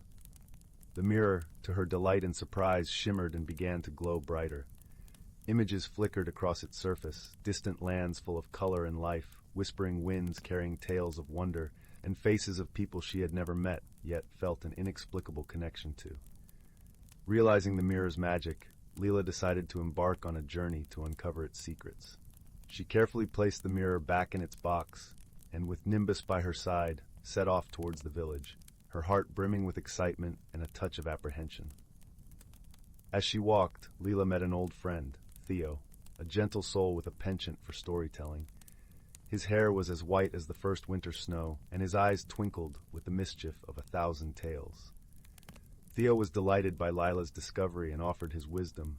"Magic is often found in the most unexpected places, dear Lila. Listen with your heart, and you will hear its true song." Encouraged by Theo's words, Lila felt a newfound sense of purpose. She decided to seek the advice of the village's wise elder, a woman named Maris, known for her deep understanding of the mystical and the mundane. Maris lived at the edge of the village, in a cottage surrounded by a garden that was always in bloom, no matter the season. Upon arriving at Maris's door, Lila was greeted by the soothing scent of lavender and the soft hum of bees. Maris, with her warm smile and eyes that seemed to see into the very soul, welcomed Lila and Nimbus inside. Lila shared the tale of her discovery, her voice filled with awe and wonder. Maris listened attentively, her fingers gently tracing the patterns on the mirror's frame. After a thoughtful pause, she spoke. "This mirror is a gift, Lila, not just for you, but for those whose lives you will touch. It mirrors more than mere reflections. It reveals the hidden truths of the heart and the paths that lead to understanding." With Maris's guidance, Lila learned to use the mirror's magic, not as a tool for her own desires, but as a way to help others see the beauty and potential within themselves. She became a confidant and guide to those in need, her adventures with Nimbus bringing light and joy to the village and beyond. One frosty winter evening, as Lila sat by her hearth, the mirror reflecting the warm glow of the fire, she thought of all the lives she had touched and the friendships she had forged. She realized that the journey had changed her, not through the places she had seen, but through the love and wisdom she had gained. And so, in the quiet of her cozy cottage, with Nimbus purring softly beside her, Lila understood the mirror's greatest gift, the power to see the world not as it is, but as it could be, through the eyes of kindness and compassion. As she drifted into a peaceful sleep, the mirror's gentle glow filled the room, a testament to the magic that lay in the heart of the ordinary. In the days that followed, Lila continued her gentle work, her heart forever open to the wonders of the world, and the village, warmed by her spirit, flourished in harmony and joy. And though the mirror's magic remained a secret between Lila, Nimbus, and those she helped, its legacy lived on in every act of kindness that blossomed in the hearts of the villagers. Story 36. In a quaint little village nestled between rolling green hills and a shimmering azure lake, there lived a young boy named Thomas. His home was a charming cottage covered in ivy, with a garden that buzzed with bumblebees and whispered with the rustle of leaves. Each morning the sun would paint the sky in shades of pink and gold, inviting the day to unfold with gentle promise. Thomas was a curious child, with eyes as bright as the morning dew and a heart open to the wonders of the world. He spent his days exploring the meadows, climbing the old oak trees, and skipping stones across the lake that mirrored the sky. But his favorite place of all was the village square, where every Saturday a bustling market sprang to life, brimming with colors and sounds that danced in the air. One such Saturday, while wandering through the stalls, Thomas stumbled upon a peculiar sight. Amidst the usual fare of fruits, vegetables, and handmade crafts, there was an old wooden stall draped with a faded red cloth. Behind the stall sat an elderly man with a beard as white as snow and eyes that twinkled like stars. The man had laid out an assortment of objects, each more curious than the last. Drawn by the mystery, Thomas approached the stall. His eyes were immediately captured by a small, unassuming pocket watch. Its face was tarnished, its hands frozen at midnight, yet it seemed to pulse with a quiet energy. The old man noticed Thomas's interest and leaned forward, his voice a gentle murmur like the rustle of pages in a library. "Ah, the watch of whispers," the old man said, his words wrapping around the air like a comforting blanket. "It holds more than just time, young one. It holds stories, secrets, and the heart of adventure." Intrigued, Thomas reached out, feeling the cool metal against his fingers. The old man smiled, a kind, knowing smile, and nodded. "Take it, lad. It may just lead you to places you've never dreamed of." With a heart fluttering like a bird in spring, Thomas thanked the old man and tucked the watch into his pocket. Little did he know, this simple act would set him on a journey that would change his life forever. That night, as the village lay under a blanket of stars, Thomas sat by his window, the pocket watch cradled in his palm. He felt a sudden urge to wind it, and as he did, the watch began to tick softly, a melody only he could hear. The hands moved with a grace that defied logic, and the air around him shimmered with an ethereal glow. In that moment, Thomas felt a gentle tug at his heart, as if the watch was guiding him. With a deep breath, he followed its call, stepping quietly out of his room and into the moonlit garden. The world seemed different, bathed in silver light and shadow, the leaves whispering secrets as he passed. As he walked, he came upon a path he had never noticed before, winding through the tall grass and leading towards the edge of the lake. Curious and unafraid, he followed it, the pocket watches ticking a steady companion to his footsteps. The path led him to a small clearing by the water's edge, where a circle of stones formed a natural seat. In the center sat a creature unlike any Thomas had ever seen, a small, round hedgehog with quills that shimmered like starlight and eyes that gleamed with warmth and mirth. "Ah, the watch has chosen you," the hedgehog said, its voice a gentle melody in the night. "Welcome, young traveler. I am Bramble, the guardian of tales and secrets." Thomas sat beside Bramble, the cool stones grounding him as he listened. "What do you mean? The watch has chosen me?" he asked, his voice filled with wonder. Bramble chuckled, a sound like the rustle of leaves in the wind. "This watch has a way of finding those with hearts open to the magic of the world. It brings them here, to the circle of whispers, where stories of old come to life and guide those who listen." Thomas's eyes widened with excitement. "What kind of stories?" he asked, eager to learn more. "Stories of courage and kindness, of wisdom and friendship," Bramble replied, his eyes twinkling, "and sometimes of journeys that lead to self-discovery." With each word, Thomas felt a warmth spreading through him, a sense of belonging he couldn't quite explain. He knew, deep down, that this was the start of something extraordinary. For the next few nights, Thomas returned to the clearing, guided by the watch and Bramble's gentle presence. Each night, the hedgehog shared a new story, weaving tales of far-off lands and magical beings, of challenges faced and lessons learned. One such night, Bramble shared a tale of a wise old owl named Cedric, who lived in the heart of an ancient forest. Cedric was known far and wide for his wisdom, and creatures from all corners of the forest would seek his counsel. One day, a young fox named Luna approached Cedric, troubled by a riddle she could not solve. In her travels, she had come across a stream that whispered secrets only she could hear. The stream spoke of a hidden treasure, but its words were tangled and confusing. Cedric, with his keen mind and gentle heart, listened to Luna's tale. He closed his eyes, letting the forest's whispers guide him. Sometimes, he said, the answers we seek are not in the words themselves, but in the spaces between them.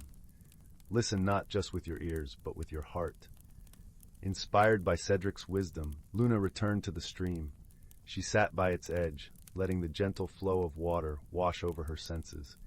She listened not just to the stream's words, but to the silence that cradled them, and in that silence she found clarity, a path leading her to the treasure she sought.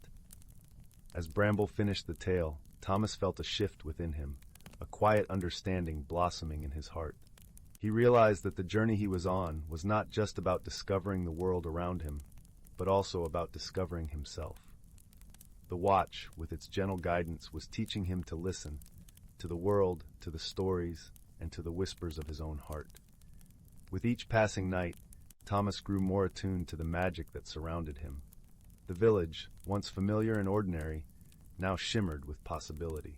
He found joy in the simplest of things, the way the sun painted patterns on the cobblestones, the laughter of children playing in the square, the fragrance of wildflowers carried on the breeze. And as he shared these experiences with Bramble, their bond deepened, rooted in a friendship that transcended words. Bramble, with his gentle wisdom and unwavering support, became a guiding light in Thomas's journey, helping him navigate the challenges and joys of life. One evening, as Thomas sat by the clearing, Bramble spoke of a challenge that lay ahead. "There will come a time when you must use the wisdom you've gained to help others," he said, his voice a soft murmur in the night. "Remember, true strength lies not in force, but in understanding and kindness."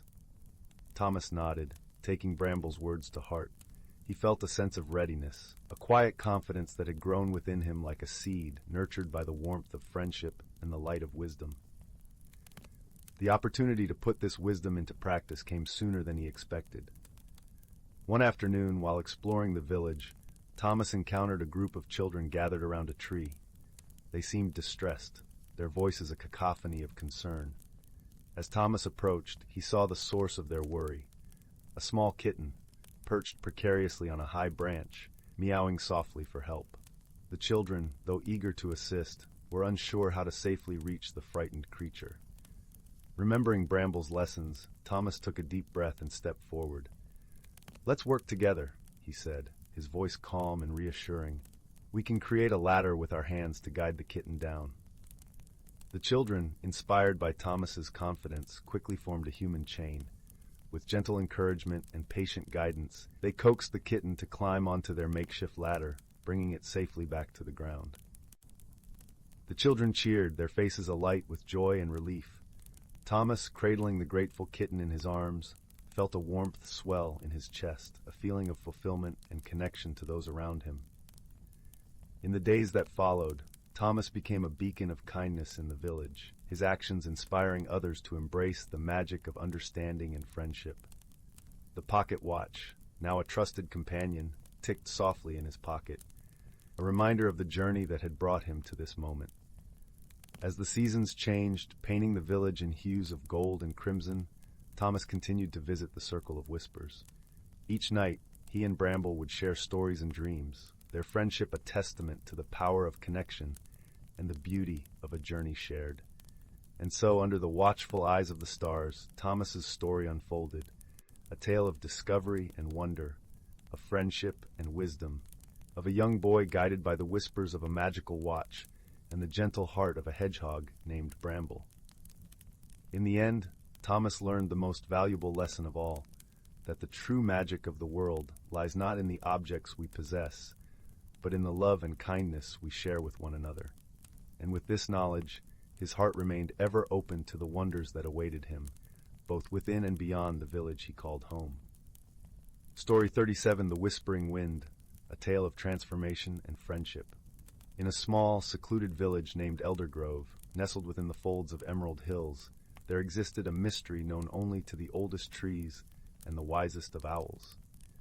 This village, with its cobblestone paths weaving through cottages draped in ivy, seemed ordinary at first glance. But to those who listened closely, the wind carried whispers of an ancient secret, a hidden world waiting to be discovered. Among the villagers, there was a young girl named Kala, whose heart was as curious as the brook that babbled through the village.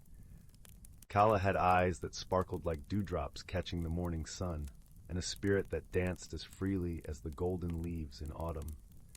Her days were spent exploring the fringes of the village, where the wildflowers grew in tangled, fragrant carpets and the trees whispered tales of old. One crisp morning, as the sun painted the sky with hues of pink and orange, Kala set out on one of her adventures. The air was filled with the scent of pine and earth, and the gentle rustle of leaves accompanied her steps. She was drawn, as if by an invisible thread, to the heart of the ancient forest that bordered Eldergrove. As she ventured deeper into the woods, the light grew softer, filtered through a canopy of towering trees. The forest seemed alive, each tree a silent guardian of secrets long forgotten. Kala's footsteps were gentle on the moss-covered ground, her senses attuned to the symphony of nature, the distant call of a woodpecker, the whisper of a breeze through the branches, the crackling of twigs underfoot. Suddenly her gaze fell upon something unusual, a glimmering object nestled among the roots of an ancient oak. It was a small, intricately carved box, its surface adorned with patterns of swirling vines and tiny, shimmering stones. Kala knelt down, her fingers brushing against the cool, smooth surface of the box. As she picked it up, the lid sprang open with a soft click, revealing a delicate, silver pendant shaped like a crescent moon. The pendant seemed to pulse with a gentle energy, filling Kala with a warmth that spread from her fingertips to the tips of her toes. Intrigued, she placed the pendant around her neck. Instantly, the world around her seemed to shift. Colors became more vibrant, and the sounds of the forest grew richer, each note resonating with clarity and depth. Unbeknownst to Kala, the pendant possessed a magical ability, a connection to the hidden world within the natural environment. As she stood there, the pendant began to hum softly, a melody that rose and fell like the tide. The air shimmered, and before her eyes, a doorway appeared, woven from the very essence of the forest itself. With a heart full of wonder and a spirit of adventure, Kala stepped through the doorway into a realm unlike any she had ever imagined. The world she entered was a tapestry of colors and sounds, where trees with silver leaves whispered secrets to the wind, and streams of liquid light wound their way through fields of flowers that glowed with an inner radiance. As she wandered through this enchanting place, Kala was greeted by creatures both familiar and fantastical. Squirrels with fur like spun gold chattered in the treetops, and butterflies with wings of iridescent blue danced in the air. Yet it was the gentle presence of a fox that captured her attention. Its eyes were wise and kind, and as it approached, Kala felt a deep sense of recognition, as if they had known each other in a dream. The fox, whose name was Ember, became Kala's guide in this hidden world. With each step they took together, Ember revealed the secrets of the forest, the language of the leaves, the songs of the streams, and the stories written in the stars. Through Ember's guidance, Kala discovered that the world was not just a collection of sights and sounds, but a living, breathing entity, connected by threads of magic and mystery. As the days passed, Kala and Ember's friendship blossomed. They explored hidden groves where time stood still, climbed hills that touched the sky, and rested by crystal-clear lakes that reflected the heavens above. With Ember by her side, Kala learned to see the world with new eyes, to appreciate the beauty in the smallest details, and to find joy in the simple act of being present. Yet, even in this paradise, there were challenges to be faced. A shadow had fallen over the hidden world, a creeping darkness that threatened to unravel the very fabric of magic that held it together. The creatures of the forest spoke in hushed tones of a mysterious force that drained the light from the land, leaving only silence and stillness in its wake. Determined to help, Kala and Ember embarked on a journey to uncover the source of this darkness. Their path led them through enchanted forests and over mist-covered mountains, where the air was thick with the scent of rain and the ground was soft underfoot. Along the way they encountered others who shared their quest, a wise old owl with feathers as white as snow, a mischievous sprite with laughter like the tinkling of bells, and a gentle deer whose antlers glowed with a soft, golden light. Together, this band of friends faced trials that tested their courage and resolve.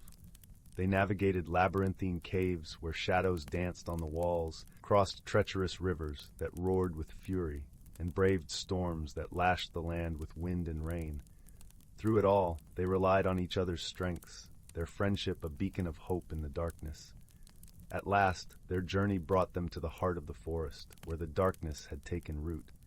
Here, the trees stood silent and still, their leaves a dull, lifeless gray. The air was heavy with a sense of foreboding, and the ground beneath their feet felt cold and unwelcoming.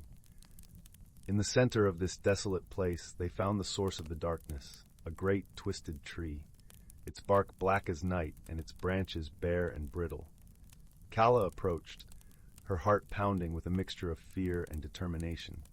She could feel the pendant around her neck pulsing with energy, a reminder of the magic and light that still existed in the world. Drawing upon all she had learned, Kala reached out to the tree, her fingers brushing against its cold, rough surface. She closed her eyes and focused on the warmth within her, the light that had guided her through this hidden world. Slowly, she began to speak, her voice soft but steady, weaving a spell of hope and healing. As her words filled the air, a gentle breeze began to stir, carrying with it the scent of wildflowers and the promise of renewal. The darkness that clung to the tree began to dissolve, melting away like mist in the morning sun. The tree's bark softened, its branches reaching toward the sky, and leaves of vibrant green unfurled in a cascade of life. The transformation was swift and breathtaking, as the hidden world bloomed once more with color and light. The creatures of the forest emerged from their hiding places, their eyes wide with wonder and gratitude. The air was alive with the sound of laughter and song, and the land thrummed with the pulse of magic restored. In the days that followed, Kala and her friends celebrated their victory with feasts and dances beneath the stars. They shared stories of their journey, of the challenges they had faced and the friendships they had forged. Kala felt a deep sense of fulfillment, knowing that she had played a part in saving this wondrous world. As the time came for Kala to return to her own village, she felt a pang of sadness at the thought of leaving. But Ember, with his wise eyes and gentle smile, reassured her that their friendship would endure, no matter the distance between them. With a heart full of memories and a spirit transformed by her adventure, Kala stepped back through the doorway, returning to the familiar sights and sounds of Eldergrove. Yet, she was not the same girl who had wandered into the forest on that crisp morning. She carried with her the lessons of the hidden world, the knowledge that magic existed in every corner of the earth, and that friendship and hope could overcome even the darkest of shadows. As she walked the cobblestone paths of her village, Kala felt the pendant around her neck warm against her skin, a constant reminder of the adventure that had changed her life. She knew that the hidden world would always be there, waiting beyond the veil of the forest, a place of wonder and mystery that she could visit in her dreams. And so, with a heart full of gratitude and a soul touched by the magic of the world, Kala lived her days with a newfound appreciation for the beauty that surrounded her. She shared her stories with those who would listen, inspiring others to seek out the hidden wonders of the world and to cherish the bonds of friendship that could light the darkest of paths. In the quiet moments before sleep, as the stars twinkled like diamonds in the velvet sky, Kala would close her eyes and feel the whispering wind of the hidden world, a gentle lullaby that promised peace and comfort. And in her dreams, she would find herself once more in that magical realm, walking alongside Ember, her heart aglow with the magic of friendship and the promise of new adventures yet to come. Story 38. In the heart of an ancient forest, where the trees whispered secrets known only to time, lived a community of creatures that thrived in a world woven with threads of magic. This forest, whose canopy stretched like a verdant sea, cast gentle shadows upon the woodland floor, creating a mosaic of light and dark that danced with the rhythm of the wind. Among the inhabitants was a wise old owl named Auburn, whose feathers shimmered like moonlight on a still lake. Auburn had watched over the forest for many years and had seen the seasons weave their magic, each bringing its own gifts and challenges. The creatures of the forest revered Auburn for his wisdom, often seeking his guidance when faced with the mysteries of their world. One crisp autumn evening, as the leaves blushed with shades of amber and gold, a gentle breeze carried whispers of change. It was during this time that a young squirrel named Pippin scampered up to Orin's perch high in the ancient oak. Pippin's eyes, bright as acorns kissed by the morning sun, were wide with curiosity and concern. "Orin," Pippin chattered, his voice a soft rustle among the leaves. "The winds speak of a great frost coming earlier than usual. The nuts and berries are not yet plentiful enough to see us through the winter. What should we do?" Orin, with a gaze as steady as the stars, nodded slowly. "The forest is wise, dear Pippin. It will guide us if we listen closely to its whispers." With those words, Orin spread his wings and glided silently through the tapestry of autumn, leading Pippin to a secluded grove. There, nestled among the roots of an ancient elm, lay the Circle of Seasons, a gathering of the forest's eldest beings who understood the delicate balance of nature. Among them was Thistle, the hedgehog, whose quills were flecked with the colors of fallen leaves, and Luna, the fox, whose fur shimmered with the silver of moonbeams. They joined Orin and Pippin, forming a circle around a small pool that mirrored the sky above. The pool, an embodiment of the forest's magic, began to ripple with images of past seasons. It showed springs bursting with life, summers of abundance, autumns of preparation, and winters of rest. As the images danced upon the water's surface, Orin spoke softly, his voice a gentle caress carried on the breeze. "The balance of our home depends on harmony with the seasons," he began. "Each creature has a role to play, and together we can ensure the forest thrives even in the face of change." Luna, with eyes as wise as the night, added, "We must work together, gathering what the forest offers and sharing with those in need. In unity, we find our strength." Thistle, with a voice as gentle as a lullaby, continued, "And let us not forget the wisdom of our ancestors, passed down like a cherished melody. They teach us resilience and the importance of nurturing our home." As the night deepened, the creatures of the forest took to heart the lessons shared by their elders. They worked together, gathering food and storing it safely for the coming frost.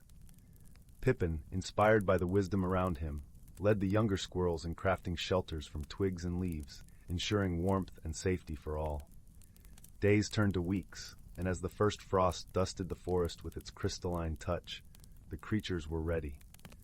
The forest, in its wisdom, had provided, and in return, its inhabitants had cared for it with love and respect.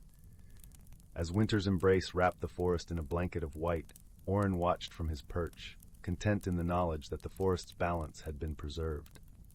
The creatures, nestled in their cozy homes, shared stories of the seasons by the warmth of their fires, each tale a reminder of the harmony that bound them together.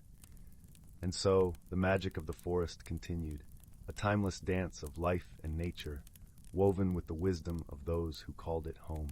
The ancient trees stood as guardians of these tales, whispering them to the winds, ensuring that the balance between reality and magic remained, a testament to the beauty of a world in harmony. Story 39. In the heart of the ancient whispering wood, where the trees stood tall and wise, their branches entwining like the delicate fingers of an aged storyteller, there lay a hidden world bustling with the secret lives of natural creatures. The forest floor was a tapestry of emerald moss and fallen leaves, each whispering their tales as they rustled underfoot. Sunlight filtered through the dense canopy above, casting dappled patterns of gold and green that danced upon the ground like sprites reveling in their own ethereal light. In this enchanted realm, the creatures lived in harmony, each playing their part in the symphony of life. The soft cooing of doves mingled with the gentle rustling of squirrels as they darted from branch to branch, gathering acorns and gossip. A brook babbled merrily as it wound its way through the woods, its waters clear and cool, singing songs learned from the mountains where it was born. Every dawn, the forest awoke to the sweet serenade of the dawn chorus, a choir of birds whose melodies welcomed the sun with open wings. Among these creatures was a wise old tortoise named Tullio, known far and wide for his gentle heart and the stories he carried within his shell. His shell was not just a home, but a library of sorts, adorned with etchings that told tales of the forest's history, passed down through generations. Tullio moved slowly, not out of necessity, but as a choice, savoring each moment like a precious leaf of lettuce. Tullio often found himself in conversation with the trees, who held secrets in their rings. One such tree, a grand old oak named Aegis, was Tullio's closest friend. Aegis had stood for centuries, witnessing the cycles of life and the ebb and flow of the seasons. His bark was rough and gnarled, yet it exuded a warmth that spoke of wisdom and patience. One fine morning, as the forest was kissed by the soft blush of dawn, Tullio made his way to the clearing where Aegis stood. The air was cool and sweet, carrying the scent of dew and earth. Birds flitted from branch to branch, their feathers glistening like jewels in the early light. As Tullio approached, Aegis greeted him with a gentle rustle of leaves, a language only Tullio truly understood. "Good morning, dear Tullio," Aegis said, his voice deep and resonant, a sound that seemed to emanate from the very earth itself. "Good morning, Aegis," replied Tullio, with a nod that sent tiny ripples across the pool of sunlight gathering on his shell. "What news does the forest bring today?" Aegis paused, his branches swaying thoughtfully. "There is a change in the wind," he said. "The seasons are shifting, and with them comes a new challenge." Tullio listened intently, his eyes narrowing in contemplation. The forest had always thrived on balance, each creature and plant playing its role in maintaining harmony. But Tullio knew that change, while inevitable, could sometimes bring unexpected difficulties. "The river has whispered of a drought," Aegis continued, his voice tinged with concern.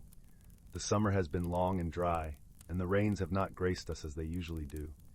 We must prepare." Tullio nodded, understanding the gravity of the situation. Water was life, and without it, the balance could be disrupted. But Tullio was not one to despair. He knew that the forest held an ancient magic, one that could be harnessed with wisdom and cooperation.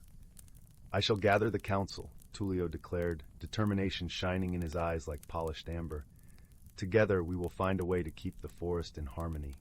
With a slow but purposeful gait, Tullio set off to gather the creatures of the forest. His journey took him to the heart of the whispering wood, where he called upon the owl, the fox, the rabbit, and the deer. Each creature carried with them their own piece of the forest's magic, a unique perspective and skill that, when combined, could weave a tapestry of solutions. The council convened beneath the boughs of Aegis, where sunlight streamed down like a golden waterfall, illuminating their meeting with a serene glow. The forest seemed to hold its breath, listening intently to the gathering of its guardians. The owl, wise and observant, was the first to speak. "We must conserve the water we have," she hooted softly, her eyes reflecting the sky. "The streams must be protected from overuse." The fox, clever and quick, added, "We can dig channels to guide the water to where it's needed most. Our paws are swift, and the earth is our friend." The rabbit, gentle and nurturing, suggested planting seeds of drought-resistant plants, their roots deep and strong. They will hold the soil and provide food even in the driest of times. The deer, graceful and vigilant, spoke of leading the herds to new pastures, where grass still grew lush and green. "We will share our knowledge of the land to keep our families fed." Tullio listened to each suggestion, nodding thoughtfully. "Together, we shall weave a plan as intricate as the web of life itself. Our strength lies in our unity, in the diversity of our gifts." And so, with the wisdom of the council and the guidance of Aegis, the creatures of the Whispering Wood set about their task. The owl flew on silent wings, spreading the word and ensuring that all respected the water's precious gift.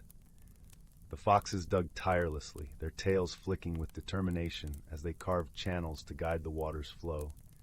The rabbits planted seeds with gentle paws, tending to them as lovingly as a mother would her young. The deer led the herds, their hooves leaving paths of hope through the forest. Days turned into weeks, and as the earth turned, the forest began to adjust to the new rhythm of its life. Though the rains remained elusive, the creatures' efforts bore fruit. The streams flowed with a quiet determination, and the plants took root, their leaves unfurling like green banners of resilience. One evening, as the sun dipped below the horizon, painting the sky in hues of lavender and rose, Tullio returned to the clearing beneath Aegis. The air was warm, yet a gentle breeze carried with it the promise of cooler nights to come. The forest seemed to hum with a quiet contentment, a testament to the unity and determination of its inhabitants. Aegis greeted Tullio with a soft rustling, his leaves shimmering in the twilight. "You have done well, my friend," he said, his voice a gentle caress upon the evening air. "The forest thrives once more, thanks to your wisdom and the strength of our community." Tullio smiled, a slow, contented smile that spoke of hope and gratitude. "It was not I alone, but all of us together," he replied, his voice as soft as the night. "The forest is a tapestry, and each of us a thread, woven together by the magic of life." As the stars began to twinkle above, Tullio settled down beside Aegis, his shell warmed by the earth. The gentle sounds of the forest lulled him into a peaceful slumber, the whispers of the trees a soothing lullaby. And in that moment, beneath the watchful gaze of the stars, harmony was restored, a balance as delicate and enduring as the forest itself. Through the efforts of Tullio and his friends, the Whispering Wood had learned a valuable lesson, one it would carry in its roots and branches for generations to come. That in unity there is strength, in diversity there is resilience, and in the gentle heart of nature there is always magic. Story 40. Once upon a time, in a small village nestled in the heart of a verdant valley, there lived a young girl named Amara. With eyes that shone like amber gems and hair that cascaded like a river of molten chocolate, Amara was a curious soul, forever drawn to the whispers of the ancient oak trees that surrounded her home. One night, as the moon cast its silvery glow upon the valley, Amara's grandmother beckoned her to sit by the crackling hearth. With a gentle smile, she began to weave a tale that would forever change the course of Amara's life. "My dearest child," she said, her voice carrying the weight of generations past, "our family has guarded a sacred legacy for centuries. Deep within the heart of these ancient forests lies a hidden grove, where the spirits of our ancestors dwell." Amara's eyes widened with wonder as her grandmother revealed an intricately carved wooden box, its surface etched with intricate symbols and patterns that seemed to whisper secrets from a bygone era. Inside the box lay a delicate crystal amulet, its facets catching the firelight and refracting it into a kaleidoscope of colors. "This amulet," her grandmother explained, "is a link to our ancestral wisdom, a treasure that has been passed down through the ages." With reverence, Amara accepted the amulet, its weight a tangible reminder of the rich tapestry of her heritage. As her fingers traced the intricate carvings, she felt a profound connection to the earth beneath her feet, to the rhythms of nature that had guided her ancestors for generations untold. The next morning, Amara set out into the heart of the forest, the amulet nestled safely against her chest. The air was heavy with the scent of damp earth and pine needles, and the birdsong wove a symphony of life all around her. As she ventured deeper into the woods, the path seemed to unfurl before her, as if guided by an unseen hand. At last, she emerged into a secluded glade, where ancient trees stood like silent sentinels, their branches intertwined in a canopy of emerald and gold. In the center of the grove stood a moss-covered stone dais, etched with the same symbols that adorned the amulet. As Amara approached, she felt a sense of profound reverence, as if she had stumbled upon a sacred site untouched by the passage of time. Suddenly, a warm breeze swirled around her, carrying with it the whispers of countless voices, echoes of those who had come before. Amara closed her eyes, allowing the voices to wash over her, their words weaving a tapestry of wisdom and understanding. Through the mists of time, she glimpsed fleeting visions of her ancestors, wise elders tending to the land, healers harnessing the power of nature's bounty, and storytellers preserving the rich traditions of their people. In that moment, Amara felt a profound sense of belonging, as if she had finally found the missing piece of a puzzle that had eluded her for so long. She understood that her legacy was not merely a collection of artifacts or stories, but a living, breathing connection to the earth and all its wonders.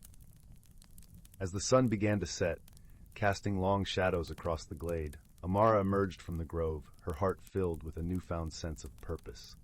She knew that it was her sacred duty to preserve and honor the traditions of her ancestors, to be a steward of the land and a guardian of its secrets. From that day forward, Amara walked with a lightness in her step, her soul forever intertwined with the rhythms of the earth. And as she shared the stories and wisdom of her ancestors with others, she knew that she was weaving a tapestry that would endure for generations to come, a legacy that would forever echo through the ancient forests and valleys she called home. Story 41. In a galaxy where the stars shimmered like a sea of diamonds scattered across velvet, there existed a planet called Lumina, known for its ethereal beauty and gentle luminescence. On this planet lived the Luminari, a serene species that thrived on light and kindness, their translucent skin reflecting the colors of the aurora that danced across their skies. One quiet night, as the moons of Lumina cast their soft, silvery glow, a shimmering pod descended from the heavens, landing softly among the whispering glow trees. Out of it stepped a being from a distant planet, a Korak, hailing from the rugged, mountainous world of Rokari. The Korak were known for their stalwart nature and robust frames, their skin like polished stone, and hearts as warm as the molten core of their home planet. The Korak, named Taylor, was on a journey of peace and learning, hoping to understand the Luminari and their gentle ways. However, upon his arrival, Taylor found himself misunderstood. The Luminari, in their delicate grace, were initially intimidated by his imposing presence and deep, rumbling voice. Among the Luminari was a curious and open-hearted individual named Mira. With skin that glowed softly in hues of pink and gold, Mira was drawn to the newcomer, intrigued by stories of his faraway homeland and the courage it took to travel across the galaxy. Despite the apprehension of her fellow Luminari, Mira approached Taylor with a heart full of kindness. "Welcome to Lumina," Mira said, her voice as soft as the sigh of the gentle winds that caressed the glow trees. "I hope you find warmth and peace here." Taylor, though initially taken aback by her forthrightness, felt a sense of comfort in her presence. "Thank you," he replied, his voice resonating deeply, but with a kindness that matched hers. "I hope to learn from your people and share in your light." The two began to spend time together, exploring the bioluminescent forests where the leaves sang with the light of the stars, and the gentle streams that sparkled like liquid silver. Mira showed Taylor the wonders of her world, from the delicate floating gardens that drifted on air currents to the luminous caves where crystals hummed softly in the dark. Despite their growing friendship, there were moments of misunderstanding. Taylor's hearty laughter sometimes startled the Luminari, and his attempts at joining their delicate dances ended in comical tumbles that sent ripples of laughter through the glowing meadows. Yet, through each misunderstanding, Mira's gentle guidance and Taylor's good-natured acceptance led to deeper understanding. One day, as they wandered through the iridescent fields, a sudden shadow loomed over them. A storm, rare but fierce on Lumina, approached, its winds howling like distant echoes. The Luminari, unused to such tempests, were caught in a whirlwind of panic, their light flickering in the face of the approaching darkness. Mira and Taylor found themselves at the heart of the storm, the winds threatening to tear apart the delicate harmony of the land. It was then that Taylor's true nature shone through. Drawing upon the strength and resilience of his people, he stood firm, using his sturdy frame to shelter Mira and the other Luminari. "Hold on," Taylor urged, his voice calm and steady as an anchor in the storm. "Together we can weather this." Mira, in turn, shared her light, her glow a beacon of hope that pierced through the storm's shadows. She sang a gentle melody, a lullaby of peace and unity, her voice weaving through the tempest like a silver thread.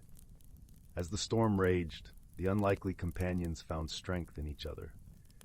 Taylor's steadfastness and Mira's soothing presence combined to form a bond as unbreakable as the strongest star metal. Slowly, the storm began to abate, the winds calming to a gentle breeze, the darkness lifting to reveal the twinkling stars once more. When the storm had passed, the Luminari gathered around Taylor and Mira, their hearts filled with gratitude and newfound respect for the visitor from afar. They had learned that it was not the differences that mattered, but the shared strength and kindness that brought them together. In the days that followed, Taylor and Mira continued their journey of friendship, their bond illuminating the path for others. They shared stories and dreams under the starlit skies, their laughter a melody of harmony that resonated through the tranquil nights. Through their friendship, the Luminari learned the value of resilience and the courage to embrace the unknown, while Taylor discovered the beauty of gentleness and the strength found in unity. In their hearts, they carried the lesson that true friendship transcends all boundaries, a light that shines brightly even in the darkest of times. And so, on the serene planet of Lumina, among the glowing trees and singing streams, a Korok and a Luminari became symbols of a friendship that knew no bounds, a testament to the beauty of understanding and the warmth of companionship. Their story, whispered among the stars, became a guiding light for those who dared to reach beyond the familiar, finding friendship in the most unexpected of places. Story 42. In the heart of a small village nestled between emerald hills and sapphire streams, there lay a secret known only to those who dared to wander the whispering woods. It was a place of verdant magic, where sunlight danced through the canopy, painting the forest floor with dappled patterns. In this world of soft rustles and gentle breezes, the villagers spoke of a mysterious artifact, a golden acorn, said to hold the power to reveal hidden truths and grant the beholder a glimpse into the unseen realms of the world. The story of the golden acorn was often recounted by the village's elder, an amiable old woman with a voice as smooth as honey, who gathered the children around her like a mother hen with her chicks. She spoke of a time when the forest was one with the village, and its creatures lived in harmony with humans, sharing wisdom and warmth. Among those who listened with rapt attention was a young boy named Finn. Finn was a curious soul, his eyes wide with wonder at tales of magic and adventure. He often wandered to the edge of the woods, peering into the shadows with a longing that called to something deep within him. His best friend, Lily, was a kind-hearted girl with a gentle smile that could brighten even the gloomiest of days. Together, they shared dreams of exploring the world beyond their village, where mysteries awaited and stories were born. One crisp autumn morning, as leaves of gold and crimson fluttered to the ground like confetti, Finn and Lily set off on a journey that would change their lives forever. Armed with nothing but their imaginations and a sense of adventure, they ventured into the whispering woods, eager to uncover the truth of the golden acorn. The forest welcomed them with open arms, its scents of pine and earth mingling in the cool air. Sunlight filtered through the branches, casting a warm glow that danced with each gentle breeze. As they walked, the crunch of leaves underfoot was accompanied by the symphony of birdsong and the distant babble of a brook. "Do you think the stories are true?" Lily asked, her eyes wide with excitement. Finn shrugged, a grin playing on his lips. There's only one way to find out. Their journey led them deeper into the heart of the forest, where the light grew softer and the air seemed to hum with anticipation. As they walked, they spoke of dreams and hopes, their laughter echoing among the trees like a melody. Hours passed, and just as the sun began its descent, painting the sky in hues of orange and pink, they stumbled upon a clearing bathed in an otherworldly glow. In the center stood an ancient oak, its branches reaching skyward like arms in prayer. Nestled at its roots, half buried in the earth, was the golden acorn. It shimmered in the fading light, casting a gentle radiance that seemed to pulse with life. Finn and Lily exchanged a glance, their hearts pounding with a mix of trepidation and excitement. "Do we dare?" Finn whispered, his voice barely audible over the rustle of leaves. Lily nodded, her hand reaching out to touch the acorn. As her fingers brushed its surface, a warmth spread through her, like the embrace of the sun on a cold winter's day. The world shifted around them, the forest blurring into a tapestry of colors and sounds as they were drawn into the acorn's magic. When the world settled once more, they found themselves in a place unlike any they had ever seen. It was a realm of vibrant hues and shimmering light, where the air was alive with the scent of blossoms and the songs of unseen creatures. The sky was a canvas of swirling colors, and the ground beneath their feet was soft as silk. "Welcome," a voice called, gentle and melodic. From the shadows emerged a creature of ethereal beauty, its form shifting and flowing like water. It was neither human nor beast, but a blend of both, with eyes that sparkled like stars and a presence that radiated peace. "I am the guardian of the hidden realm," it said, its voice a soothing balm. "You have come seeking truth and wisdom, and so you shall find it." Finn and Lily listened, captivated by the guardian's presence. It spoke of the balance between worlds, of the magic that lay hidden within the everyday, and the importance of friendship and kindness in all things. As they journeyed through the realm, they encountered wonders beyond their wildest dreams, a river of light that sang as it flowed, trees that whispered secrets on the wind, and creatures of all shapes and sizes who welcomed them with open hearts. Each step brought new lessons, teaching them the value of patience, courage, and understanding.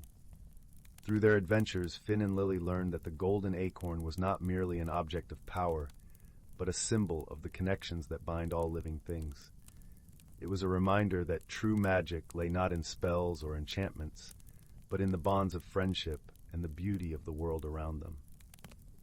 When the time came to return to their own world, they did so with hearts full of gratitude and minds brimming with newfound wisdom. The guardian bade them farewell with a gentle smile, its form dissolving into a cascade of light that danced on the breeze. As they emerged from the whispering woods, the village lay before them, bathed in the soft glow of twilight. The air was filled with the scent of wood smoke and the sound of distant laughter, a comforting reminder of home. Finn and Lily returned to their village not as children, but as adventurers who had glimpsed the wonders of a hidden realm. Their journey had changed them in ways they could not fully understand, leaving them with a deeper appreciation for the world and the magic that lay within it. In the days that followed, they shared their stories with the villagers, weaving tales of enchantment and friendship that captivated all who listened. The golden acorn, now a cherished memory, had taught them that the greatest treasures were those found in the heart. And so, as the village settled into the peace of night, Finn and Lily sat by the crackling fire, their eyes alight with dreams of future adventures. The whispering woods stood silent and watchful, a guardian of secrets and stories yet to be told. And though the golden acorn remained hidden beneath the ancient oak, its magic lingered in the air, a gentle reminder of the wonders that awaited those who dared to seek them. As the embers of the fire glowed softly and the stars winked into existence above, Finn and Lily knew that their journey was only the beginning. For in the heart of every adventurer lies the spark of curiosity, a flame that can never be extinguished. And in the warmth of friendship, they found the courage to face whatever challenges lay ahead. With hearts full of hope and minds open to possibility, they drifted into the embrace of sleep, dreaming of worlds yet to be discovered and the magic that lay within. And as the night wrapped them in its gentle arms, the whispering woods stood watch, a silent guardian of dreams and stories waiting to unfold. Story 43. Once upon a time, in a galaxy spun with stars like diamonds on velvet, there drifted a quaint little planet known as Zephyra. It was a world of gentle breezes and rolling hills adorned with flowers that glowed softly in the twilight. Here the sky was painted in hues of lavender and rose, and the rivers sang soft lullabies as they meandered through the valleys. On Zephyra lived a kind-hearted being named Leora, whose skin shimmered with the colors of the dawn. Leora was a Zephyrian, a species known for their ethereal beauty and deep connection to the natural world. Her days were spent tending to the whispering groves and nurturing the luminous flora that thrived in their gentle care. One tranquil afternoon, as Leora wandered through the fields, she noticed an unusual glimmer in the sky. It was a ship, sleek and metallic, descending with a grace that belied its size. As it landed quietly on the soft meadow grass, Leora felt a curious blend of apprehension and excitement. From the ship emerged a figure unlike any Leora had ever seen. It was a Grick, a creature from the distant, arid planet of Draconis. The Grick, named Rax, was covered in scales that glinted like polished bronze. His eyes, a deep emerald, scanned the surroundings with a mix of caution and awe. Rax had traveled far from his scorching, that barren homeworld in search of knowledge and connection. He had heard tales of Zephyra's serene beauty and the wisdom of its inhabitants, and he hoped to learn from them. At first, Leora and Rax struggled to understand one another. The Zephyrian language was a lilting melody, while the Grick's tongue was a series of clicks and hisses. Their initial attempts at communication were fraught with misunderstandings, and they often found themselves frustrated and confused.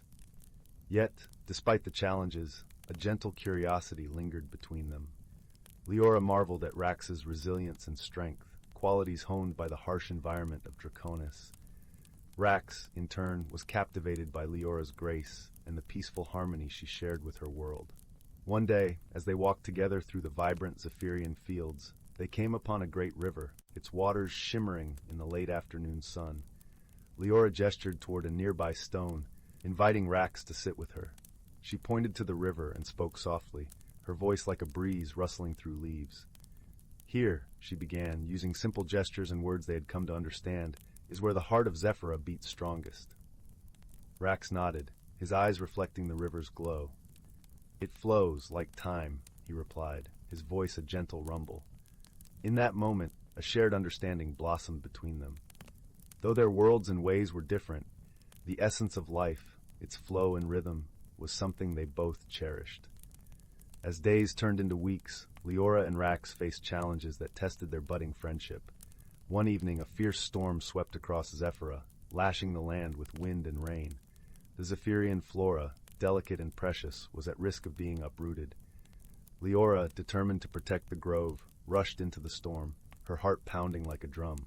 Rax, seeing her distress, followed without hesitation. His sturdy frame shielded the fragile plants from the worst of the wind, while Leora sang an ancient Zephyrian song that calmed the tempest's fury. Together, they weathered the storm, their combined strengths forming a bond as strong as any family. In the aftermath, as the sky cleared to reveal a blanket of twinkling stars, Leora and Rax sat side by side, their hearts light with the warmth of shared triumph. From that day forward, Rax and Leora were inseparable. They explored the wonders of Zephyra together, learning not only about each other's worlds, but also about themselves. Their friendship was a tapestry woven with threads of laughter, shared stories, and quiet moments of reflection. Through their journey, Leora and Rax discovered that true friendship transcends language and culture. It is found in the willingness to understand, the courage to face challenges together, and the joy of discovering new perspectives.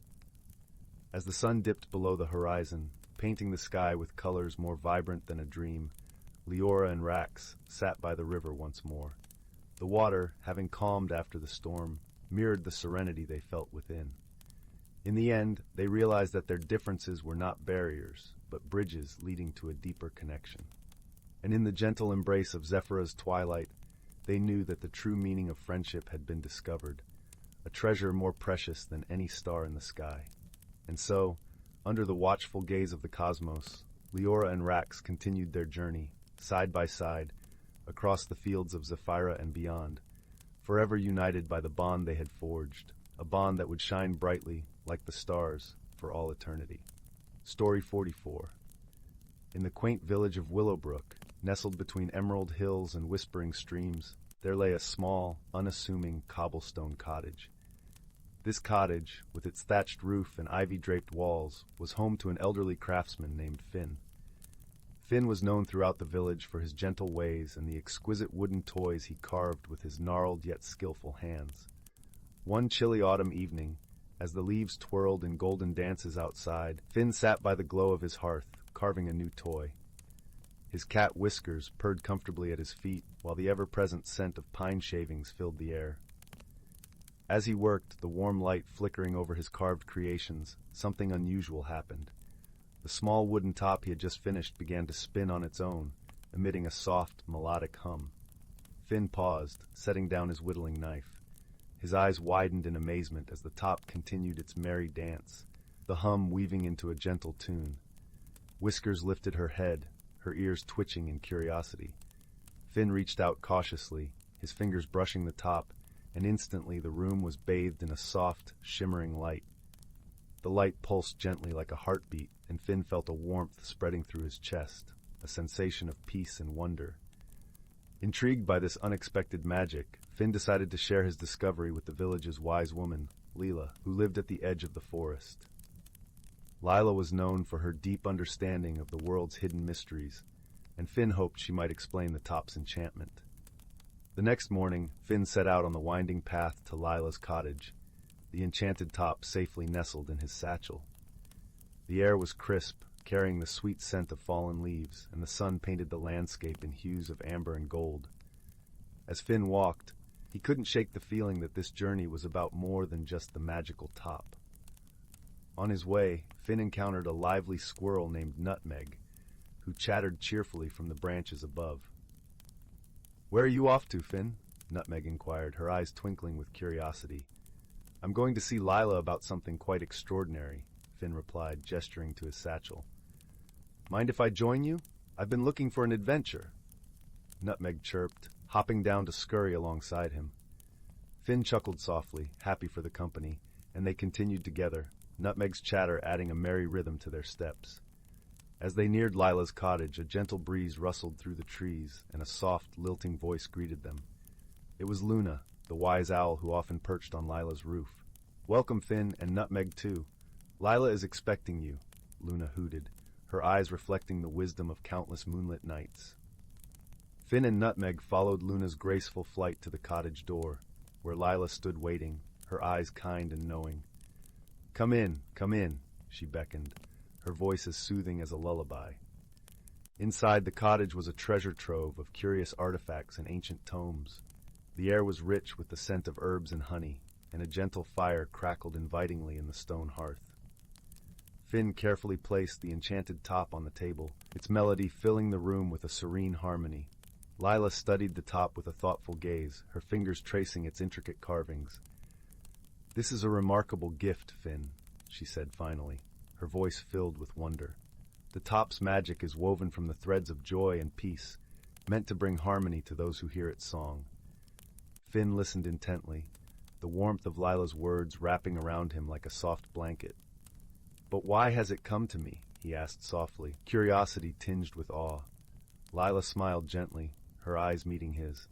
Perhaps it chose you because you bring such joy through your creations. Now, it seeks your wisdom to fulfill its purpose. As Finn pondered this, Nutmeg piped up, her voice bright with excitement. Maybe it's meant to help someone in need. We should find them. Lila nodded, her expression thoughtful. Indeed, the top's song must reach those whose hearts are burdened. But it is not a journey of distance alone. It is a journey of understanding. With Lila's guidance, Finn realized that to uncover the top's true purpose, he must listen not just with his ears, but with his heart. He thanked Lila for her wisdom, and with Nutmeg perched on his shoulder, he set off back to Willowbrook, the top's melody now a gentle companion on their journey. As they walked, Finn noticed a shift in the village. The baker, who often wore a furrowed brow, now hummed a cheerful tune as he kneaded dough. Children played with newfound laughter, their games echoing with delight. Even the air seemed lighter, as if the village itself was breathing easier. Finn and Nutmeg followed the melody, which seemed to guide them through the village, until they reached the home of a young widow named Marin.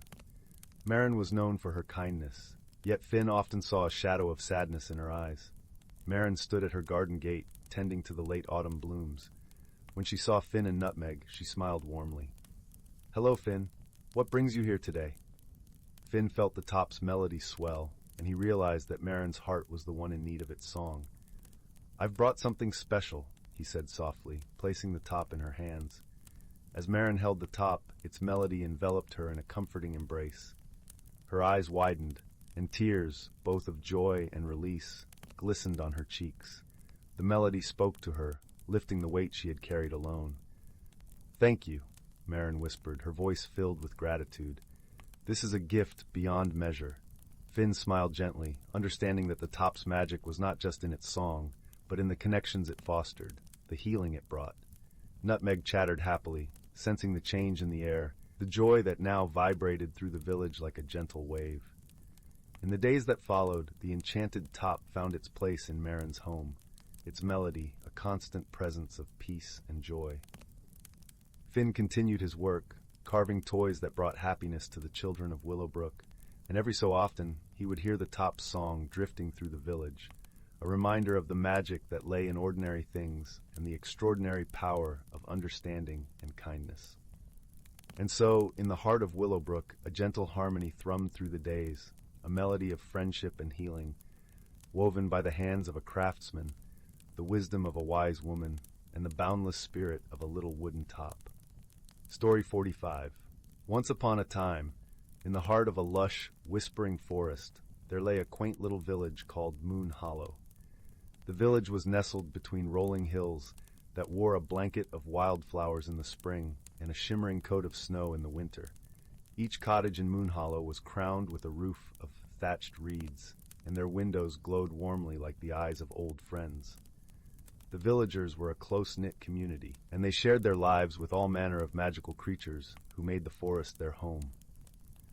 There were the gentle willow-wisps who drifted like silver smoke through the woods, and the wise old owl-bears who watched over the village with kindly, watchful eyes.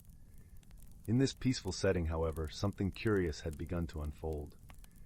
Every morning for a week, the villagers awoke to find their beloved Moon Hollow fountain, a centerpiece of joy and gathering, had been mysteriously drained of its sparkling water. The fountain, carved from a single piece of moonstone, was said to be enchanted, and its waters were known to bring health and happiness to all who drank from it. The villagers were puzzled. No tracks were left behind, no signs of mischief or malice. And so it was that the village elder, a wise and gentle woman named Mabe, called a gathering in the village square. Mabe, with her silvery hair that cascaded like a waterfall of stars and eyes that twinkled with the light of 1,000 tales, addressed her friends and neighbors. Though the mystery of the fountain has cast a shadow upon our village, we must remember to approach it with calm and kindness. Let us seek answers in unity. Among the villagers was a young girl named Leora. Leora was known for her keen curiosity and her gentle heart. She loved nothing more than exploring the forest and learning from its magical inhabitants. When Mabe asked for volunteers to help solve the mystery, Leora's hand was the first to shoot up. "My dear," Mabe said with a smile, "I had a feeling you would be eager to help. Remember, the forest holds many secrets, and it is only through listening and observing that we learn its truths." With Mabe's blessing, Leora set out on her quest. She was joined by her steadfast friend Finn, a bright-eyed boy who was never without his trusty magnifying glass, and a small, chubby hedgehog named Thistle, whose snuffling nose was as keen as any detective's. Together, they ventured into the forest, where the morning sun painted dappled patterns on the path before them. The air was alive with the scent of pine and moss, and birds sang a cheerful symphony from the treetops. As they walked, Leora noticed something peculiar. The ground was unusually damp, and tiny footprints, too small to belong to any of the villagers, led a winding trail deeper into the forest. "Look here," she said, pointing to the prints. "These must belong to our mystery visitor." Finn crouched down, peering through his magnifying glass. "These tracks look like they could belong to a sprite," he mused. "But why would a sprite be interested in our fountain?" Thistle, who had been sniffing around, suddenly let out an excited squeak and waddled off into a thicket of ferns. "Let's follow Thistle," Leora suggested. "He might have found something." With Thistle leading the way, the friends soon found themselves at the entrance to a hidden glen, where the air was filled with a soft, tinkling sound, like the laughter of bells. In the center of the glen was a small pool, its waters as clear as glass, fed by a gentle trickle from a moss-covered rock. And there, darting about the pool, were the sprites. Tiny, luminous creatures with wings that shimmered like rainbows. They flitted to and fro, their laughter filling the air with a joyful melody. One of the sprites, noticing the newcomers, flew over and hovered before them, her wings a blur of color. "Greetings, children of the village," she chimed with a voice like a silver bell. "We are the water sprites of the forest. How may we assist you?" Leora, filled with awe at the sight of the sprites, replied, "We've come to solve the mystery of our village fountain, which has been mysteriously drained of water. We followed the tracks here, and hoped you might know something about it." The sprite's face lit up with understanding. "Ah, the fountain. We did not realize it was causing concern. You see, our own pool had begun to dry, and we needed to borrow some of the fountain's magic to restore our home. We meant no harm." Finn nodded, understanding dawning. "Perhaps there's a way we can share the magic so both our village and your pool can thrive." The sprite clapped her hands in delight. "That would be wonderful. We can guide the waters to flow between our pool and your fountain, ensuring both remain full. It is a simple spell of sharing, which we can perform together." And so it was that the children, with the help of their newfound friends, joined hands in a circle around the pool. The sprites sang a sweet, lilting song, their voices weaving through the air like a gentle breeze. As the melody rose, the water in the pool shimmered with light, and a ribbon of silver flowed from it, winding its way back toward Moon Hollow. When Leora, Finn and Thistle returned to the village, they found the fountain bubbling merrily once more, its waters sparkling in the afternoon sun. The villagers gathered around, marveling at the sight, their hearts light with relief and gratitude. Maeve, watching from her place by the fountain, smiled warmly at Leora and her friends.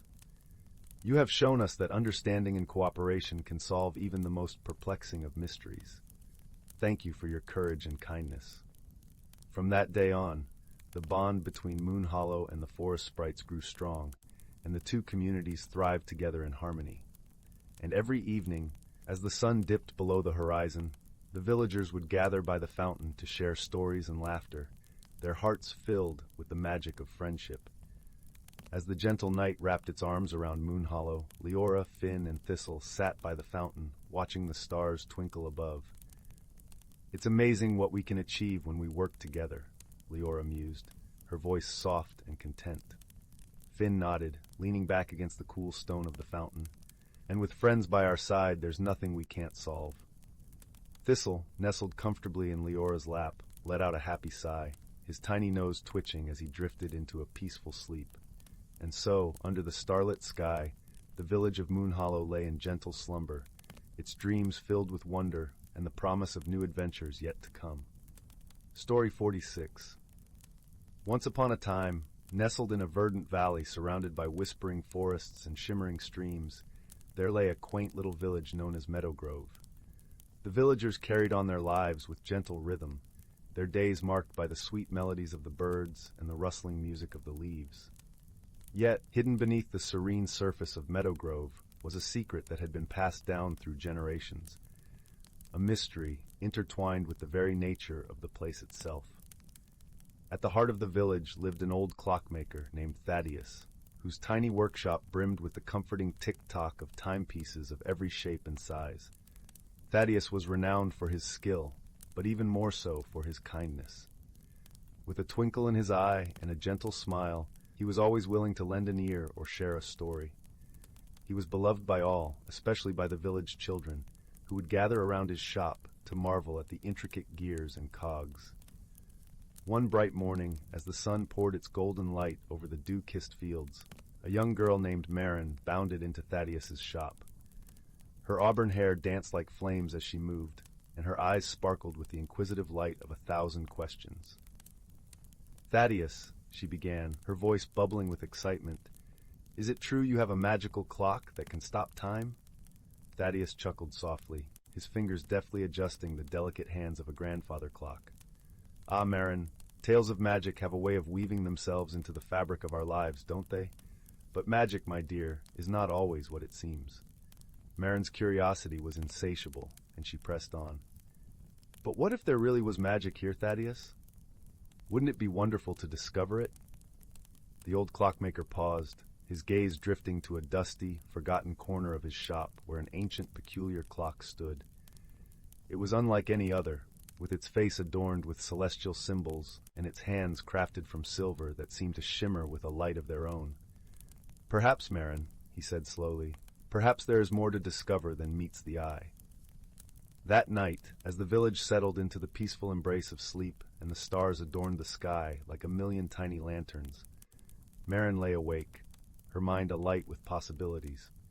She thought of the mysterious clock and the tales of hidden magic.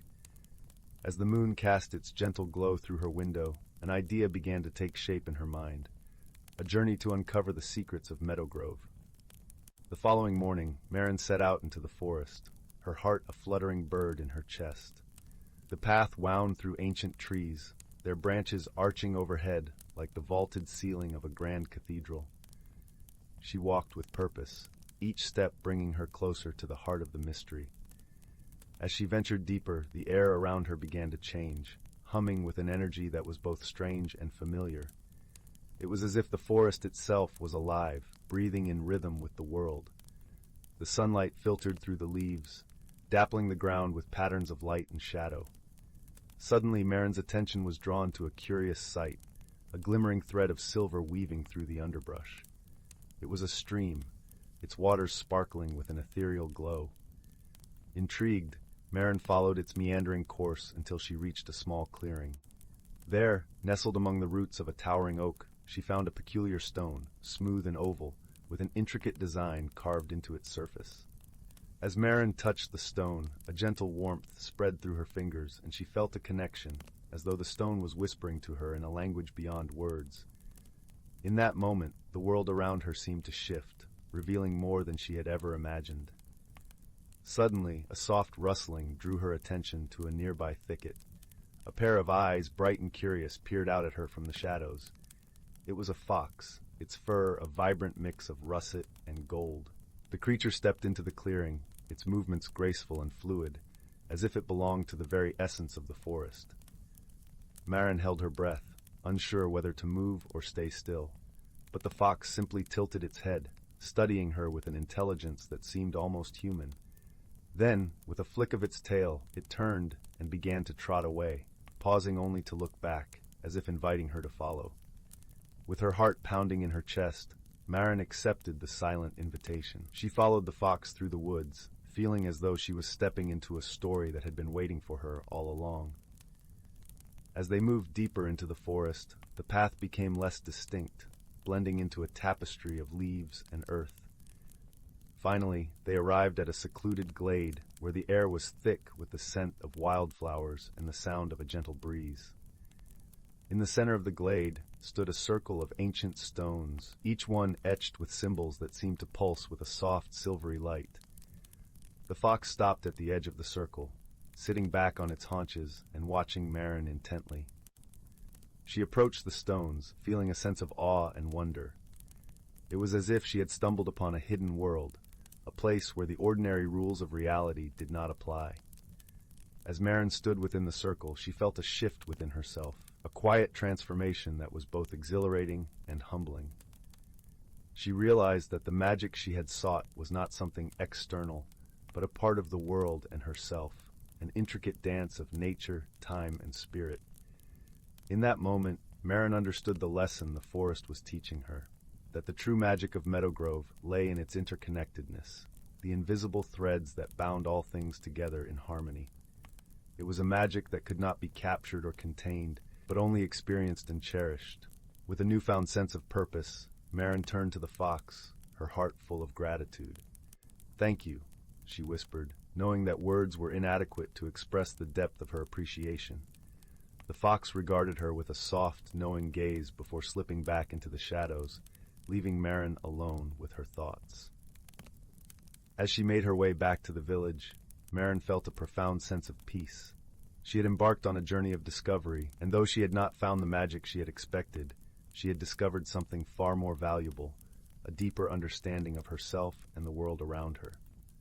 When she returned to Meadowgrove, she shared her experience with Thaddeus, who listened with a gentle smile. "Ah, Marin," he said softly, "you have found the heart of the mystery. Remember, the greatest journeys are those that take us within." From that day forward, Marin carried the lessons of the forest with her, her heart open to the wonders of the world. She continued to explore and learn, her life a tapestry of connections woven with love and understanding. And so in the quiet village of Meadowgrove, where time seemed to flow as gently as the stream through the forest, the magic of the hidden world endured, an eternal reminder of the beauty and mystery that lay just beneath the surface of everyday life. Thus, the tale of Marin and the Enchanted Forest became a cherished story, passed down through the generations, inspiring others to seek the magic within themselves and the world around them. And as the stars flickered in the night sky, the village of Meadowgrove remained a place of wonder and peace, a testament to the enduring power of friendship, wisdom, and the gentle magic of nature. Story 47. Once upon a time, in a quaint village nestled in the heart of an ancient forest, there lived a young girl named Willow. She was a curious and adventurous soul, with a deep love for the natural world that surrounded her. One crisp autumn morning, Willow ventured into the woods, as she often did, to explore the winding paths and secret glades. As she wandered deeper, she came upon a small clearing bathed in golden sunlight. In the center of the clearing stood an old, twisted oak tree, its branches reaching skyward like gnarled fingers. Willow approached the tree, drawn by an unexplainable force. As she ran her hands over the rough bark, she felt a warmth emanating from within. Suddenly, a door appeared in the trunk, and before she could react, it swung open, revealing a hidden world unlike anything she had ever seen. Stepping through the door, Willow found herself in a realm of pure magic. Towering mushrooms dotted the landscape, their caps glowing with an ethereal light. Streams of shimmering water flowed through mossy banks, and strange, whimsical creatures scurried about, paying her no mind. As Willow explored this enchanting realm, she stumbled upon a peculiar object lying on the ground, a small, golden acorn. The moment she picked it up, a voice whispered in her ear, "You have been chosen, Willow, to embark on a journey of self-discovery and growth." Startled, Willow nearly dropped the acorn, but something compelled her to hold on to it tightly. She soon realized that this acorn was no ordinary object. It possessed magical powers that would guide her on a transformative adventure. With the acorn clutched in her hand, Willow set forth, unsure of where her path would lead. She encountered wondrous sights and mystical beings, each one offering a lesson or a clue to help her on her quest. One day, she met a wise old owl perched atop a twisted branch. "The acorn you carry holds the key to unlocking your true potential," the owl hooted. "But first, you must face your inner fears and doubts." Willow pondered the owl's words as she continued her journey. Soon she found herself in a dark, ominous forest, where shadows seemed to move of their own accord. Undeterred, she pressed forward, and with each step, she felt her confidence grow. As she emerged from the forest, she came upon a gurgling stream. Kneeling beside the water, she gazed at her reflection, and was startled to see the face of a young woman staring back at her. In that moment, she realized that the journey had transformed her, both physically and emotionally.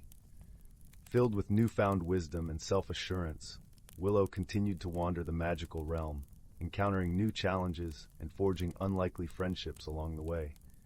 One such friend was a tiny sprite named Glow, who had a knack for finding the most beautiful and hidden places in the realm. Together, they explored secret grottos and sun-dappled glades, sharing stories and laughter. But their adventure took an unexpected turn when they stumbled upon a mysterious riddle etched into the bark of an ancient tree. Puzzled, they spent days trying to decipher its meaning, until finally, Willow had a revelation. The riddle was a clue, leading them to a hidden cave deep within the heart of a towering mountain. Within the cave, they discovered a magnificent crystal, pulsing with an otherworldly energy. As Willow approached the crystal, the acorn in her hand began to glow, and she felt a surge of power coursing through her veins. In that moment, she understood that the acorn was a conduit for her own inner magic, a power she had carried within her all along.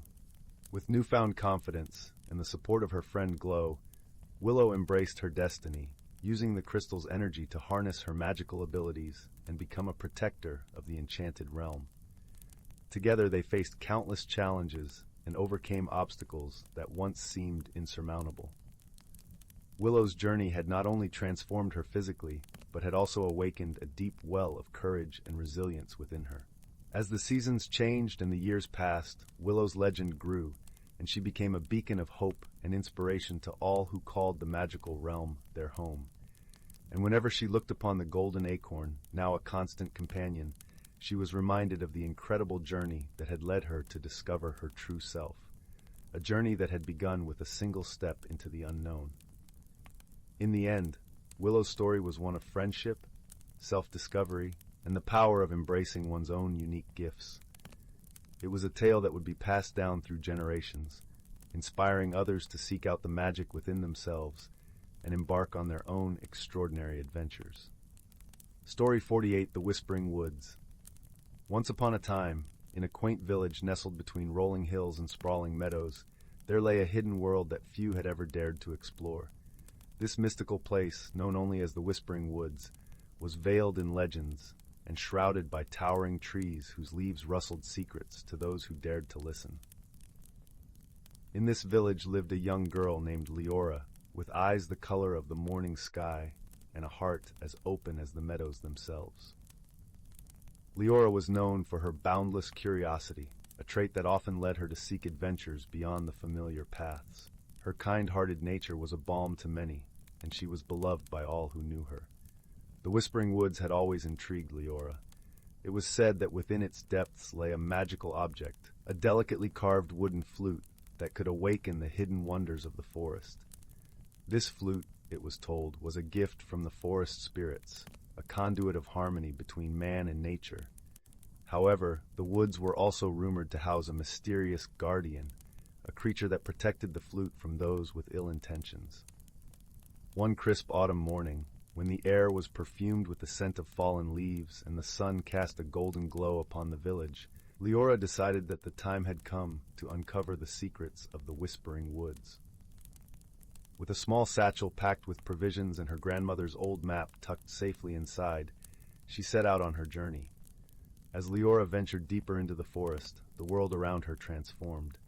The trees seemed to dance with life, their trunks etched with patterns that resembled ancient runes. Birds with plumage of iridescent hues flitted between branches, their songs mingling with the gentle rustle of leaves. The forest floor was a tapestry of moss and wildflowers, each step releasing a fresh, earthy aroma that filled her senses. Leora's journey was not without challenges. The woods were a labyrinth, paths twisting and turning, often doubling back upon themselves. Yet, with each step, she felt a growing sense of connection to the forest, as if it were guiding her toward something profound. As twilight descended, painting the sky in shades of lavender and rose, Leora stumbled upon a clearing bathed in soft moonlight. At its center, atop an ancient stone pedestal, lay the fabled flute. It was exquisitely crafted, its surface adorned with intricate carvings of vines and leaves that seemed to pulse with an inner light. Just as Leora reached out to touch it, a gentle voice echoed through the clearing, stopping her hand in midair.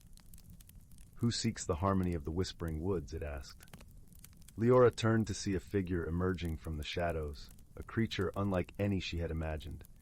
It was a guardian of the forest, its form shifting between that of a majestic stag and a wise old man, eyes twinkling with the wisdom of ages.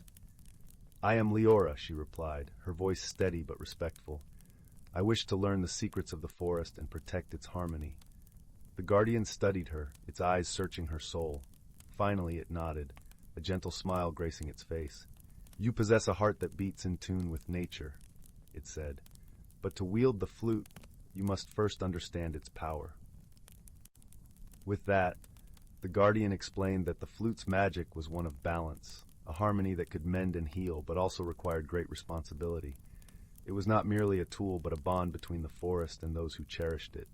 Eager to prove her worth, Leora spent the following days learning from the guardian. She listened to the whispers of the trees, felt the rhythms of the earth, and understood the delicate balance that sustained the forest's life. Under the guardian's guidance, she learned to play the flute, each note resonating with the very essence of the woods. As Leora's skills grew, so did her bond with the forest. She discovered hidden paths that led to enchanting glades where deer grazed undisturbed, and sparkling streams that sang their own melodies. The forest revealed its secrets to her, and in return, Leora promised to protect it always. One day, while wandering near the edge of the woods, Leora encountered a young boy named Flynn. He was lost, his clothes torn and muddied, eyes wide with fear. Leora's heart went out to him, and she gently guided him back to the village, her flute weaving a calming melody that soothed his fears. Flynn, it turned out, was an orphan from a distant village, a place where nature's harmony had been disrupted by greed and neglect. As he shared his story, Leora realized that the power of the flute could extend beyond the Whispering Woods. It could bring healing and hope to places in need. Together, Leora and Flynn devised a plan. They would journey to Flynn's village, using the flute's magic to restore the balance and help the villagers reconnect with the natural world. The guardian of the forest, proud of Leora's growth and compassion, granted them its blessing. The journey was long and fraught with challenges, but Leora and Flynn faced each one with courage and determination. They traveled through valleys and over mountains, their bond of friendship growing stronger with each step. Along the way, they encountered creatures in need, and through the flute's melodies they brought peace and healing. Finally, they reached Flynn's village. It was a desolate place, the land parched and the air heavy with despair. But Leora was undeterred. She stood at the village's center, the flute in her hands, and began to play. As the haunting notes filled the air, the villagers gathered, their hearts stirring with a forgotten sense of wonder. The earth responded to the music, fields blooming with life, and the skies clearing to reveal a brilliant sun. The villagers, once disconnected from nature, embraced the change, working together to restore their land and nurture the bond they had long neglected. With their mission complete, Leora and Flynn returned to the Whispering Woods. The Guardian welcomed them back, its eyes filled with pride. "You have shown great wisdom and compassion," it said. "The flute's power is safe in your hands, and the forest's harmony endures." Leora smiled, her heart full of gratitude and love.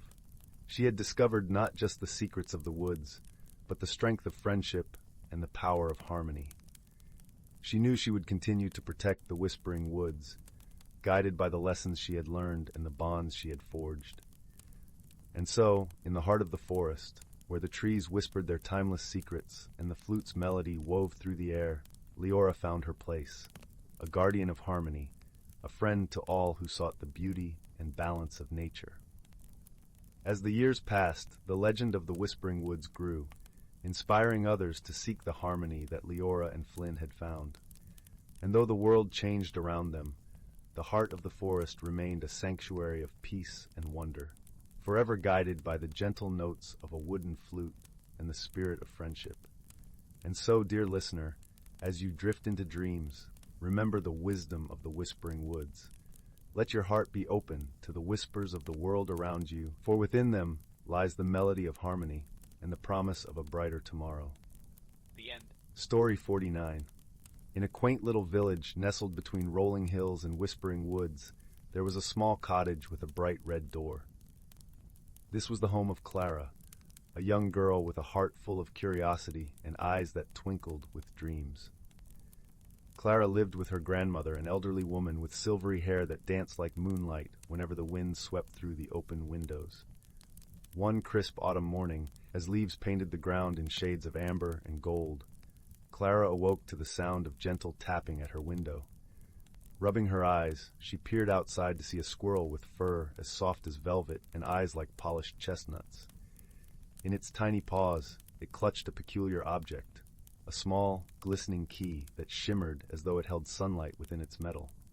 Clara opened the window, and the squirrel, with a graceful leap, landed inside her room, placing the key at her feet before scampering off with a cheerful chirp. Clara picked up the key, feeling its warmth spread through her fingers, and wondered what door it might unlock. Her grandmother, with an air of gentle wisdom, watched from the doorway. "Every object has a story," she mused, "and perhaps this key is inviting you to discover its tale." Clara, inspired by her grandmother's words, decided to embark on a journey to uncover the key's secret. She tucked it safely into her pocket and set out, the cool breeze carrying her along the winding path through the village. As she wandered, she came across Mr. Thistle, the kindly old gardener with a beard as bushy as the thickest hedgerow. He was tending to his roses, their petals unfurling like the pages of a well-loved book. Clara shared the story of the key, and Mr. Thistle, with a twinkle in his eye, offered his wisdom. "Sometimes the smallest key can open the greatest mysteries. Let the key guide you." Clara continued her journey, her heart lightened by Mr. Thistle's encouragement. The path led her to the edge of the forest, where she met Sophie, a gentle soul who lived among the trees. Sophie was known for her ability to understand the whispers of the woods. Her hair cascaded in waves like the flowing branches of willow trees, and her smile was as warm as the sun peeking through the leaves. Sophie listened intently as Clara recounted her tale. "The forest holds many secrets," Sophie said softly. "Perhaps it knows the story of your key." Together they ventured deeper into the forest, the air filled with the scent of pine and earth, the ground soft beneath their feet. The trees whispered ancient songs, and Clara felt a sense of belonging, as if the forest itself was guiding her. After a while, they came upon a clearing where an old oak tree stood, its roots twisting like the lines of a time-worn map. Nestled within the roots was a small, weathered chest. Clara's heart skipped a beat as she realized the key might belong to this very chest. With trembling hands, she inserted the key into the rusted lock. It turned smoothly, as if greeting an old friend. The chest creaked open to reveal a collection of items: a faded photograph, a feather, a child's drawing, and a small handwritten note. The note read, "To the finder of this chest, may these treasures remind you of the joy of discovery and the magic in ordinary things." Clara and Sophie exchanged a glance, understanding the significance of what they had found. It wasn't just about unlocking a chest. It was about the journey, the connections forged, and the wisdom gained along the way. As the sun began to set, painting the sky in hues of rose and lavender, Clara returned home. Her grandmother awaited her by the fireplace, the flames casting a warm glow around the room. Clara shared her adventure, her voice filled with excitement and awe. Her grandmother listened, her heart swelling with pride. "You see, my dear," she said gently, "the world is full of wonders. Sometimes it takes a little courage and curiosity to uncover them." Clara smiled, feeling the warmth of her grandmother's words seep into her soul. She realized that the true magic lay not in the key or the chest, but in the journey itself and the friends who had helped her along the way. That night, as Clara drifted into a peaceful slumber, the key lay on her bedside table, glinting softly in the moonlight. It was a reminder that even the smallest things could hold the greatest secrets, and that the world was a treasure chest waiting to be unlocked by those who dared to dream. And so, in the cozy glow of the little cottage with the bright red door, Clara's heart danced with the promise of new adventures, and her dreams were filled with the whispers of the forest and the gentle rustle of leaves. The village slept under a blanket of stars, and all was well in the world. Story 52. Once upon a time, in a lush valley nestled between gentle rolling hills, there was a quaint little village named Willowbrook. This village was unlike any other, with its cobblestone paths lined with cheerful wildflowers and ancient trees whose branches swayed softly in the breeze, whispering secrets of days gone by. Willowbrook was a place where the sun always seemed to rise a little gentler and set with a golden embrace, leaving the sky awash with hues of pink and lavender. In this village lived a young woman named Mara.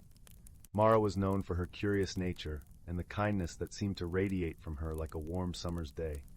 She had eyes the color of the deepest forest leaves and hair that tumbled down her back like a cascade of autumn hues. Though she loved her home dearly, Mara often felt a yearning within her heart, an unexplainable pull towards something she couldn't quite grasp. One evening, as the stars began to twinkle above like a scattering of diamonds on a velvet cloth, Mara's grandmother, the wise and gentle-eyed elder of the village, called her to the cozy nook of their little cottage. The fireplace crackled merrily, casting a soft, flickering glow around the room, as Mara settled into a plush armchair beside her grandmother. "My dear Mara," her grandmother began, her voice a soothing melody that wrapped around the room like a comforting blanket. "There is something I've been meaning to share with you. It is a tale as old as the stones that cradle our home." With that, her grandmother reached into an ornate wooden chest that sat at the foot of the fire.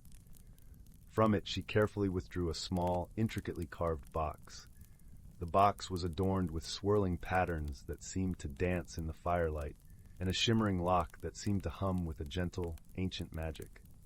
"This," her grandmother continued, "is the legacy of our family, passed down through generations. Inside is a part of our heritage, a story yet unfinished.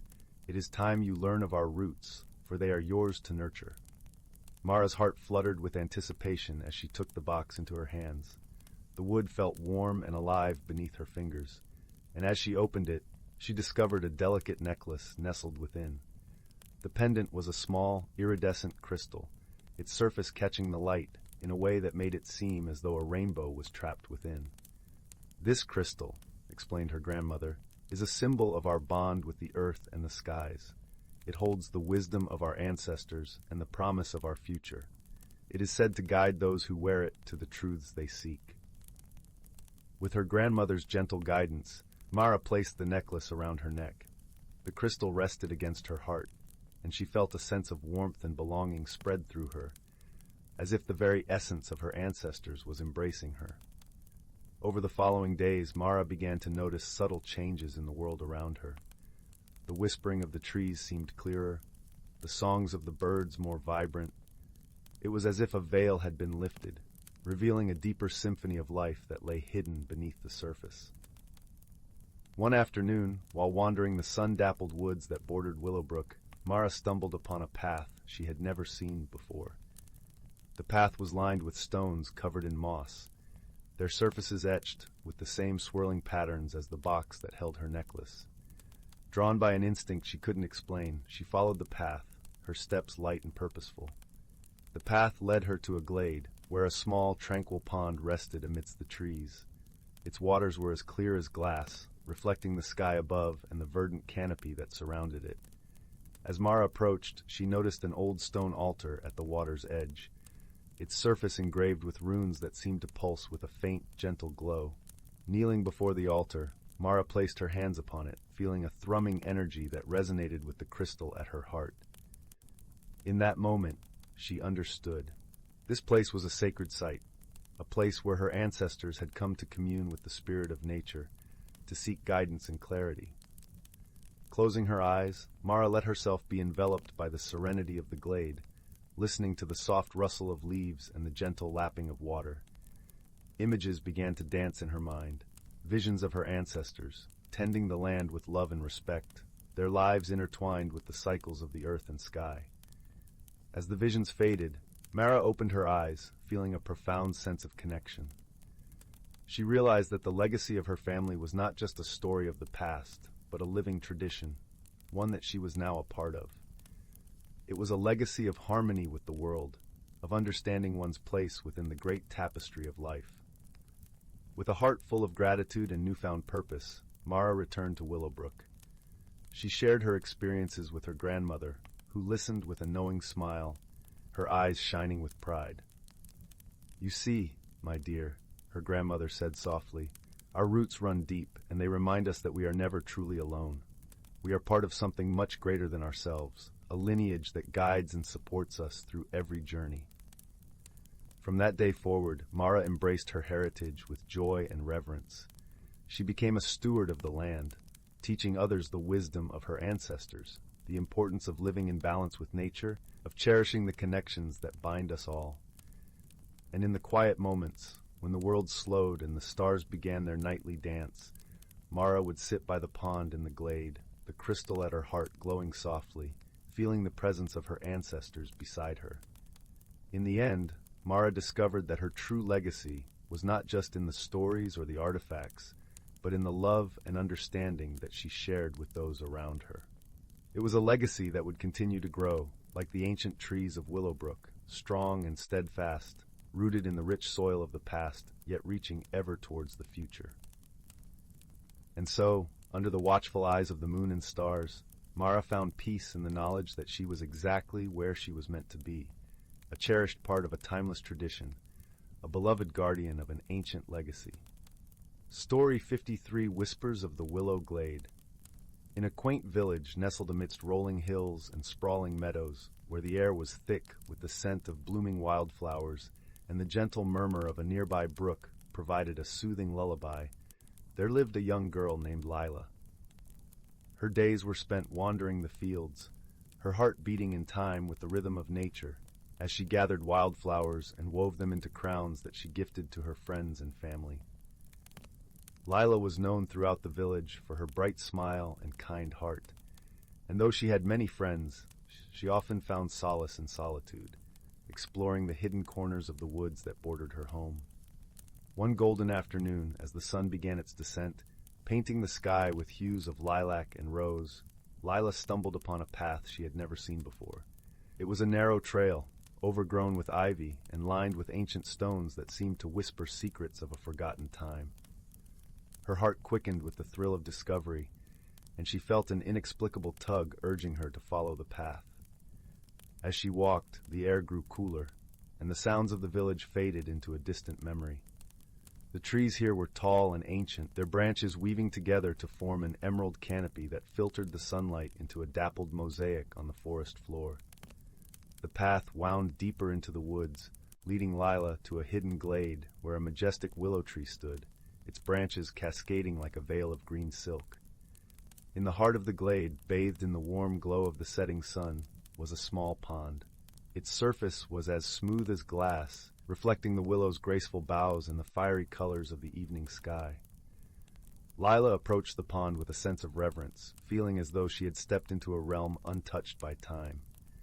As she knelt by the water's edge, something caught her eye. It was a small, intricately carved wooden box, half buried in the soft earth. Gently, she unearthed it, marveling at the delicate patterns etched into the wood, a tapestry of swirling vines and blooming flowers. With a sense of wonder, she opened the box, revealing a shimmering crystal pendant nestled within. The pendant was unlike anything Lila had ever seen. It glowed with a soft, ethereal light, casting tiny rainbows across her hands.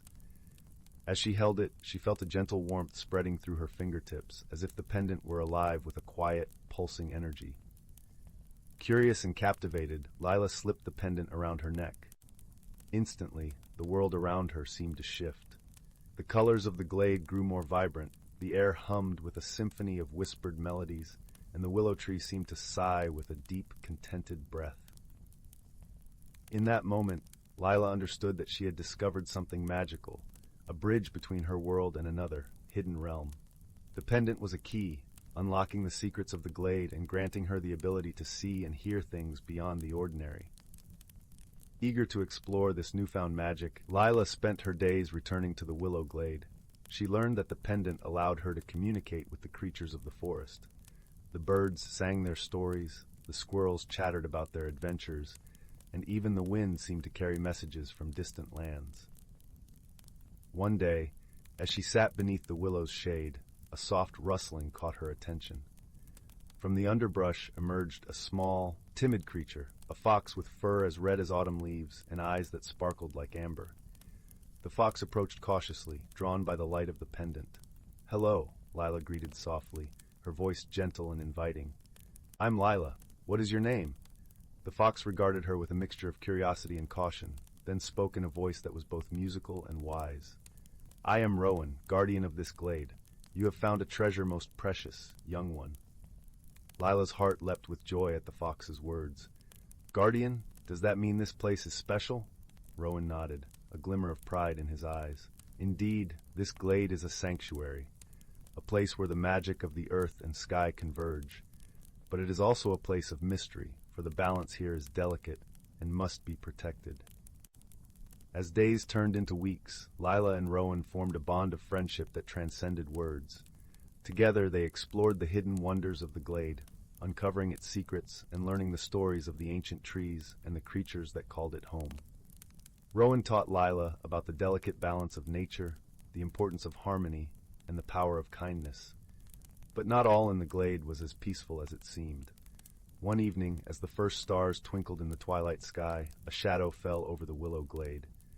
A chill breeze swept through the trees, carrying with it a sense of foreboding.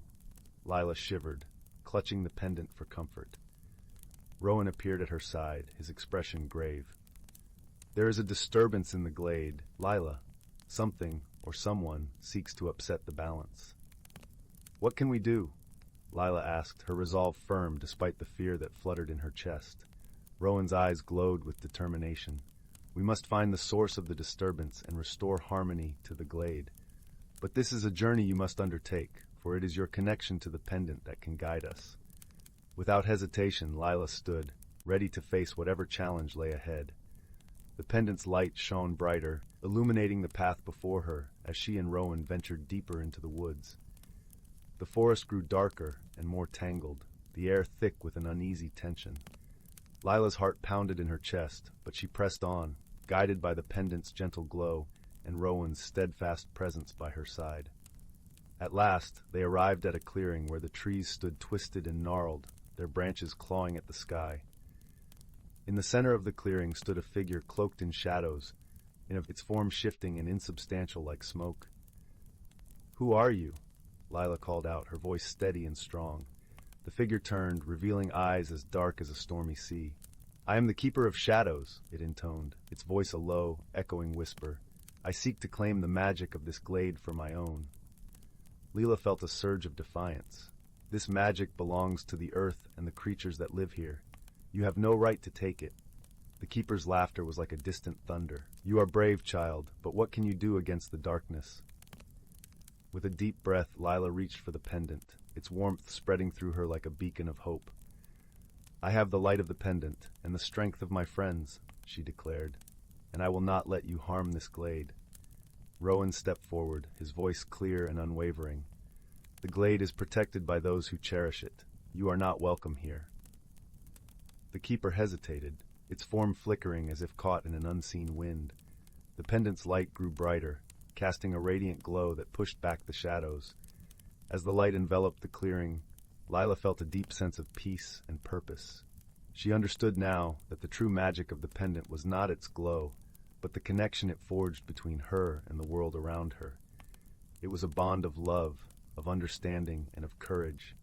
With one final, defiant burst of light, the Keeper of Shadows dissolved into nothingness, its sinister presence vanquished by the power of friendship and the light of the pendant. The forest around them seemed to sigh with relief, the trees straightening and the air clearing. Lila and Rowan stood together, their hearts full of triumph and gratitude. "You did it, Lila," Rowan said, his eyes shining with pride. "You saved the glade."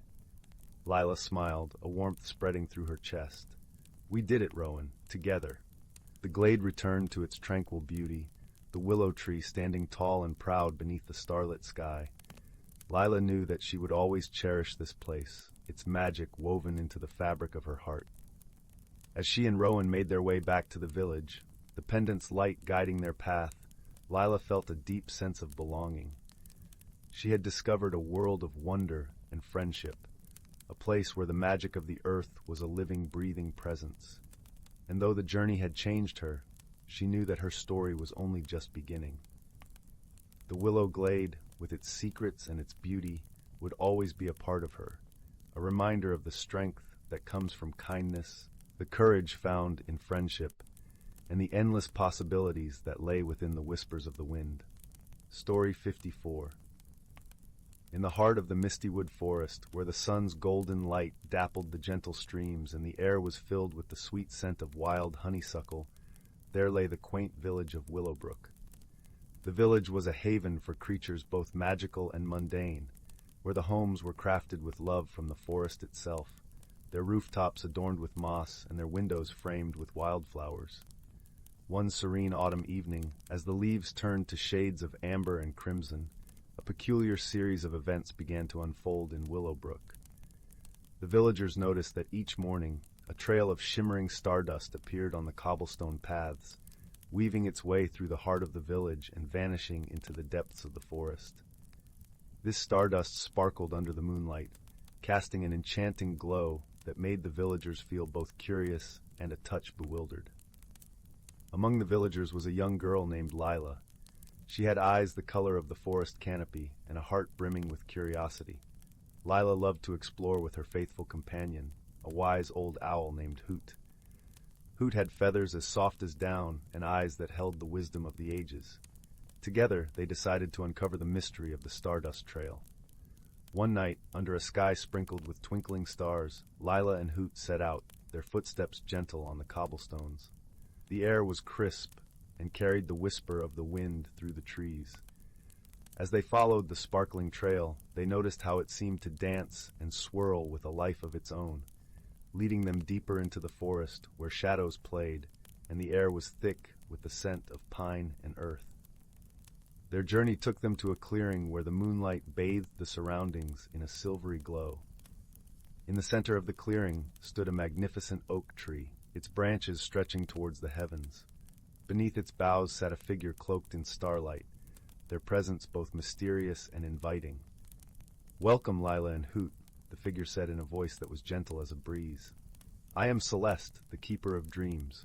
It is I who leave the trail of stardust, a gift for those who wander under the moon." Lila, with her heart full of wonder, asked, "But why, Celeste? Why do you leave the stardust for us?" Celeste smiled, her eyes twinkling like the stars. "The stardust is a reminder that dreams are not bound by day or night. It encourages the curious and the kind-hearted to follow their hearts, to seek out the unknown and discover the beauty that lies within mystery." Hoot fluffed his feathers, his wise gaze fixed on Celeste. "And what of the villagers? They are curious yet puzzled by the stardust." Celeste nodded, understanding the wisdom in Hoot's words. "Ah, dear friends, sometimes the greatest wisdom comes from seeking answers within ourselves. The stardust is but a guide, a thread of magic that connects all who dare to dream. Lila and Hoot pondered Celeste's words, feeling the warmth of understanding bloom within their hearts. They realized that the Stardust Trail wasn't merely a puzzle to solve, but a gentle reminder of the magic that lay in their own lives and the world around them. As the night deepened and the stars shone brighter, Lila and Hoot bid farewell to Celeste, the keeper of dreams. With a newfound appreciation for the mystery of the stardust, they made their way back to Willowbrook, the path before them now familiar and comforting. In the days that followed, the villagers noticed that the Stardust Trail continued to appear each night, and slowly, their curiosity transformed into a quiet joy. They began to see the trail as a magical gift, a nightly wonder that brought the village together under the moonlit sky. And so, in the village of Willowbrook, nestled within the heart of the misty wood forest, the Stardust Trail continued to sparkle with the promise of dreams and the gentle magic of the night. Lila and Hoot, guided by their adventure and the wisdom of Celeste, knew that the world was filled with wonders waiting to be discovered, all under the blanket of the starry sky.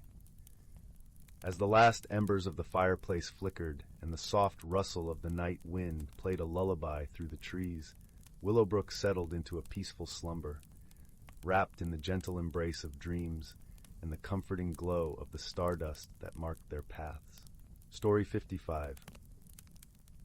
Once upon a time, in a quaint village nestled at the foot of velvety green hills, there lived a curious soul named Lila. Lila had hair the color of chestnuts and eyes that twinkled like stars in the night sky. She loved to wander through the village's cobblestone streets, her favorite book tucked under her arm, and dream about the world beyond the hills that cradled her home. One crisp autumn morning, as leaves of amber and gold danced in the gentle breeze, Lila stood at the edge of the village and gazed longingly at the hills. Today she felt a whisper in the air, a call to discover what lay beyond.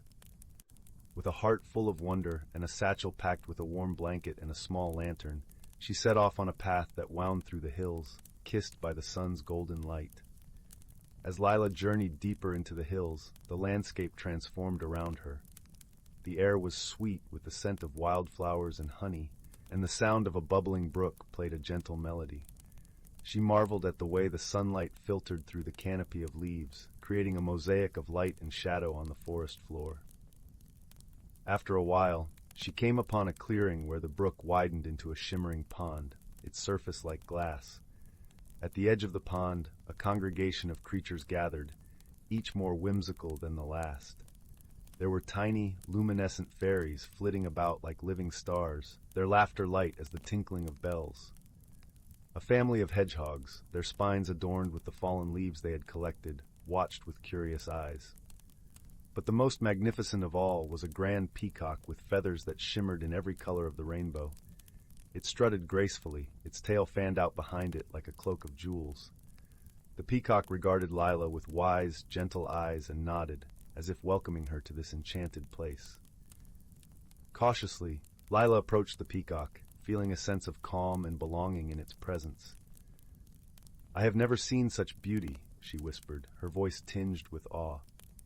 The peacock's eyes twinkled knowingly, and it gestured with its beak toward a path lined with moss-covered stones, leading deeper into the heart of the hills. Intrigued, Lila followed the path, her footsteps softened by the lush carpet of moss. As she walked, the forest around her seemed to come alive with whispers of adventure. The trees swayed in a silent dance, and the brook sang a soothing tune. Lila felt a growing excitement in her chest, a feeling that this journey was meant for her. Soon she reached a grove where the trees parted to reveal a secret garden, overflowing with blooms of every imaginable hue. In the center of the garden stood an ancient, gnarled tree, its branches embraced by delicate vines of silver. Beneath its boughs lay a stone bench, inviting and warm. Lila sat down, the cool stone a comfort against her back. She closed her eyes and listened to the symphony of nature, the rustling leaves, the distant birdsong, the gentle hum of life. She felt a profound sense of peace, as if the garden itself was sharing its wisdom with her. "I came here seeking something," Lila mused aloud, "but perhaps what I needed was to simply listen." As if in response, a soft breeze stirred the air, and the carrying with it the scent of jasmine and the whisper of a gentle voice. Courage is not just about venturing into the unknown, it seemed to say, but also about discovering what lies within. Lila opened her eyes, feeling a warmth in her heart. She realized that her journey had taught her not just about the world beyond the hills, but about the strength and courage she possessed within herself. She had faced the unknown and found beauty and friendship in the most unexpected places. With a heart full of gratitude, Lila stood up and traced her steps back to the peacock at the pond. The peacock looked at her with approval, as if acknowledging her newfound understanding. Lila bowed her head in thanks and turned to head back to her village, the sun beginning its descent toward the horizon. As she made her way home, Lila carried with her the lessons of the Enchanted Hills, a reminder that the world was full of wonders waiting to be discovered, and that courage could be found in the quietest of hearts. When she finally reached her village, the sky was painted in hues of pink and lavender, and the first stars were beginning to twinkle. Lila smiled to herself, her heart aglow with the magic of her journey. She knew she would return to the hills again, for there was always more to explore and learn. And so, with a heart brimming with joy and a spirit uplifted by the beauty of the world, Lila drifted into a peaceful slumber, dreaming of the adventures yet to come. Story 56. Once upon a twilight eve, in a realm where wonders never ceased, a small village nestled among rolling emerald hills was a place of enchantment. Thatched cottages seemed plucked from storybooks, their window panes glowing warm as fireflies, and at the heart of it all stood an ancient willow, her branches swaying as if dancing to unheard melodies. It was beneath this willow's sheltering boughs that young Mira often found solace, her toes wriggling in the soft grass as she pored over tomes of magic and mystery. On one such evening, as dusk painted the sky in watercolors of amber and lavender, Mira was startled by a rustling in the willow's leaves. "Who's there?" she called, peering upwards.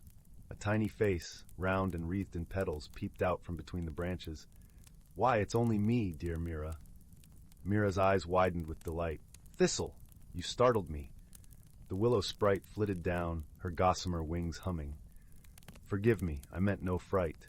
But strange happenings are afoot, and I require your keen eyes." Intrigued, Mira sat up straighter. Strange happenings in their whimsical village were her favorite kind of mystery to unravel. Thistle's miniature features creased with concern. "Have you noticed the woodland creatures acting oddly as of late?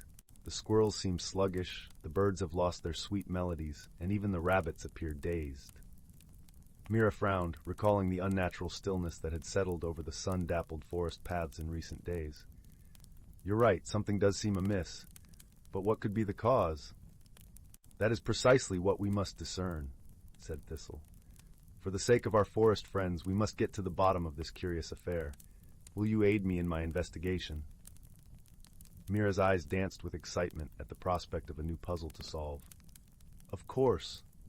Though, where should we begin?" Thistle's tiny mouth curved into a smile. "Why, by seeking counsel from one wiser than we." With a wink, she darted between the willow branches, beckoning Mira to follow. Ducking beneath the curtain of trailing leaves, Mira found herself in a hidden grotto, aglow with twinkling mushroom lanterns. And there, perched upon a toadstool throne, was a regal figure whose wizened features radiated warmth and sagacity. "The great oak," Mira breathed in wonder. The ancient tree spirit regarded the girl and sprite with eyes that shimmered like sunlight on still waters. "Welcome, my young friends. I've been expecting you." Wasting no time, Thistle explained the plight gripping the woodlands, entreating the oak's guidance. The venerable being stroked his mossy beard, deep in contemplation. "A disruption in the natural rhythms, you say? How peculiar indeed." He glanced knowingly at Mira. "Child, what do your instincts tell you? For the answer often lies in observing the smallest details." Mira thought hard, retracing her recent woodland wanderings. Then, like a shaft of moonlight piercing clouds, understanding dawned. "The toadstool rings," she exclaimed. "Every morning this week I've noticed the freshly sprouted mushrooms arranged in odd, jumbled patterns, not the typical fairy circles." The great oak's boughs seemed to shiver with intrigue, a most curious clue. "And what, pray, might be the cause of such disturbance?" Thistle gasped. "The merling, That incorrigible trickster has been playing his pranks again. Merlings were impish creatures prone to juvenile mischief, known for scattering mushrooms and fashioning crude effigies from twigs and pebbles. While generally harmless, their antics could disrupt the delicate balance of the forest if left unchecked. Nodding sagely, the oak chuckled. Then it falls to you two to rectify this small but vexing matter. Find the Merling's hiding place, and put a stop to his mushroom misadventures before further unrest befalls our woodlands. Emboldened by their newfound purpose, Mira and Thistle bid farewell to the wise tree spirit and set off on their quest, determination sparkling in their eyes. After scouring the sunlit glades and fern-shrouded hollows, they at last discovered the Merling's lair, a ramshackle lean-to fashioned from bark and brambles. Mira crept forward, movements deft as a fox's, and peeped through a knothole. There sat the impish Merling, fashioning yet another lopsided toadstool circle while nonchalantly humming an off-key tune. Before he could scatter the mushrooms, Mira leaned in close and spoke in her gentlest tones. "Good Merling, we mean you no harm, but your fun has caused quite a fluster among the woodlands creatures, who've lost their way amidst your scattered mushroom rings." The Merling froze, beady eyes widening in surprise. Then, seemingly grasping the consequences of his pranks, his shoulders slumped. "Oh, capers and criminy, I meant no trouble. I just wanted to spruce up those dull old fairy circles." With Thistle's help, Mira patiently explained how disrupting the toadstool patterns had rippled through the natural harmonies, subtly but significantly altering the rhythms to which the forest beings were so attuned. The Merling flushed, thoroughly abashed. "Gosh, I'm one muddled Merling. Got so caught up in my whimsies, I clean forgot the balance at stake." Hopping from his mossy seat, he scooped up the scattered toadstools one by one. "Here, let old Merles fix what he's muddled." Throughout the night, the three toiled side by side, Mira and Thistle guiding with gentle words, while the remorseful Merling arranged and rearranged, until every last mushroom ring was lovingly reformed. As the first rays of dawn gilded the forest canopy, Mira gazed upon their restoration efforts with immense satisfaction. And no sooner had the golden light penetrated the shadowed glades than the birdsong commenced anew. Squirrels chittered with renewed energy, and the rabbits resumed their gambolling with bright eyes. The natural order had been restored, all thanks to observant eyes, wise counsel, and a reformed troublemaker's redemption. Smiling contentedly, Mira bid her friends farewell, already envisioning the cozy crackling hearth and favorite storybook awaiting her at home. For in their harmonious village, every mystery was destined to reach a happy ending, especially those solved through friendship and gentle understanding. Story 57, title, Whispering Willow and the Hidden World. In a quaint village nestled between rolling hills and serene meadows, where the air was scented with blooming lavender and honeyed sunshine, there stood a grand old willow tree. Its branches twisted and turned, creating a canopy of emerald leaves that fluttered like whispers in the gentle breeze. The villagers believed the tree held secrets, for its roots dug deep into the earth's mysteries, and its leaves brushed against the sky's dreams. Beneath this willow, a young girl named Leora spent her days. She was a curious soul with a heart as kind as the golden sun that warmed the village. Her eyes, a bright shade of green, mirrored the life and vitality of the willow itself. Leora's laughter was a melody that danced through the air, bringing smiles to even the sternest faces. Yet she often felt a longing she couldn't quite name, a pull towards something beyond the familiar fields and friendly faces. One warm afternoon, as the sun dipped low, painting the sky in hues of rose and amber, Leora reclined against the willow's sturdy trunk. She closed her eyes, letting the rustling leaves sing her into a peaceful reverie. It was then that she heard the voice, a soft, lilting whisper that seemed to rise from the very roots of the tree. It spoke of a hidden world, a place woven into the fabric of nature itself, unseen by most but deeply connected to all. Intrigued and a little frightened, Leora opened her eyes, searching the branches above. "Who speaks?" she called, her voice barely above a whisper, as if speaking too loudly might shatter the delicate magic of the moment. The willow's leaves shimmered in response, and from the shadows emerged a small, glowing figure no taller than a sparrow. It was a sprite, its wings a blur of translucent colors like stained glass kissed by sunlight. "I am Neri," the sprite announced, its voice like the tinkling of distant chimes, "guardian of the willow and keeper of the hidden world." Leora's heart fluttered with excitement. "A hidden world? What is this place you speak of?" Neri danced on a breeze, spiraling closer to Leora's curious gaze. "It is a realm of wonder and wisdom where the natural and magical intertwine. But it is in peril, and it needs a friend, someone with a heart as true as yours to help restore its balance." A sense of purpose filled Leora, as if she had been waiting her whole life to hear these words. "What must I do?" The sprite's eyes twinkled with gratitude. "Follow the path beneath this willow, where the roots part like the pages of a well-loved book. There you will find the entrance to our world.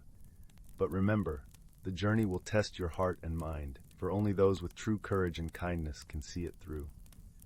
With a nod, Leora stood, determination lighting her eyes. She thanked Neri and took a deep breath, stepping forward to where the willow's roots arched gracefully, forming a natural doorway. She felt a tingling at her fingertips as she crossed the threshold, the air around her shimmering like a mirage on a summer's day. On the other side, Leora found herself in a landscape both familiar and strange. The colors were richer, each hue vibrant and alive. Flowers swayed as if to a silent symphony, their petals whispering secrets to those who paused to listen. Trees stretched taller, trunks etched with runes that glowed softly in the dappled light. As she walked, Leora felt the path beneath her feet shift, leading her deeper into the heart of this hidden world. She marveled at the creatures she encountered, luminescent butterflies with wings that painted the air with rainbows, and rabbits whose fur shimmered like moonlight on water. They regarded her with calm, knowing eyes, as if recognizing a kindred spirit. The journey was not without its challenges. There were moments when the path seemed to vanish, leaving Leora to trust her instincts and the gentle guidance of the sprite who flitted beside her. She came upon a river that sang a haunting melody, its waters too swift to cross. But as she listened, the river's song revealed a secret, a sequence of stones beneath the surface, hidden from sight, that formed a bridge to the other side. With each step, Leora's confidence grew, her heart expanding with the beauty and wonder surrounding her. She learned to listen to the whispers of the wind, to read the stories written in the stars that twinkled even in the daylight skies. At last, she arrived at a clearing where the air shimmered with a soft, golden light. In the center stood a magnificent oak, its branches stretching wide as if to embrace the world. Beneath it lay a pool, its waters as clear as a crystal mirror, reflecting the sky and the leaves in perfect harmony. Neri hovered beside Leora, its light blending with the glow of the clearing. "This is the heart of our world," the sprite said, its voice filled with reverence. "But something dark stirs beneath the surface, threatening to upset the balance. You must look into the pool and face what lies within." Trepidation coiled in Leora's stomach, but she nodded, stepping closer to the edge of the water. As she peered into its depths, she saw not her reflection, but a swirling mass of shadows. They twisted and writhed, murmuring of doubt and fear, of loneliness and despair. Leora understood then that the shadows were her own fears, the unspoken worries that had lingered in the corners of her heart. She knelt beside the pool, her reflection now mingling with the darkness. "I am not alone," she whispered, her voice steady. "I have friends, family, and the courage to face whatever comes my way." As her words filled the air, the shadows began to dissipate, unraveling like mist in the morning sun. The pool cleared, revealing the vibrant world beneath, schools of fish darting through the water, their scales glittering like precious jewels.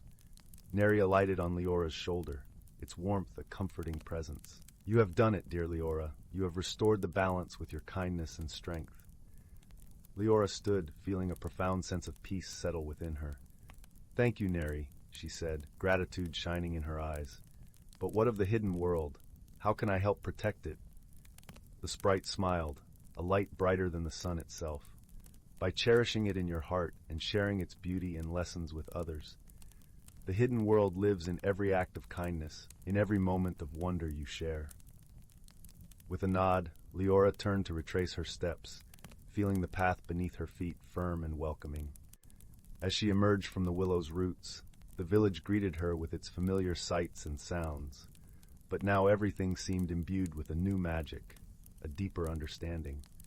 Leora knew she would return to the hidden world whenever she needed its wisdom, and she would carry its lessons with her, of courage found in unlikely places, of the harmony between nature and magic, and of the strength that comes from friendship and kindness.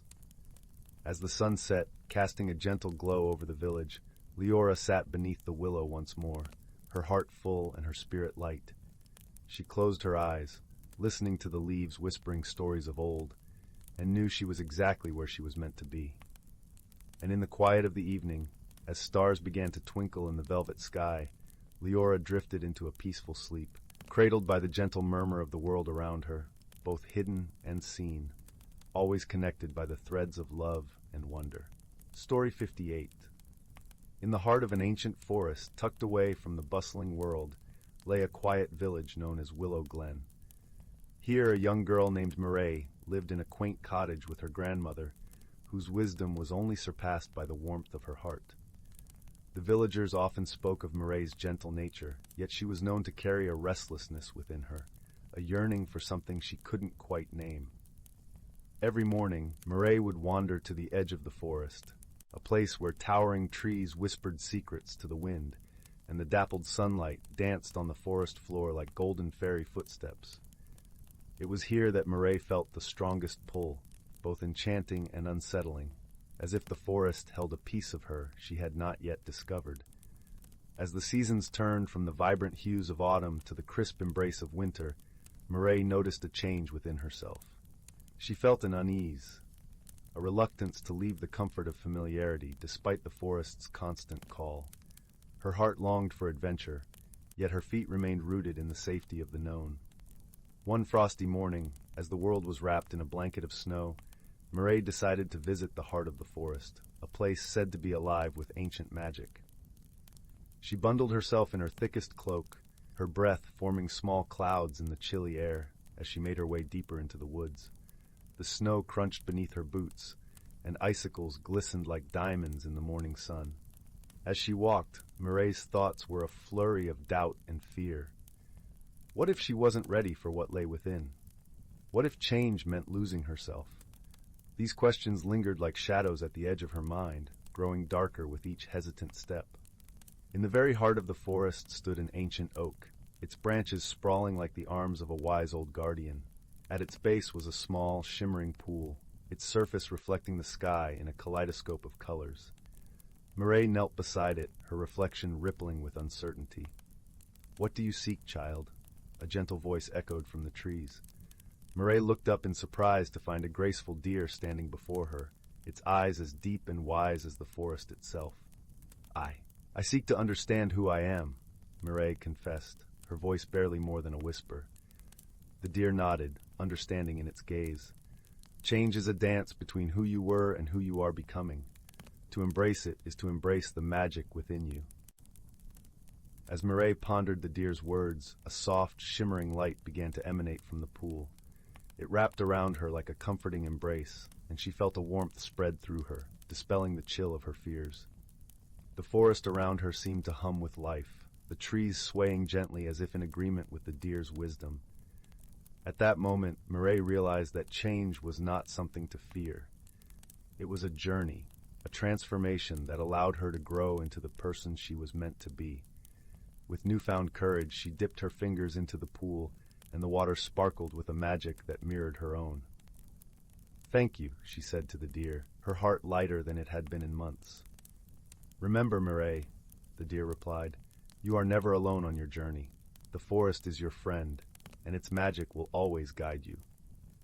With those words, the deer turned and vanished into the trees, leaving Mireille with a sense of peace she hadn't felt before. She stood, feeling the cool breeze on her face, and began her walk back to the village, her steps sure and steady. As she returned to Willow Glen, Mireille found that the world around her seemed brighter, more alive. The villagers greeted her with smiles, and her grandmother, waiting by the cottage door, embraced her warmly. "You've found what you were looking for, haven't you?" her grandmother asked, a knowing twinkle in her eyes. Mireille nodded, her heart full of gratitude. "Yes, and now I know that change is not the end of who I am, but the beginning of who I will become." Her grandmother smiled, pulling her into a tighter hug.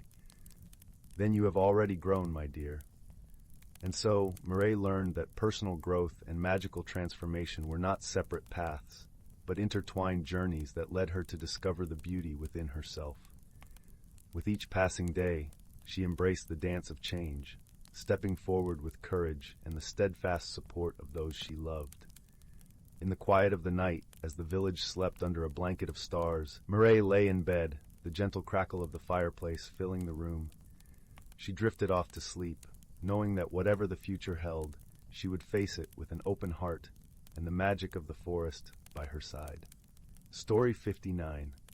In a quaint village nestled among rolling hills and fields of golden wheat, there lived a young girl named Lily. Her days were spent wandering the countryside, collecting smooth stones and wildflowers, each more vibrant than the last. Lily had an inquisitive nature, and her heart brimmed with curiosity about the world beyond her village.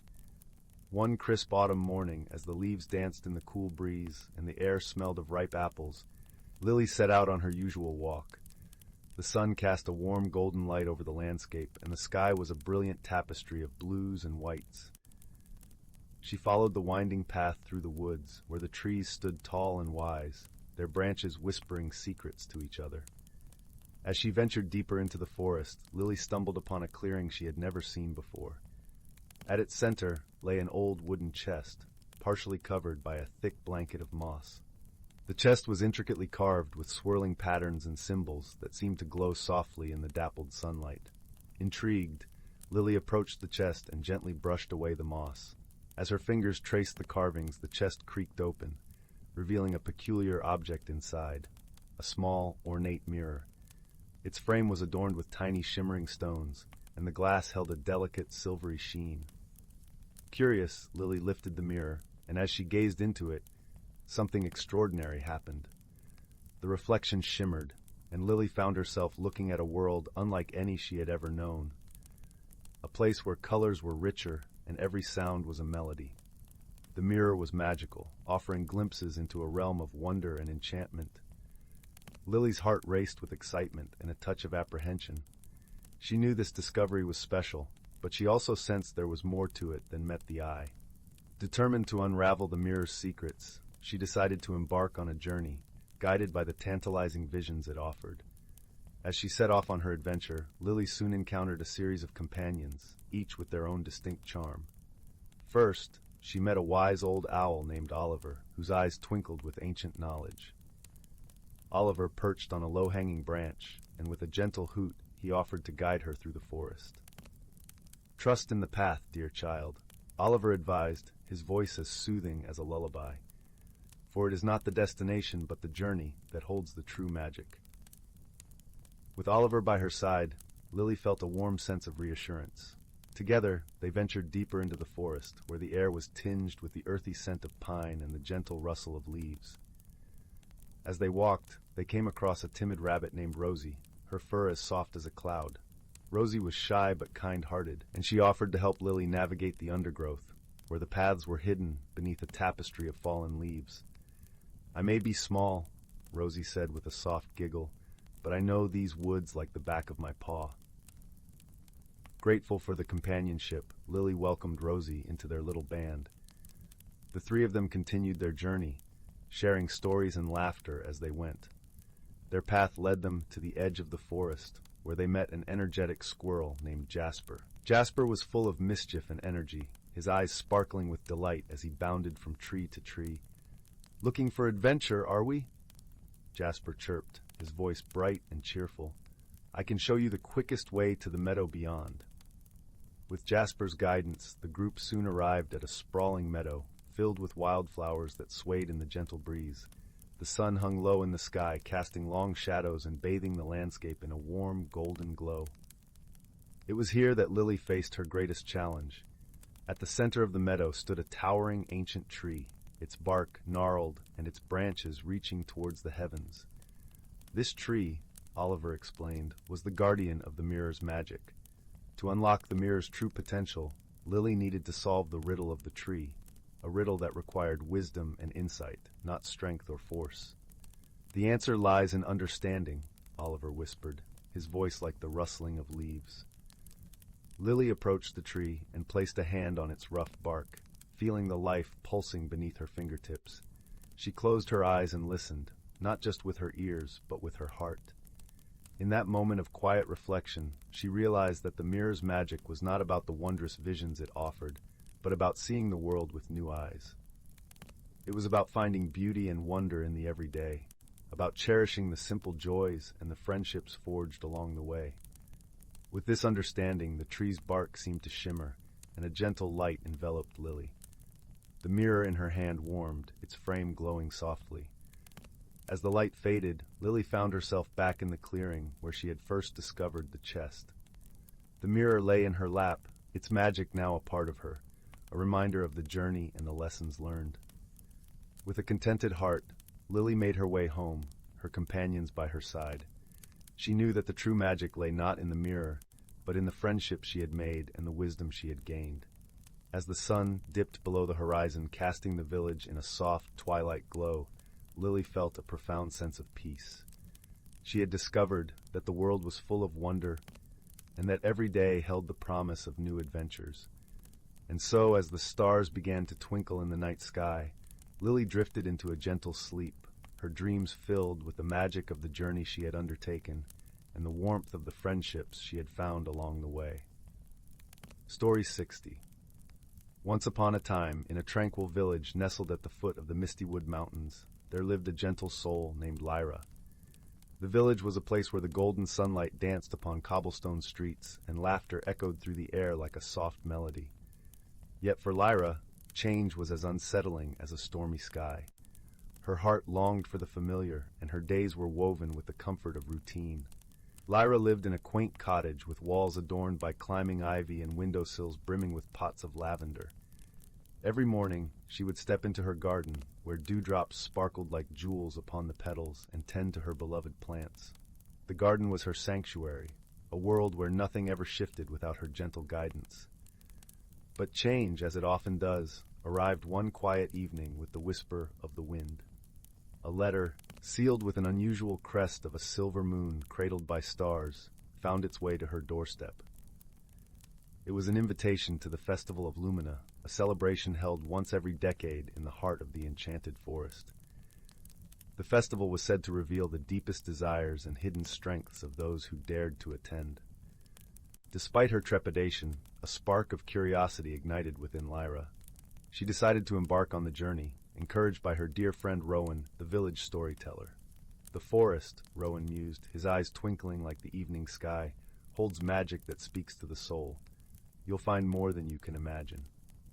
With Rowan's words echoing in her heart, Lyra packed a small satchel and set forth, her path bathed in the soft glow of twilight. The enchanted forest was a living tapestry of wonders, where trees whispered secrets to the stars and streams sang lullabies to the night. As she ventured deeper, the air shimmered with a magical warmth, embracing her like an old friend. On the first day of the festival, Lyra met a wise and gentle fox named Finn, whose fur gleamed like copper in the sun. Finn had eyes that seemed to understand the world and a heart as kind as the gentle morning rain. He became her guide, sharing tales of transformation and helping her see the beauty in change. Change is like the turning of leaves in autumn. Finn told her as they walked along a path carpeted with fallen leaves, a natural part of life that brings colors you never knew existed. As the festival unfolded, Lyra found herself enchanted by the magic around her. She listened to the harmonies of the wind symphony, watched as fireflies painted the night with their luminescent dance, and tasted the sweet nectar of enchanted fruits that sang of distant lands. Each experience wove a thread of courage into the fabric of her being, gently nudging her towards a new understanding. On the final night, beneath a sky ablaze with shooting stars, Lyra was drawn to a clearing where a pool of water lay still and serene. Its surface reflected the constellations, a mirror to the universe itself. Finn encouraged her to look into the water, to see what she had become. As Lyra gazed into the depths, she saw not only herself but the journey she had taken, the fears she had faced, the beauty she had embraced, and the courage that had grown within her heart. In that moment, she understood that change was not a force to be feared, but a gentle companion that helped her discover who she truly was.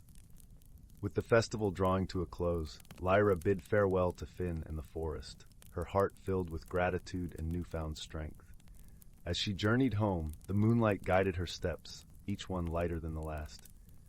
Back in her village, Lyra's garden flourished like never before, reflecting the vibrant growth within her soul. She shared her story with Rowan, who listened with a smile, and the villagers who found inspiration in her tale. Lyra had discovered the magic within herself, and with it, the courage to embrace the changes life would bring. And so, under the watchful gaze of the stars, Lyra's heart was at peace. She had learned the beauty of transformation and the strength that lay in embracing the unknown. As the seasons turned and the world around her shifted, she welcomed each change with open arms, knowing that every step of the journey was an opportunity for growth. And thus the gentle village at the foot of the Mistywood Mountains continued to thrive, with Lyra's story becoming a cherished part of its lore, a tale of personal growth and magical transformation, whispered by the fireside on crisp autumn nights, where dreams and reality dance together in harmony. Story 61. In a land where the whispers of the wind carried tales older than time itself, there nestled an ancient forest known as Verdantia. Here the trees stood tall and proud, their emerald canopies stretching towards the heavens like a sea of green waves undulating under a gentle breeze. Sunlight dappled through the leaves, painting the forest floor with golden patches that danced with every rustle of the branches. This was a place where nature breathed with a serene rhythm, and where the lives of its inhabitants unfolded in the quiet symphony of existence. Amongst the moss-covered trunks and the babbling brooks, the creatures of Verdantia lived in harmonious balance. Each creature, from the tiniest insect to the grandest stag, played a role in the delicate tapestry of life. And overseeing this balance were the wise and gentle guardians of the forest, the owls. With eyes that shone like polished amber, they were considered the keepers of wisdom, passing down knowledge from one generation to the next. In this enchanted place, a particular family of owls resided within the hollow of a great oak tree that had stood for centuries. The matriarch of the family, an owl named Sylvana, was revered for her wisdom and grace. Her feathers were as soft as the finest velvet, and they glimmered with a silvery sheen under the moonlight. It was said that she could see into the hearts of those who came to her, offering guidance and comfort with a voice as soothing as a lullaby. One crisp autumn evening, as the forest was awash with the hues of amber and scarlet, a young squirrel named Pippin scampered through the underbrush. His fur was a rich chestnut, and his eyes sparkled with curiosity and mischief. Pippin was known for his adventurous spirit, always in search of the next great discovery. But on this evening, he was troubled. The acorns, which should have been in abundance, were mysteriously dwindling. With a worried heart, Pippin made his way to the great oak where Sylvana resided. As he approached, he could hear the gentle rustling of feathers and the soft hoot that announced the owl's presence. Sylvana peered down at him with her wise eyes, her gaze warm and inviting. "What troubles you, young one?" Sylvana asked, her voice as soft as the fluttering leaves. Pippin took a deep breath, his little chest rising with determination. "The acorns, Sylvana. They're disappearing. I fear we won't have enough to last through the winter." Sylvana nodded, understanding the concern that weighed on the young squirrel's heart. "Fear not, Pippin. The forest has its ways, and sometimes it is through challenges that we learn the most." With that, Sylvana spread her wings and beckoned Pippin to follow. Together, they glided through the forest, the cool autumn air whispering past them. They flew over babbling brooks and through thickets where the shadows played hide-and-seek with the moonlight. Pippin marveled at the beauty of his home, his worries momentarily forgotten. Eventually, they reached a clearing where a council of creatures had gathered.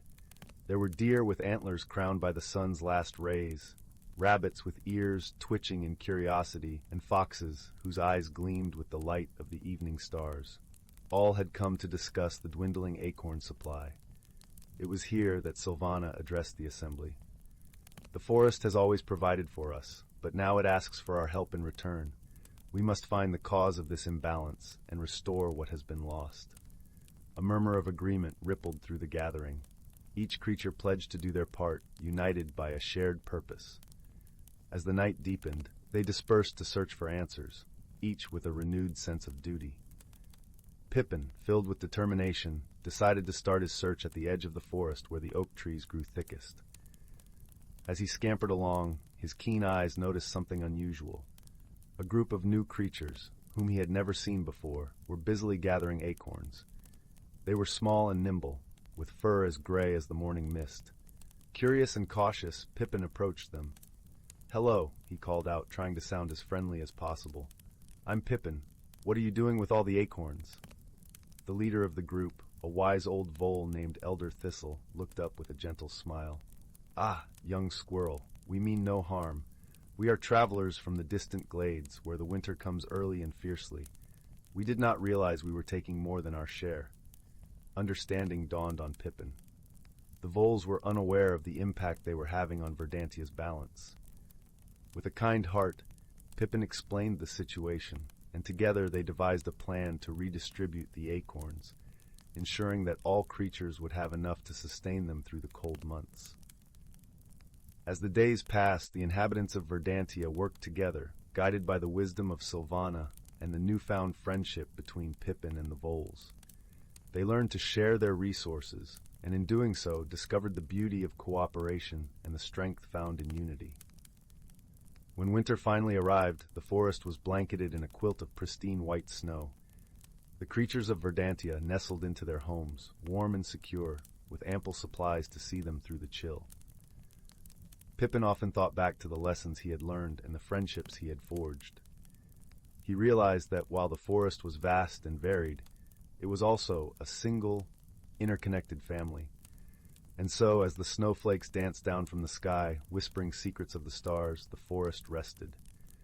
The gentle glow of the moon bathed Sylvana's great oak in silver light, and the owls watched over their beloved Verdantia, knowing that harmony had been restored, and balance would guide the world into a new season.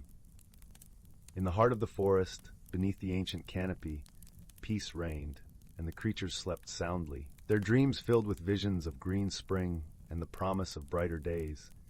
And as the forest breathed in its gentle rhythm, the spirit of unity thrived, a timeless testament to the power of wisdom and friendship. Story 62.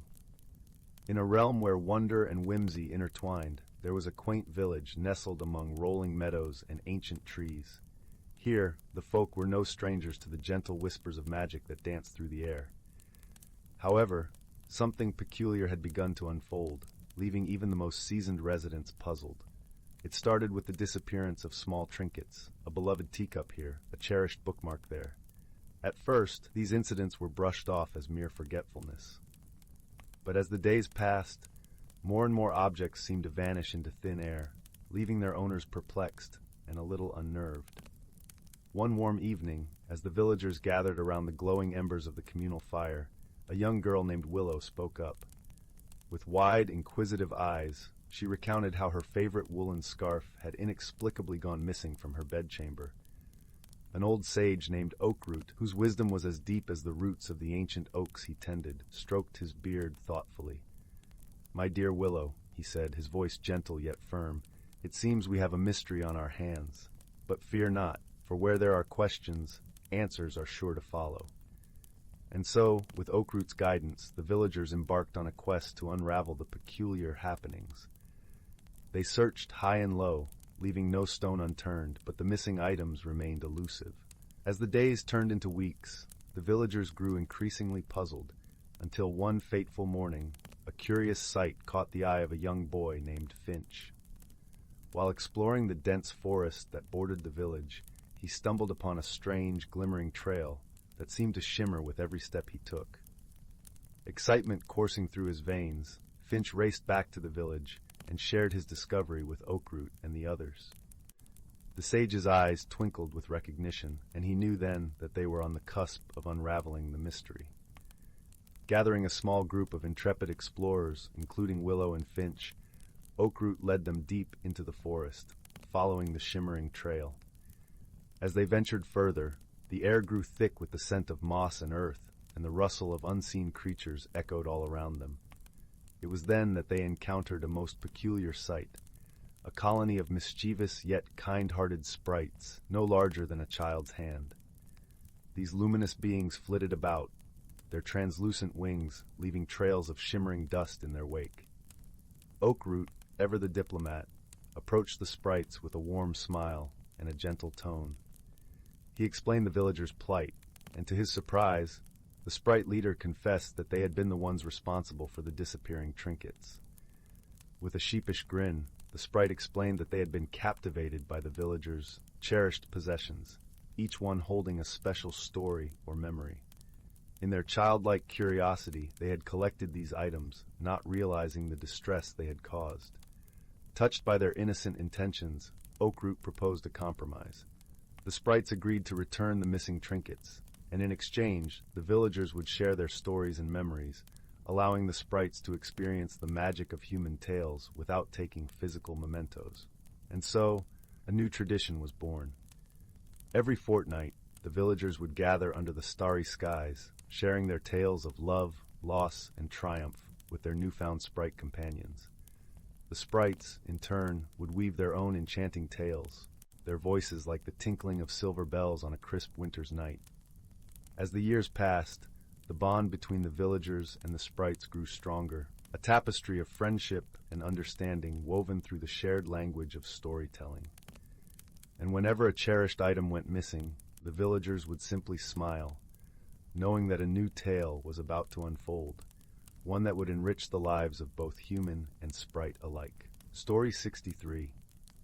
In the gentle hamlet of Willowbrook, where the rooftops seemed to wear a perpetual blanket of moss and the cobblestone paths meandered like whispers through the village, there lay a quaint little shop known as the Tinkerer's Trove. It was a place where curious items collected dust until the right pair of hands brought them to life. The shop was owned by a kindly old craftsman named Mr. Tyndall, whose spectacles perched precariously on the tip of his nose as he peered at the world. His shop was filled with the hum of ticking clocks and the soft glow of enchanted lamps. Amongst these treasures was a peculiar object that caught the eye of young Clara, a bright-eyed girl with a heart full of questions and a spirit eager for adventure. Clara, with her auburn curls bouncing with every step, visited the Tinkerer's Trove one afternoon as the sun began its lazy descent, painting the sky with hues of tangerine and lavender. Her fingers brushed against the shelves until they paused upon a small, unassuming brass key. It was nestled in a drawer, half buried in a sea of mismatched buttons and forgotten trinkets. "What's this, Mr. Tyndall?" Clara inquired, holding up the key. Its surface was etched with swirling patterns that seemed to shimmer in the waning light. Mr. Tyndall adjusted his spectacles and leaned closer, a twinkle in his eye. "Ah, you found the whispering key, my dear. It's said to unlock the doors of forgotten places and hidden dreams." Intrigued by the promise of mystery, Clara purchased the key with a few coins she had saved. As she left the shop, the evening air was cool and crisp, carrying the scent of wood smoke and distant pine.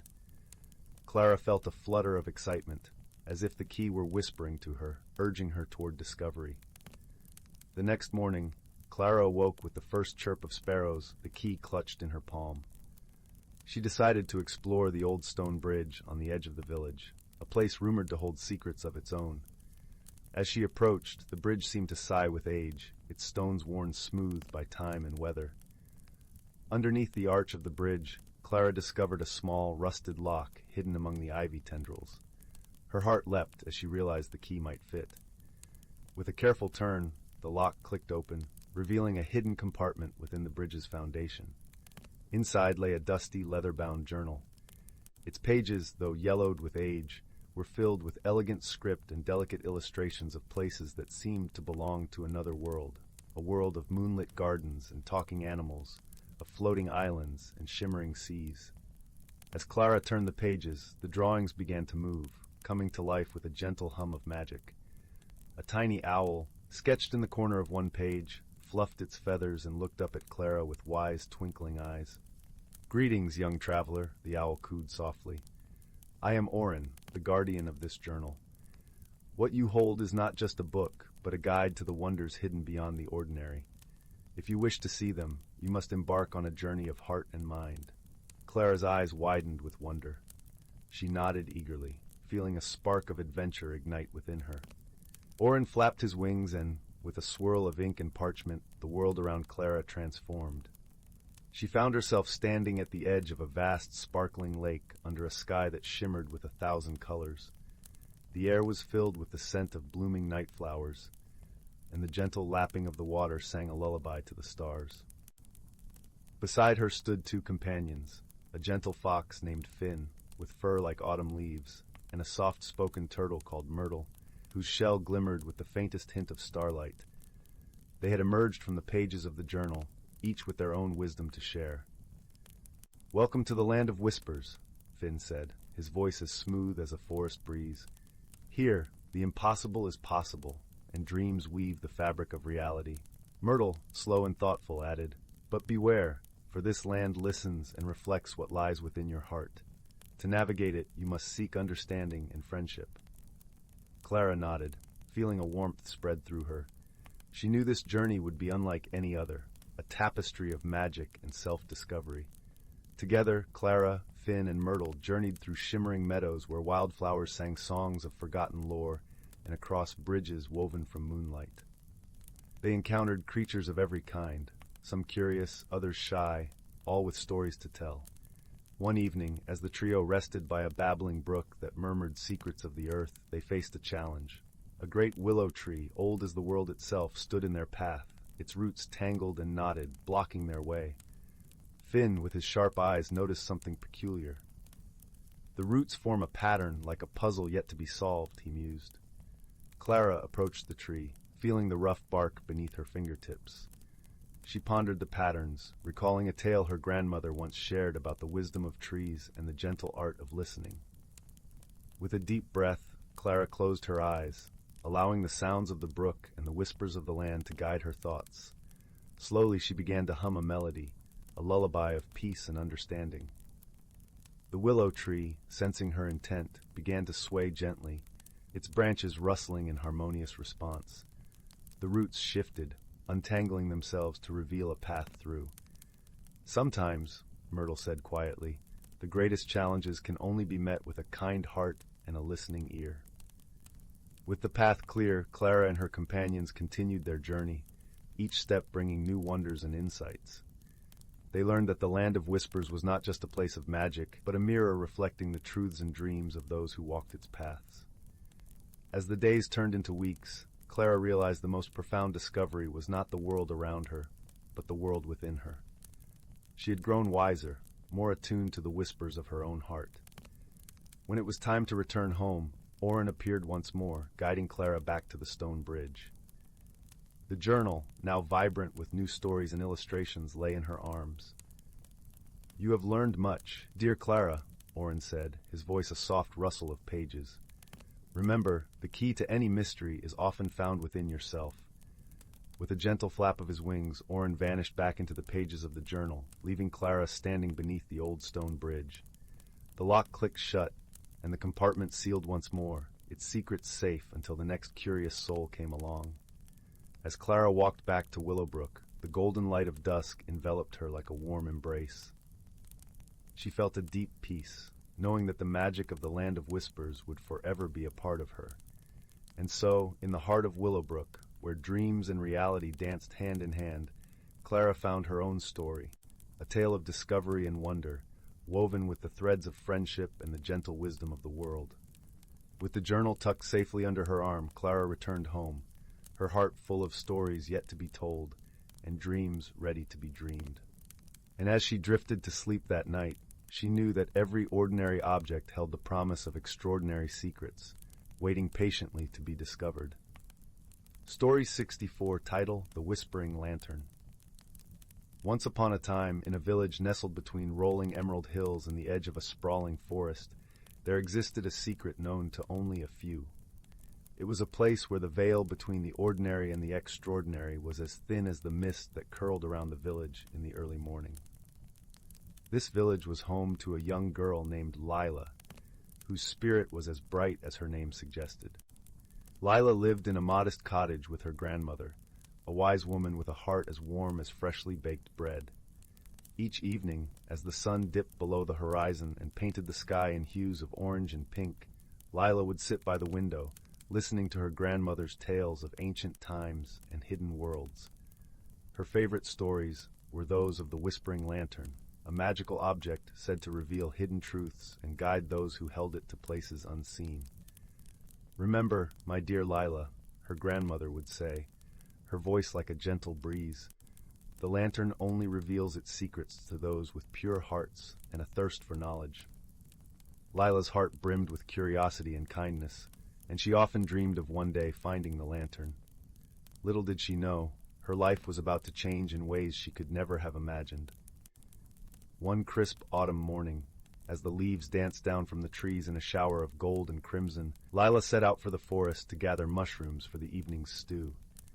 Her feet followed a familiar path, but her mind wandered to thoughts of adventure. She imagined herself embarking on a grand journey, discovering hidden worlds and befriending magical creatures. As she hummed a tune her mother used to sing, Lila noticed a glimmer out of the corner of her eye. Tucked beneath the roots of an ancient oak tree was a peculiar object, a lantern unlike any she had ever seen. Its glass was etched with intricate designs, and it seemed to pulse with a gentle, inviting light. Her heart fluttered with excitement. Could this be the whispering lantern of her grandmother's stories? With careful hands, Lila reached out and lifted the lantern. It felt warm against her palms, and as she held it, a soft voice like the rustle of leaves filled her ears. "Seek with an open heart, and the path shall be revealed." Lila gasped, her eyes wide with wonder. The lantern's whispered promise was like a key turning in a lock, opening a door to possibilities she had only dreamed of. Clutching the lantern to her chest, she hurried back home, her mind alight with possibilities. That evening, as the stars began to twinkle like diamonds in the inky sky, Lila shared her discovery with her grandmother.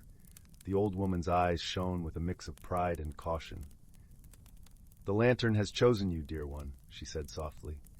"But remember, its light can only guide you if you remain true to yourself." Lila nodded, her resolve strengthening with each heartbeat. She knew that the lantern's magic was a gift, one that required wisdom and integrity to wield. As she lay in bed that night, the lantern resting on her bedside table, she drifted into dreams filled with fantastical landscapes and whispered secrets. The next morning dawned crisp and clear, the air tinged with the scent of pine and earth. Lila awoke with a sense of purpose, determined to uncover the mysteries the lantern promised to reveal. She packed a small bag with essentials, bread, cheese, and a flask of water, and set off into the forest, the lantern's light guiding her way. As she walked, the forest seemed to come alive around her. Birds chirped melodies from the treetops, and squirrels chattered as they darted along branches. Lila's heart swelled with a sense of belonging, as if the forest itself was welcoming her into its embrace. The lantern's glow grew brighter as she ventured deeper into the woods, leading her to a hidden path she had never noticed before. Overgrown with moss and flanked by ancient trees, it beckoned her forward with an irresistible allure. With each step, Lila felt the world around her shift and change. The air grew warmer, filled with the scent of blooming flowers and sweet nectar. The path led her to a clearing bathed in sunlight, where a gentle stream babbled over smooth stones. It was a place of serene beauty, untouched by time. In the center of the clearing stood a figure, a young boy with eyes the color of the summer sky and hair like spun gold. He turned as Lila approached, a welcoming smile lighting up his face. "Greetings, traveler," he said, his voice as melodic as the stream. "I am Finn, guardian of this realm. You hold the Whispering Lantern, do you not?" Lila nodded, her heart thumping in her chest. "I do. It guided me here." Finn's smile widened, and he gestured for her to join him by the stream. "The lantern has brought you to the Hidden Grove, a place where magic and the natural world coexist. Few find their way here, but those who do are destined for great things." Sitting beside Finn, Lila felt a sense of kinship, as if they had known each other forever. They talked for hours, sharing stories of their lives and dreams. She learned that Finn was not just a guardian, but also a seeker of knowledge, much like herself. As the sun dipped lower in the sky, casting long shadows across the clearing, Finn spoke of a challenge that awaited her, a riddle that only the pure of heart could solve.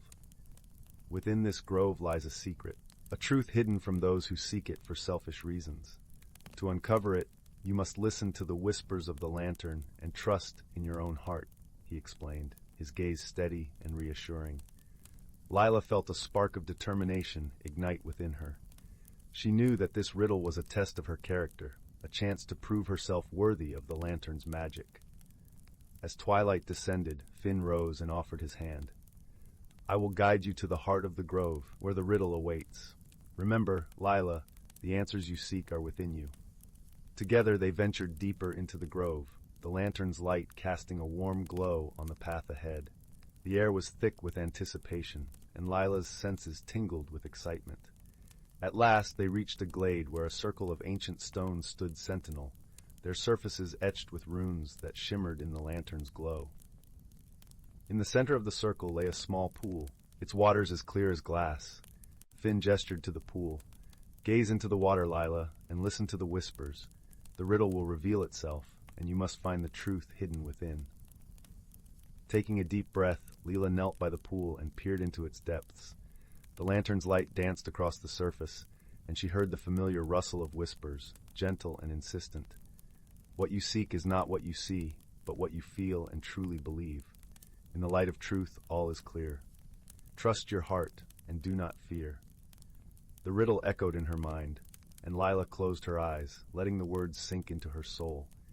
She understood that the answer was not something tangible, but a realization that would come from within. With Finn's reassuring presence nearby, she meditated on the riddle's meaning. As she did, she recalled her grandmother's stories, the lessons of kindness, honesty, and courage. She thought of the friendships she had forged, the beauty of the world around her, and the love that bound her to her grandmother and the village. A warmth spread through her chest, and she felt the lantern's magic intertwine with her own spirit, filling her with a profound sense of peace. In that moment, she understood that the lantern's true power lay not in revealing hidden worlds, but in illuminating the truth within oneself. Opening her eyes, Lila gazed into the pool once more. The water shimmered, and she saw not just her reflection, but the reflection of the world as it could be, a place of harmony, understanding, and love. Finn smiled, his eyes twinkling with approval. You have found the truth, Lila. The lantern's magic is yours to wield, but remember, it is your heart that guides it. Overwhelmed with gratitude, Lila rose and embraced Finn, her heart light with newfound wisdom. She knew that her journey was just beginning, and that the lantern would continue to guide her as long as she remained true to herself. As night fell, Lila and Finn returned to the clearing, where the stars shone brightly in the sky. The air was filled with the scent of night-blooming flowers, and the gentle hum of crickets serenaded them. Under the starlit canopy, Lila and Finn spoke of dreams and possibilities, of the adventures that awaited them both. They knew that their friendship was a rare gift, one that would endure across worlds and lifetimes. As the first light of dawn crept over the horizon, Lila bid farewell to Finn and the hidden grove, her heart full of hope and promise. She promised to return one day, to explore the wonders of the magical world she had discovered. With the whispering lantern in hand, Lila made her way back to the village, the path now familiar and comforting. As she emerged from the forest, the village lay before her, bathed in the golden light of morning. Her grandmother was waiting at the cottage door, a knowing smile on her face. Lila rushed into her arms, her heart overflowing with love and gratitude. I found the lantern's secret, grandmother, she said, her voice full of wonder. It showed me that the greatest magic of all is the love and truth within us. Her grandmother hugged her tightly, her eyes glistening with pride. You have grown, my dear Lila. The world is yours to explore, and I know you will do great things. And so, Lila's journey began anew, guided by the whispering lantern and the wisdom she had gained. She knew that challenges lay ahead, but she also knew that with love, friendship, and the light of truth, there was nothing she couldn't overcome. As she set out into the world, the lantern's glow lighting her way, Lila's heart sang with the promise of adventure and the certainty that she would always find her way home. And in the village nestled between the hills and the forest, the legend of the whispering lantern lived on, inspiring generations to seek the magic within themselves and the beauty in the world around them. Thus, The story of Leela and the Whispering Lantern came to be told by firesides and in whispers beneath the stars, a testament to the power of love, truth, and the unbreakable bonds of friendship. Story 65. In the far reaches of the celestial bubble, a cluster of star systems where the light of distant suns shimmered like a sea of diamonds, there existed a planet called Etheria. Etheria was a world of floating islands, their surfaces carpeted with lush emerald forests and crystalline lakes that mirrored the opalescent sky. The air was filled with the gentle hum of life, soft breezes that rustled through the leaves, and the tranquil songs of creatures unseen. In this serene world lived a young Etherian named Kale, a being of ethereal grace with translucent wings that glimmered like stained glass in the light. Kale spent his days tending to the luminescent flowers that blossomed across the islands, each petal a burst of color and light that danced in harmony with the breeze. His heart was gentle, his spirit attuned to the rhythms of his tranquil home. But Kale's world would soon expand beyond the familiar trails of Etheria, for across the stars, a vessel from the planet Zinthar made its way through the cosmos. Zinthar was a world of stark contrasts, where towering cities of gleaming metal rose from the barren, rust-colored earth. The Zintharians, with their skin like silvery scales and eyes that glowed with an inner light, were known for their ingenuity and resilience. On this vessel was Zuri, a young Zintharian engineer with a mind as sharp as the finest blade. Zuri had always been fascinated by the stars, dreaming of distant worlds and the mysteries they held. Driven by curiosity and a desire to learn, she volunteered to join an expedition to explore the celestial bubble, a realm as unknown as it was beautiful. However, as the Zintharian vessel approached the orbit of Etheria, an unexpected solar flare disrupted its navigation systems. The vessel spiraled down toward the planet, its descent cushioned only by the soft embrace of the island's verdant canopy. The crash landing was gentle enough to spare the ship, but it left Zuri stranded, her communication systems in disarray. Kale, tending to his flowers nearby, witnessed the vessel's descent and hurried to the site. As he approached, he saw Zuri emerge, her silvery scales shimmering under the Etherian sun like liquid mercury. Their eyes met, and in that moment, a bond began to form between two beings from worlds apart. Initially, they faced a barrier of understanding. Kale spoke in the melodic, flowing language of the Etherians, while Zuri's words were clipped and precise, filled with the technical jargon of her people. Their attempts at communication were riddled with misinterpretations, leading to moments of frustration and confusion. Despite the initial misunderstandings, Kale and Zuri shared a common purpose: repairing the vessel so Zuri could return to her people. Kale, though unfamiliar with the intricacies of Zintharian technology, offered his knowledge of the island's resources. He led Zuri to a grove of crystal trees, their branches resonating with an energy that pulsed in time with the planet's heartbeat. Zuri, using her engineering skills, crafted tools from the crystals, their luminescence providing the power needed to repair the ship's systems. As they worked side by side, their communication evolved, less dependent on words and more on gestures and shared understanding. They learned to read each other's expressions, finding humor in their differences and strength in their collaboration. One evening, as the twin moons of Etheria rose to bathe the island in silvery light, Kale and Zuri sat together by a crystal-clear lake. The air was filled with the scent of blooming starflowers, their fragrance a sweet lullaby. Kale, noticing Zuri's gaze fixed on the sky, pointed to a constellation that twinkled brightly. In our legends, Kale explained through a series of soft, melodic notes that Zuri had come to understand, that constellation is known as the Guardian of Hope. It reminds us that even in the darkest times, there is always light to guide us. Zuri nodded, her heart warmed by the sentiment. She shared a legend from her own people about the Phoenix Star, a symbol of rebirth and perseverance.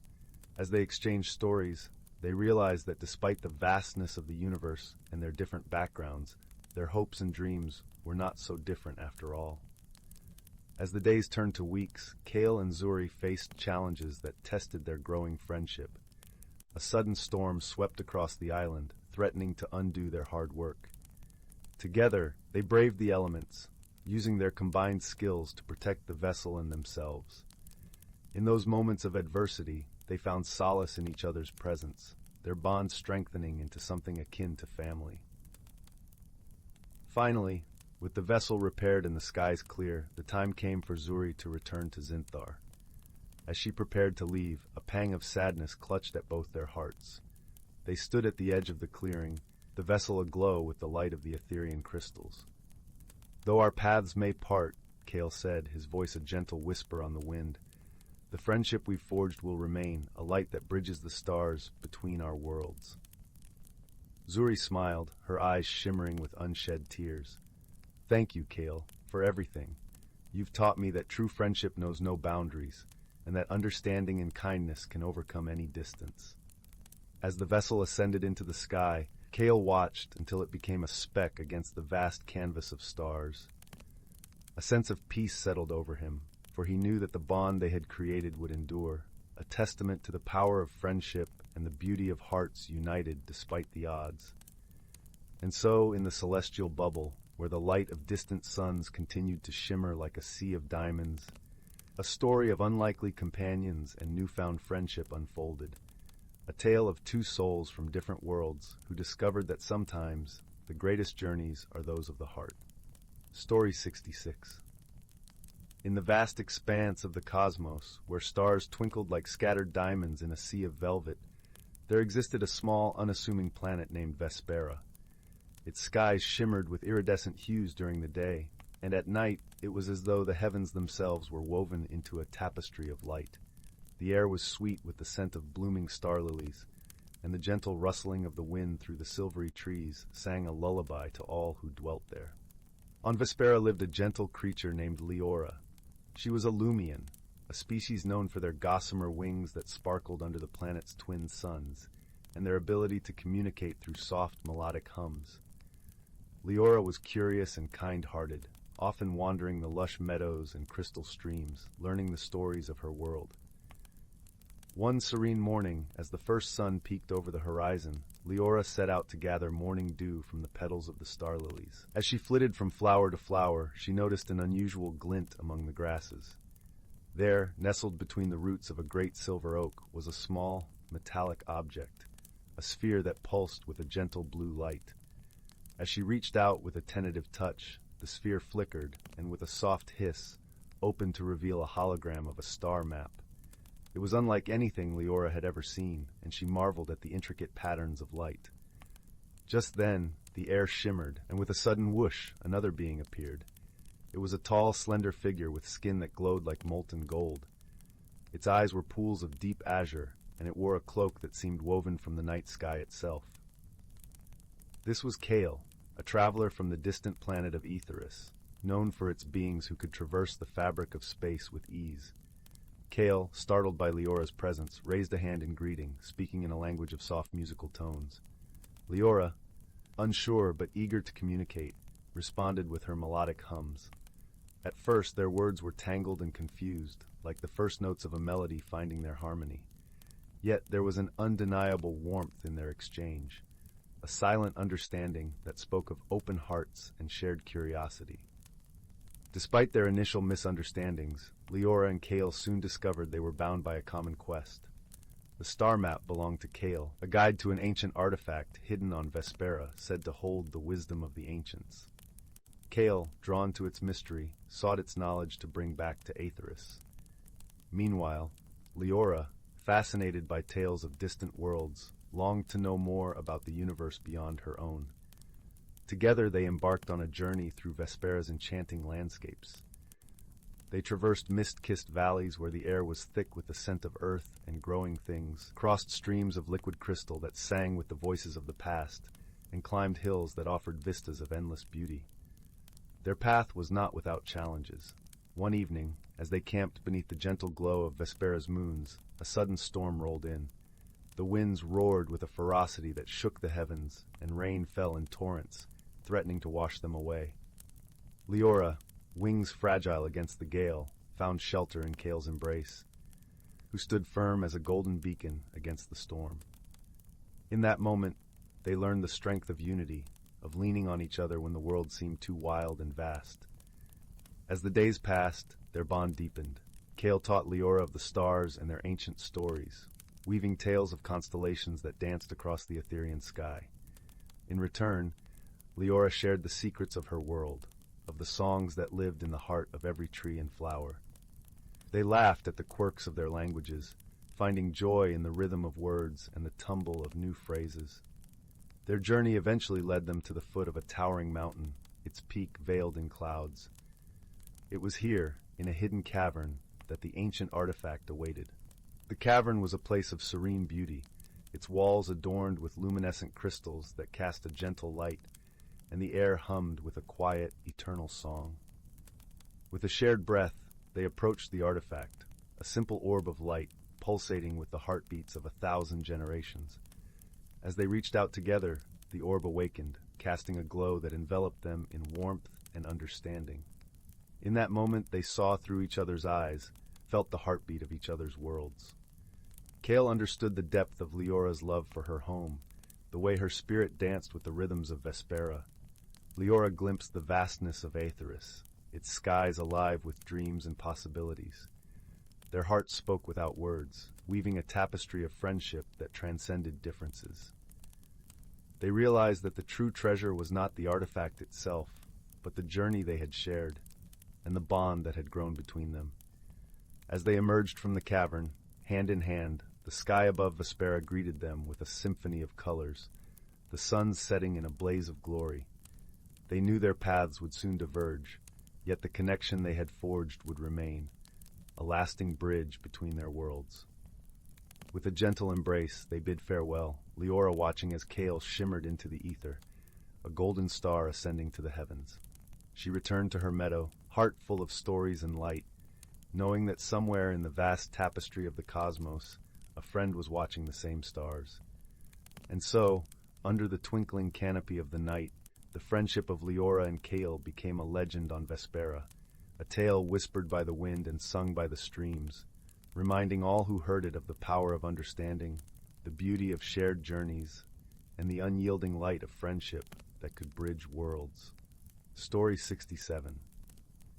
In a snug little village nestled between rolling hills and whispering woods, there was a place where the ordinary met the extraordinary in the most delightful of ways. This was the village of Whimsyville, where the trees wore scarves knitted from clouds, and the streams sang soft lullabies as they trickled over pebbles that giggled when tickled by the water. In this charming place lived a cast of quirky characters, each with their own endearing peculiarities. There was Bumbles the beekeeper, whose bees buzzed in harmonious tunes that changed with the seasons. Bumbles had a penchant for wearing hats made of daisies that swayed gently on his head as he walked. His neighbor, Wobbles the baker, was known for her bouncing loaf of bread, which she claimed had a mind of its own, always eager to leap out of the oven at the perfect golden moment. One sunny morning, as the sun painted the sky with hues of pink and orange, a curious commotion stirred in Whimsyville.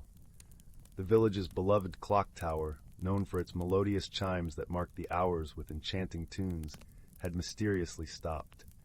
The hands of the clock were frozen at precisely 6 o'clock, causing quite a flutter among the villagers. Without the clock's chimes, how will we know when it's time for tea or time to gather for the evening stories? Fretted Dottie, the librarian, whose spectacles were perpetually perched at the end of her nose, despite her best efforts to keep them in place.